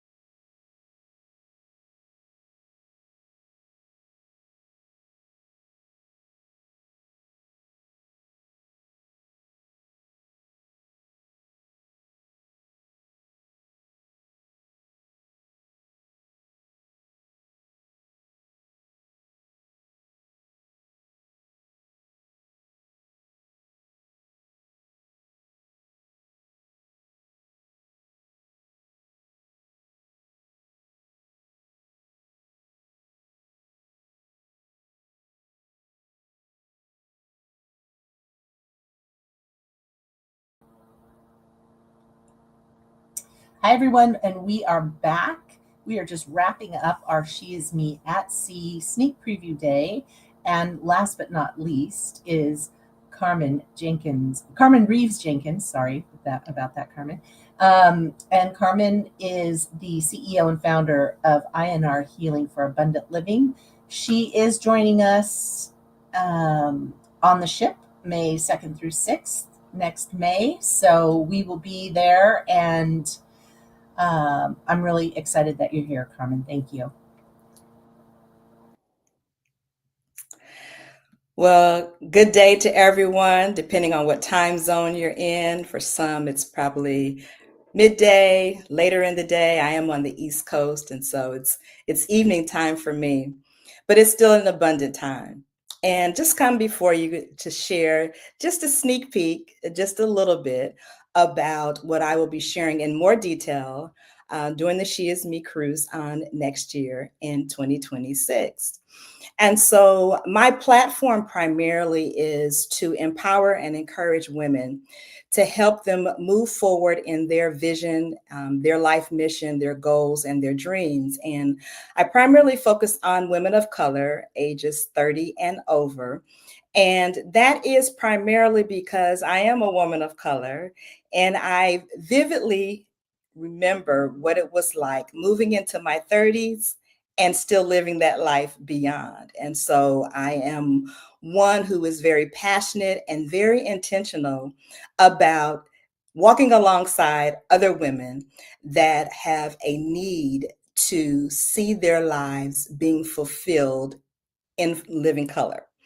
And so just to share a little bit with you about one of the ways that I like to assist women, and that is to help them to know who they are. It's very important that you have a clear understanding of who you are, your identity. One of the big questions in the world, and it's been in the world for a long time, particularly for women, is who am I? And often that comes from a very deep place. It comes many times from experiences that we've had in life, things that we've tried to do, things that people have told us we should do, how we should be, and who we should be. And sometimes you get to a point where that's just not enough anymore. And you come to a meeting of yourself, really wanting to know, who am I? And so that's my question for you on this evening. Do you really know who you are? Aside from any titles, aside from any roles, aside from the dues of life and the places that you are able to go. When you just sit with yourself and you look at yourself in the mirror, who are you? And so we're going to do just a real quick visualization. We're going to do it now, and then we're going to do it again at the end so that you can take some notes in between and do a comparison. As we move forward in this segment on tonight, are you able to glean a bigger picture of who you are? But every day when you look in the mirror, who is it that you see? Do you see the person that you want to be? Do you see the person that you sense in your spirit that you're supposed to be? Or do you see the person that other people have told you you should be? Are you living a life striving to perform? Or are you living your authentic self? And so, what do I mean by that? Your authentic self is the person that aligns with your values, with your beliefs, with the inner essence of who you are. When I wake up in the morning and I look in the mirror now, at this point in time in my life, I see Carmen. I don't see anything other than that. But there are many times in the past where I did not have a clear understanding of who Carmen is. And a lot of that came from, as it does for many women, from our childhood, from how we were raised, the environments we were raised in, the people that raised us, and our life experiences. And so, what I want to share with you on this evening is for you to unequivocally know that you are empowered from the inside out to overcome anything that happens in your life. Also, to overcome anything that has happened in your life. Because the capacity that you have as a woman, it's powerful, it's mighty, it's abundant. Just think about the things that as women we're capable of doing.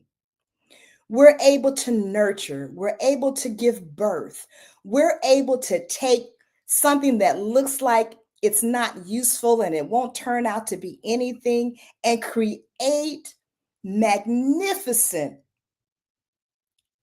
outcomes because it's in us. We are so fully equipped to do so many things. But what happens often is, as women, unfortunately, many of us never get to the point of fulfilling our full capacity. And so I want to encourage you on this evening to not live below your capacity, to start setting in place, setting up, building structures within yourself, adding to what's already within you, so that you can continue to see forward movement, that you can continue to see success, that you continually feel a sense of satisfaction out of your life, and that you are enjoying your life. Many times in our lives as women, we get things done, but we're not always enjoying what we're doing. We're not always feeling a sense of satisfaction. We might feel sense of accomplishment, but we may not have achieved things to the degree that we feel satisfied. So whether you're married, whether you're single, whether you're widowed, whether you're divorced, whether you have children or you don't have children, there is still within us, at our very core, a space and place that still yet seeks and desires fulfillment. So empowered to overcome it's a movement, it's a mantra that I have. And as I said, I want to move women forward from where they are based on what they share with me that they want to see come to pass in their lives. And so I have a way of helping women to do that. And I'm going to share just a little bit of that with you on this evening. And so I help women to look at not only who they are, but why they are. Why are we the way that we are as women? Our characteristics, our personalities, our mannerisms, our style, our ways of speaking and engaging. Where did that come from? And as we're moving through this world, we're in a sense and a time state now that so many things are being taken away.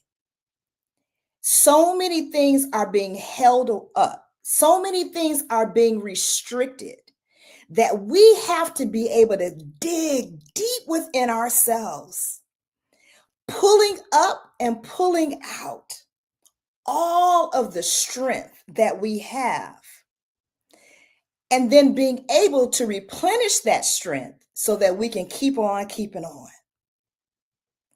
So our strengths are very important to be able to recognize. What's my strength is not the same for others. Some of the strengths that we have were developed early in our life, and some are being developed.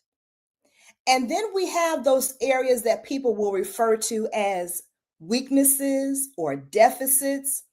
And I encourage you and invite you to begin to think about that and verbalize what that has been referred to as a weakness into a different way of thinking about it. I want you to think about rewiring the way that you think about yourself and rewiring how you hear what people say about you. When we settle in to what people say about us and it's coming from a negative source, that has great impact on how we see ourselves.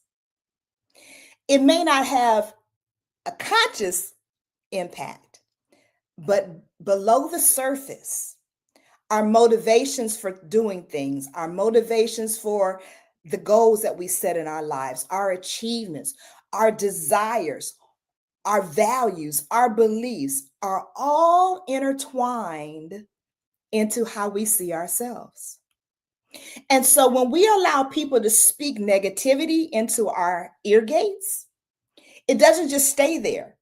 It goes from our ears to our brain, and our brain processes it in a way that sometimes filters out the pollutants and sometimes not. Sometimes some of those pollutants take residence in our mind, in our hearts, in our spirits, in our soul, which is our mind, our will, and our emotions.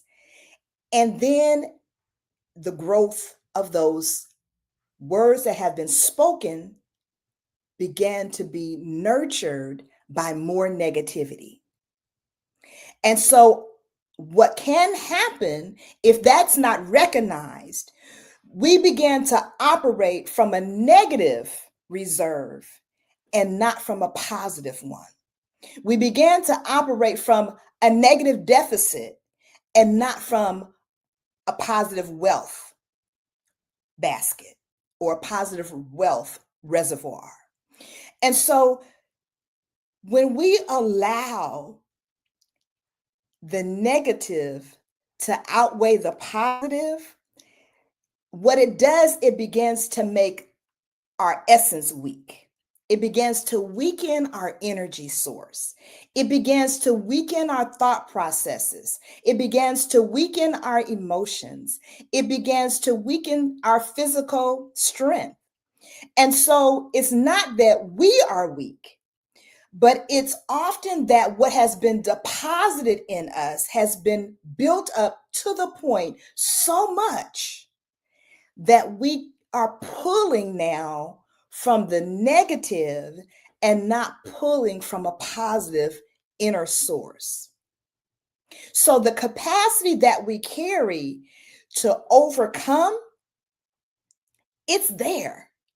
It just has to be tapped into. It has to be reinforced.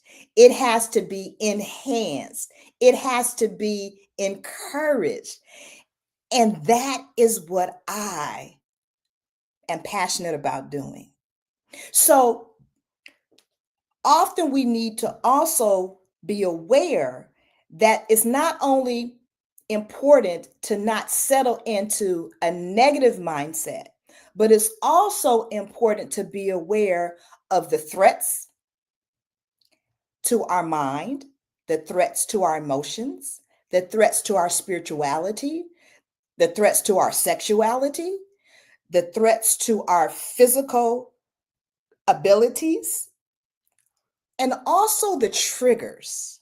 So if you're taking any notes at all, write down threats and write down triggers.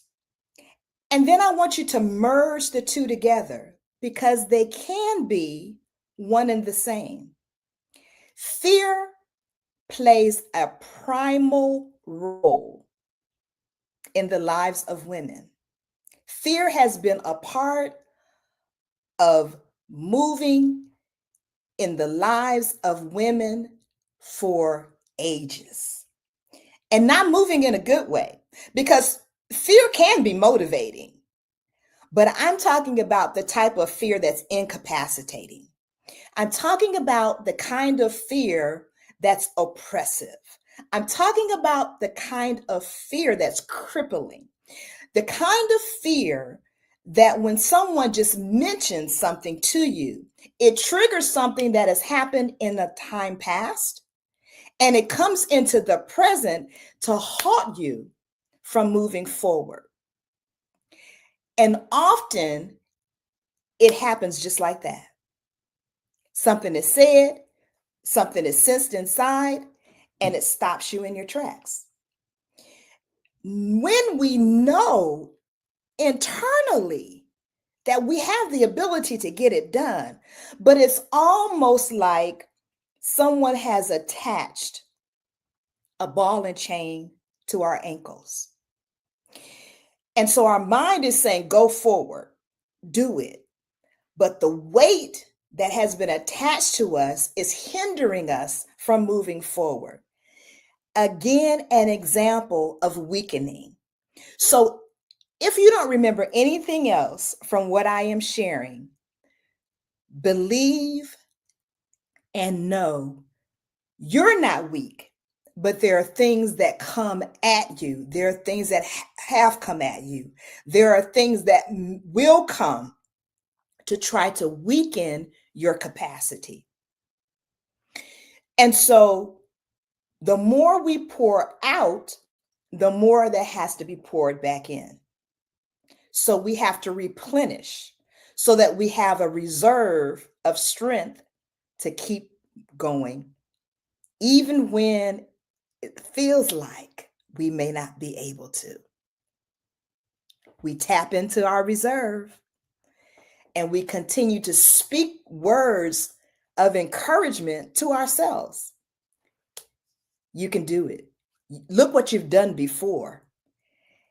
And now you have the history to say, if I did it then, I can do it now. And I'm going to be able to do it in the future. Whatever that it is for you, you can overcome even the most heinous, the most traumatic experiences in your life. How do I know that? Because I've had many of them. And the more I learn about what I carry, the more I am convinced that the only person that can stop me from believing who I am is me. And so threats and triggers are very important to be aware of, and then also to have a plan of action that when those threats and those triggers come up. So you see, I'm not telling you to get rid of them.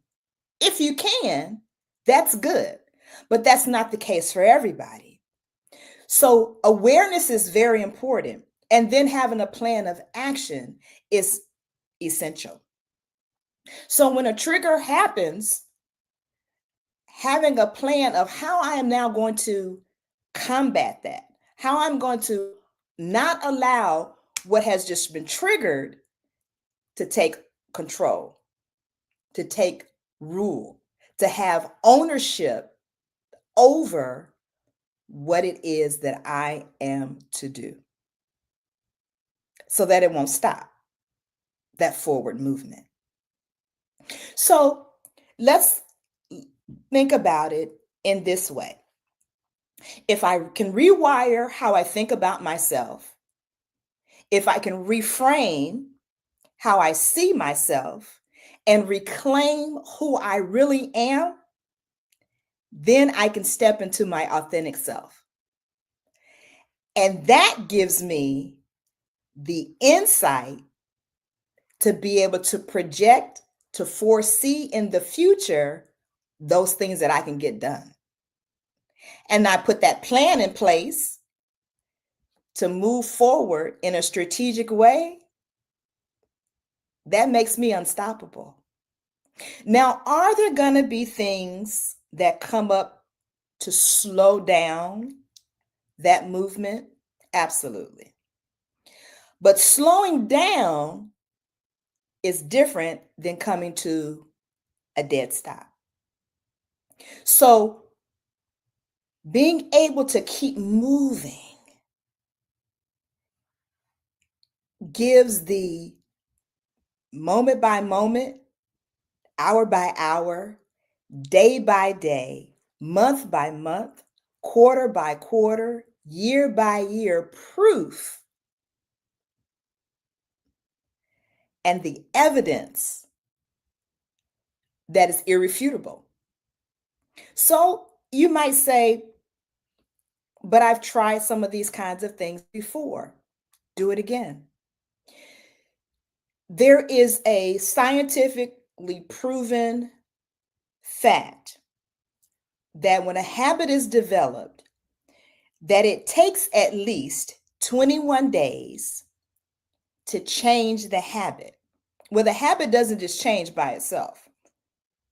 There has to be something done to replace the habit. So let's talk about cigarette smoking as an example. I used to work in a medical clinic as a licensed clinical social worker, and I provided medical clinical counseling services for patients that would come into the medical clinic. And one of the things that was a part of my job was to provide smoking cessation counseling. And a part of being able to do that was working in a multidisciplinary team so that I had to have a good understanding of the medical history of the patient. And then I had to conduct a series of assessments so that I could get a complete picture of not only the patient's health history and their current health state, but also being able to hear from the patient where they wanted to be in their health. And then we would put in place a plan along with some medical interventions. And sometimes those medical interventions included a cigarette patch. It may have been some other types of things, gum that you can chew, and even various kinds of things, candy, ice chips. And those things were replacements. They were to help to replace the habit of smoking that had been developed, not only psychologically, but chemically, because there had to be a different chemical exchange taking place so that what was being consumed from the cigarette could slowly be extinguished and be replaced by the chemicals that were going to be released from the patch and the chemicals that were going to be released by the gum. And so we would slowly rebuild. We would take away in one area and build up in another area till we got to a place where nothing chemical was needed, because psychologically, mentally, the rewiring had been done to the point where the individual could then follow through without smoking at all. Because many times people would smoke because they were stressed. Many times people would smoke for various other kinds of reasons. So the immediate psychological go-to would be to get the cigarette. But what was happening on the inside of the body related to the chemicals was another area. So we had to work in three different veins. We had to work on rewiring the thoughts. We had to work on reframing the chemical sensations. And we had to work on reclaiming their independence, their sense of security, their sense of selves, their worth, their value, their goals, their dreams, and so forth and so on. So as I did then, it's the same things that I do when I work with women one-on-one or within a group. I'm still at the helm, helping them to move their lives forward, to rewire their thoughts, reframe how they see and feel about themselves, reclaim their goals, their desires, their dreams, their visions, their identity, to live their abundant, authentic selves. And I know with empirical evidence, not only scientifically, because neuroscience and neurogenics tells us that the brain can be rewired. We have evidence from when people have had strokes. We have evidence from when people have had paralysis. We have evidence from when people have had concussions and various types of brain injuries and diseases that impact the brain, that the brain cells can be regenerated. They can regrow.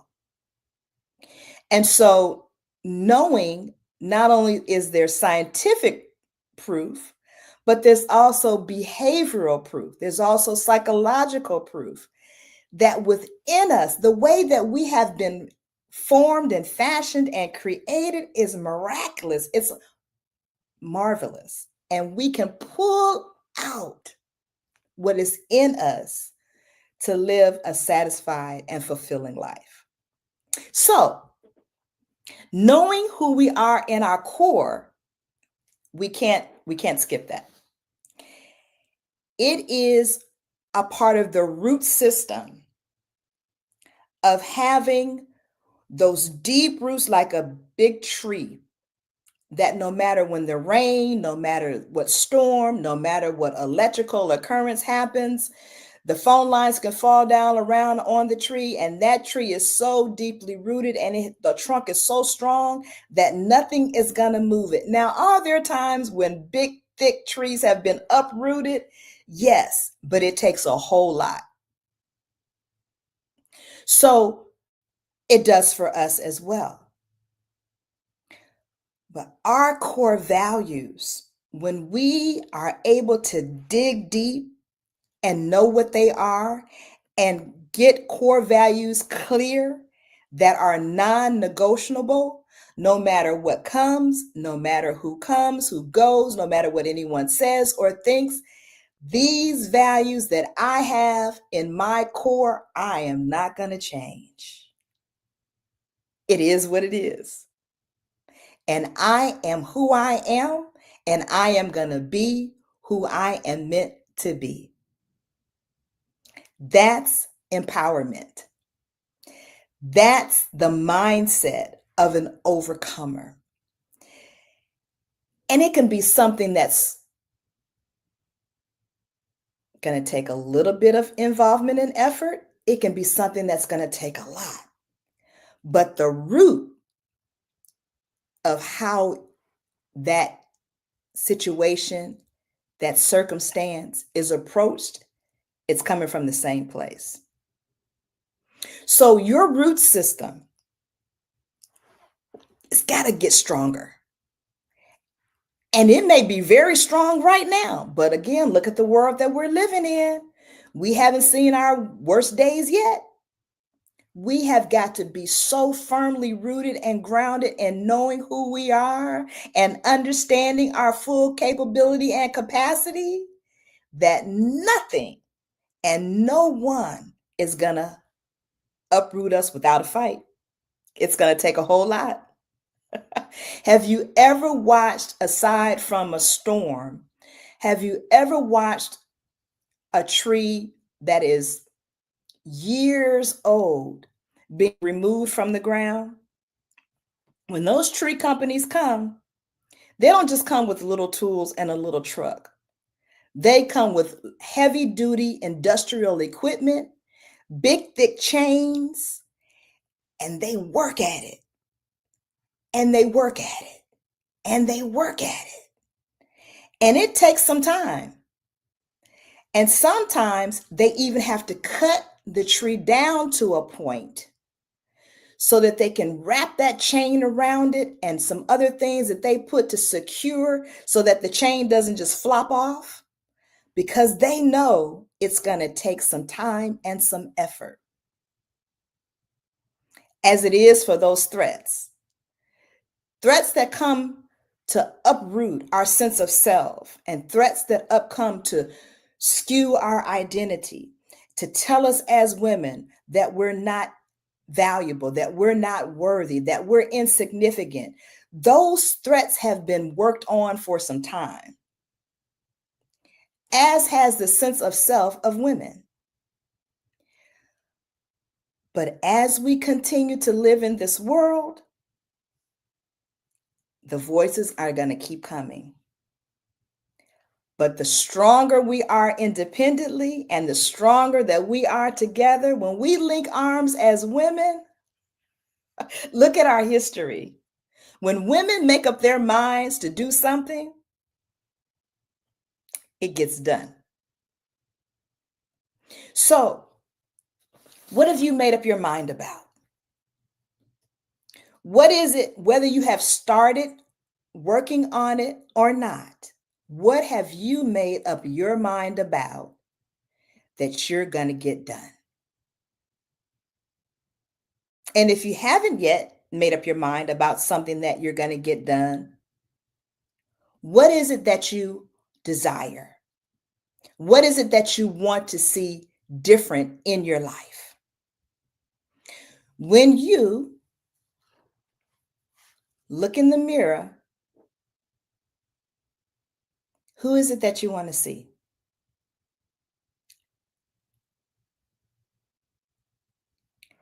And do you know how to have that vision of who you are?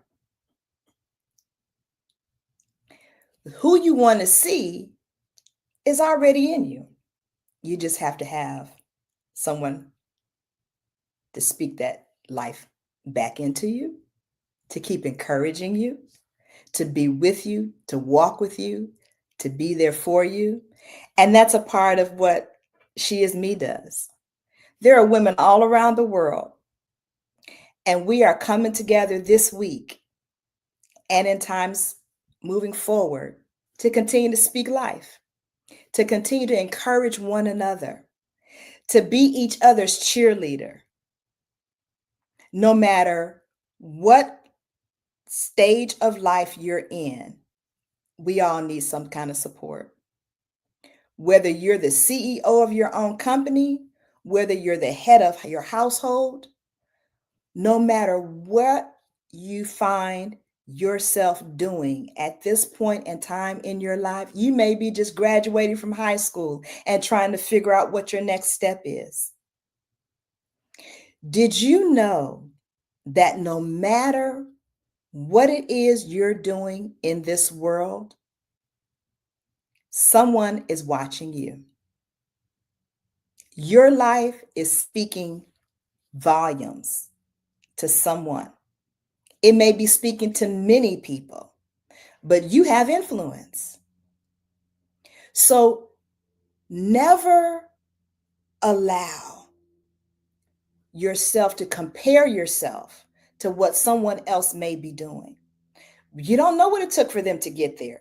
You don't really even know if what they say they're doing, particularly with social media, we can pretend to be doing many things. But when you are authentically who you are, you don't have to pretend. I mentioned performing earlier. Being an empowered woman, living an overcomer's life, living in a life abundantly is not about pretense. It's about authenticity. Again, authenticity is aligning who you are with your values, your beliefs, the core sense of who you are on the inside, loving on yourself. And as women, some of us, we have challenges with loving ourselves. We say we do, but the truth of the matter is, many of us have not learned how to love ourselves. Let's take it a step further. Let's go a little bit deeper. Many of us, we haven't even learned what love is without a condition being attached, without an expectation being connected.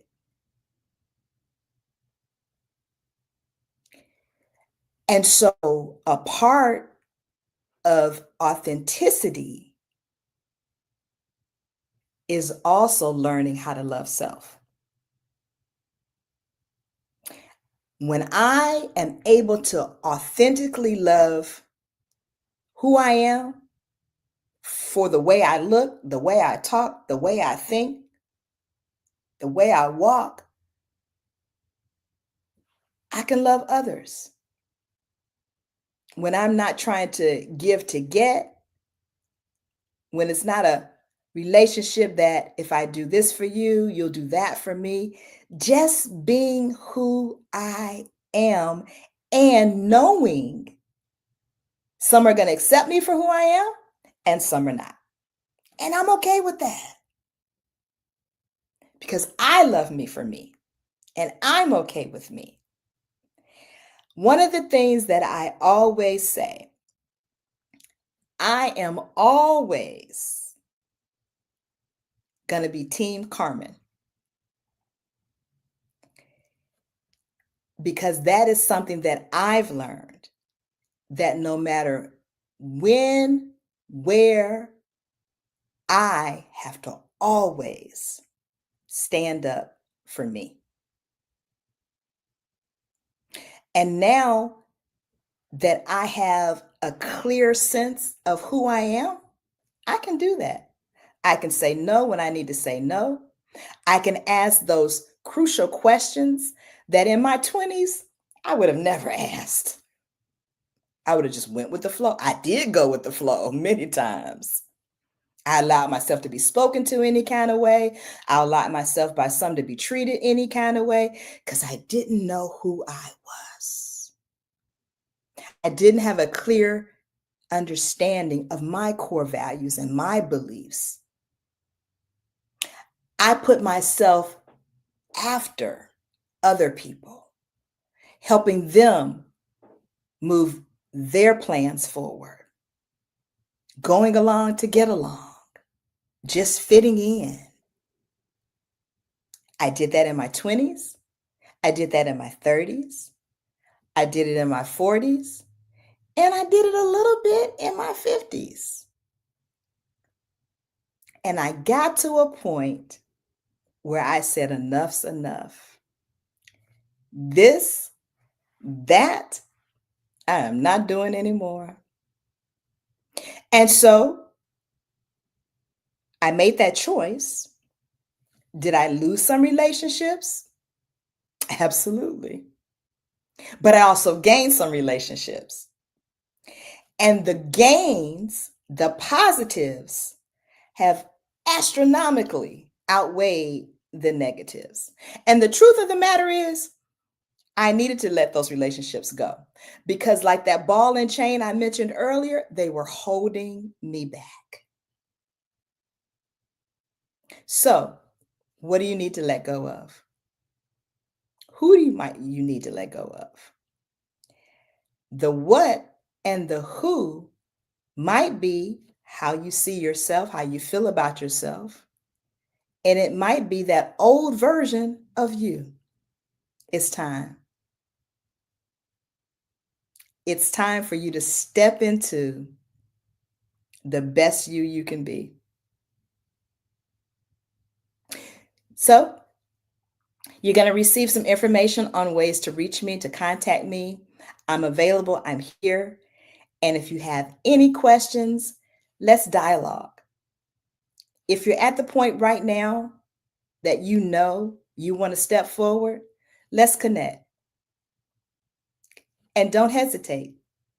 Reach out quickly, and I will respond.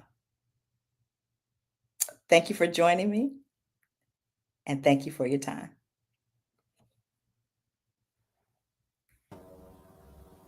Carmen, thank you. That was lovely. It feels so good to just talk about these things, about how, you, like you said, in your 20s and your 30s, and like you just went with things and you didn't necessarily know who you were enough to say no or to stand up for yourself, or and that's so important. And like I was just like memories came flooding back of things that I agreed to, that I said, now I'm like, why did I do that? But it's so important to do the work and to know yourself, because we grow up with all these messages and all of this information just flooding at us, and we sort of just take it and say, that's who I am. And it's not until much later that we remember after it's, pokes us enough times, right? That that's not who we are, or we're sometimes don't even know who we are because we've been so indoctrinated with all of these messages and these supposed tos and should be's and everything else. But Absolutely. thank you so much for those reminders. And something that we've talked about all day, especially with the leadership cruise coming up, is how those of us who are teaching this now and mentoring others is something that we didn't have. Mm-hmm. And that's what's driving us, right? That's what's burning in us to do, because we didn't have it and we so desperately needed it. But now we're able, because we know this, we're able to stand up and say, we want to help you. We want to show you the way. We want to help you get to that self. And so I love what you do. I used to have a program called the Vision Partner Program, and it was sort of the same thing that you're talking about. It's like, I want to sit with you and figure out what you want to do and where you want to go, and I want to help you get there. I want to hold your hand, because I remember thinking in building this ecosystem and thinking, what was the one thing that I really needed that I didn't have when I was coming up through in business and in just growing up and in marriage and divorce and all that stuff. Like, I didn't have that mentor. I didn't have somebody, like I had a grandmother and stuff, but I didn't have, like, she couldn't answer questions about work, she'd just say, screw those people. And, it wasn't those, but not give me, sort of that guidance that I might have needed with experience and wisdom in that particular thing. So I love what you're doing. I love what all the women that are on this leadership cruise are doing. And I cannot stress this enough. If you can make it, if you can come on this cruise with us, you will leave a changed woman. Absolutely. Yeah. The women who are joining us are phenomenal. And you just got a taste today. I mean, we had 7 women today, 6 women today from the cruise. And there are 30 of us on the cruise that are doing workshops and talks and you'll get to sit down with us and have dinner and drinks and play and just have fun and just be with us. And what is that, Carmen, you might know, what's the saying that, like, when you hang around the people you want to be like, or something like that, right? Like, only one I could think of is that you begin to talk and look like them, but I can't. No, there's this great saying. I don't know. I am the worst with like, I can't think of it now either.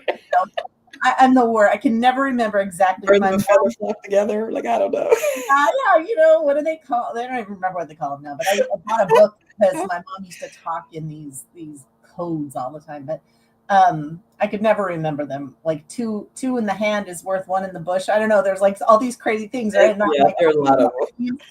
I don't even remember how to say them right. I don't know. But this saying, the one that I'm trying to think of is, and it's not really that. It's more business or growth, human growth. It's like, hang around the people that you want to be like, or that you want to learn from, or that if you're trying to get to that next level, go and hang around with those people that are at that level.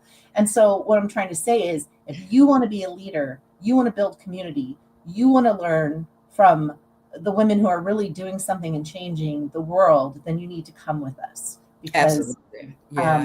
I always say you want to be mentored and hang around the eagles, because they can teach you how to soar and how to stay there.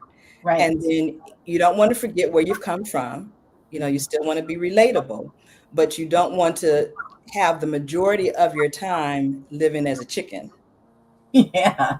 Why be a chicken when you could be an eagle, right? Yeah. Chickens are And great. that's what I spent a lot of time in my life doing. Yeah. Just kind of pecking my way through. Yeah. And periodically looking up and looking forward and having a vision, having goals and having dreams. And then, I can look now in hindsight and see that the best time in my life for me to really be able to sit with myself and figure out who I was when my marriage was dissolving. Oh, yeah. I would not have been able to focus, to reframe, to reclaim, to reframe my thoughts and rewire my perception of myself if I was still in the situations that I was in. And so Absolutely. sometimes the worst times in our lives actually are the best times. Right. And it's such a discovery phase when you have spent so many years, and you talked about this, you spend so many years sort of giving of yourself to so many people that you forget who you are. You forget You what lose yourself. I did. do. We all do. We've all done it. And you don't even remember, like I said this earlier, you don't even remember how you like your eggs because you're just so used to saying, yeah, I'll have what he's having, right? Or whatever. You don't even, it doesn't even matter really anymore because you want to keep the peace, or you want to just, so you just give in. And self-care, believe it or not, is not just a 10-minute bath with the door closed. So we have to think about that too. But one of the things that you do when you go through a transformation like that, like a divorce, is you kind of have no other choice but to look at yourself and to look and remember, sort of who you are. It's bittersweet, right? Because you're thinking, wow, I thought I was going to do this forever, because it's the what we're sold, right? You get married and you forever and ever kind of thing. And then you no longer have it, and you're like, wow, I'm by myself. So there's this like, yay. And Renisha was talking about, she had her first apartment after a divorce, and how exhilarating that is. But then at the same time, there's this sadness that this thing that you were such a part of has ended. Mm-hmm. Mm-hmm. But then little by little, you start, like there's a little bit more sunshine every day, and there's a little bit more of you that shows up, and it's fantastic. Yeah, it's we all have different life experiences and different journeys, and I can very clearly see the various stages of growth, but in my life, but I can also see the various stages of deaths, and going through, whether it's a divorce, whether it's a separation, which was in my case, whether it's the loss of a loved one. All of them have their own types of dying, and sometimes it's so debilitating that some people never recover. True. And that is why I'm so passionate about, as you are, there's things that we can see, some because we've been there and we can identify certain things in others, but then some because we just have that ability to have the insight to see. And so when I see a woman that is suffering silently, because of things that she's yet to do, or things that she was not able or allowed to do, it just quickens something in me. And I almost like have no option or no choice to be Right. of availability, because I so know what that's like. I do too. Yeah. And you're right. There's something inside you that just gets switched on, that you're like, okay, I've got to I've got to do this. But that's kind of what drives me every day, waking up and saying, what impact can I make today? Who can I influence in a good way? today with something. It could be Absolutely. content, it could be my voice, it could be just a message I send somebody, but how can I mean, that's just constantly in my brain. How can I Yeah. do that? Because Me too. It could just be a smile, because for so many years I didn't smile. Yeah. I didn't feel like I had anything to smile about. And there's just, so many different challenges. I can speak about the time that I served in the military. I lost a lot of myself then. I accomplished a lot, but I also lost a lot of who I was. I can share about, times where I've experienced sexual abuse and some other things, but the whole, continuum of how we as women are challenged in this world, it covers and crosses all cultures, Absolutely. all geographical locations. So, the more I travel, the more I'm able to be on, platforms like this, the more I know that we're more alike than we are different. Without a doubt. I have traveled all over the world, and I tell as many people who will listen is that no matter where you go, no matter who you meet, no matter what color their skin is, I guarantee you, we all want the same things. We all want the same things. We want a safe place to live. We want love. We want to be happy. We want to be free. And that's it. That's humankind. And that's what we are. And anything other than that, any other feeling other than that is that we're all the same and we're all connected is ridiculous. It's just ridiculous.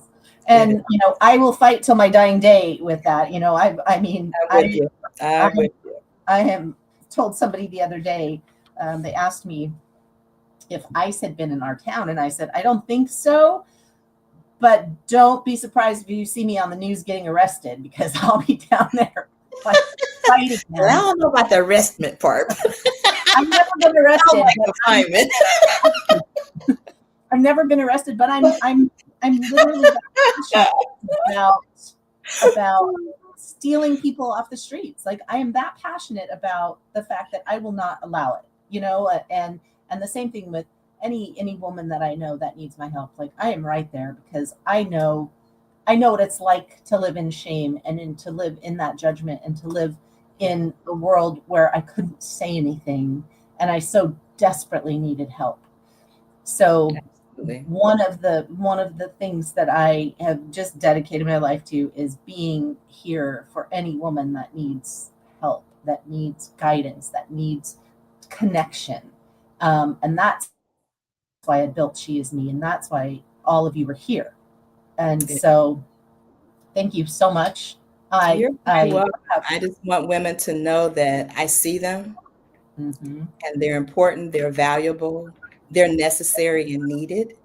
Absolutely. No matter what the world says, the world could not function and make it without women. No.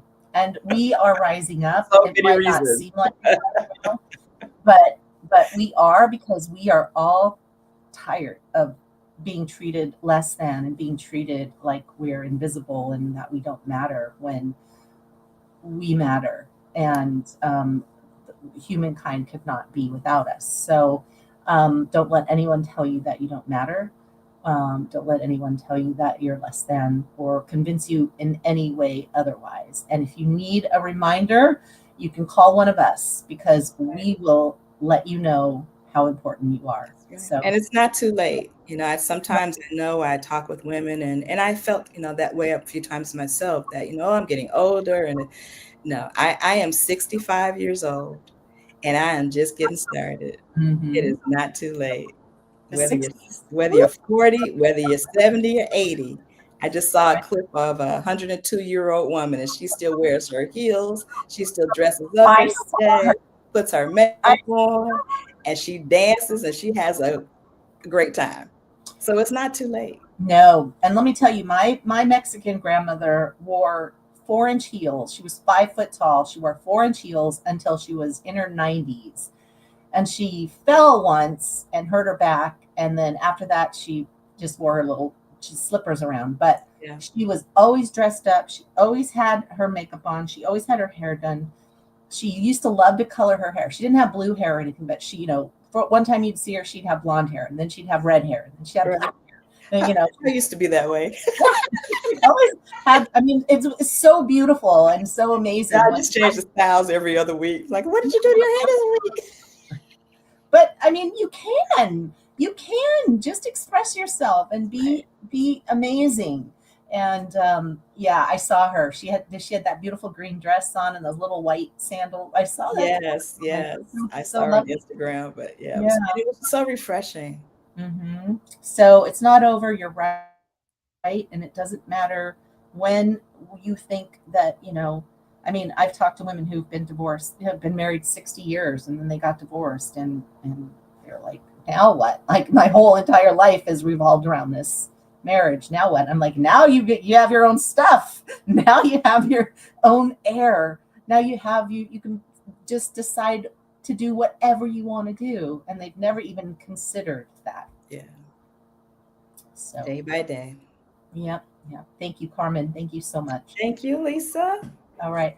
Thanks, everyone. We are going to say goodnight. Tomorrow is workshop day. So if you should have received the links to the workshops. If you haven't, just let me know and we'll get those out to you. But we'll see you all in the workshops tomorrow. So thank you. Be empowered, everyone.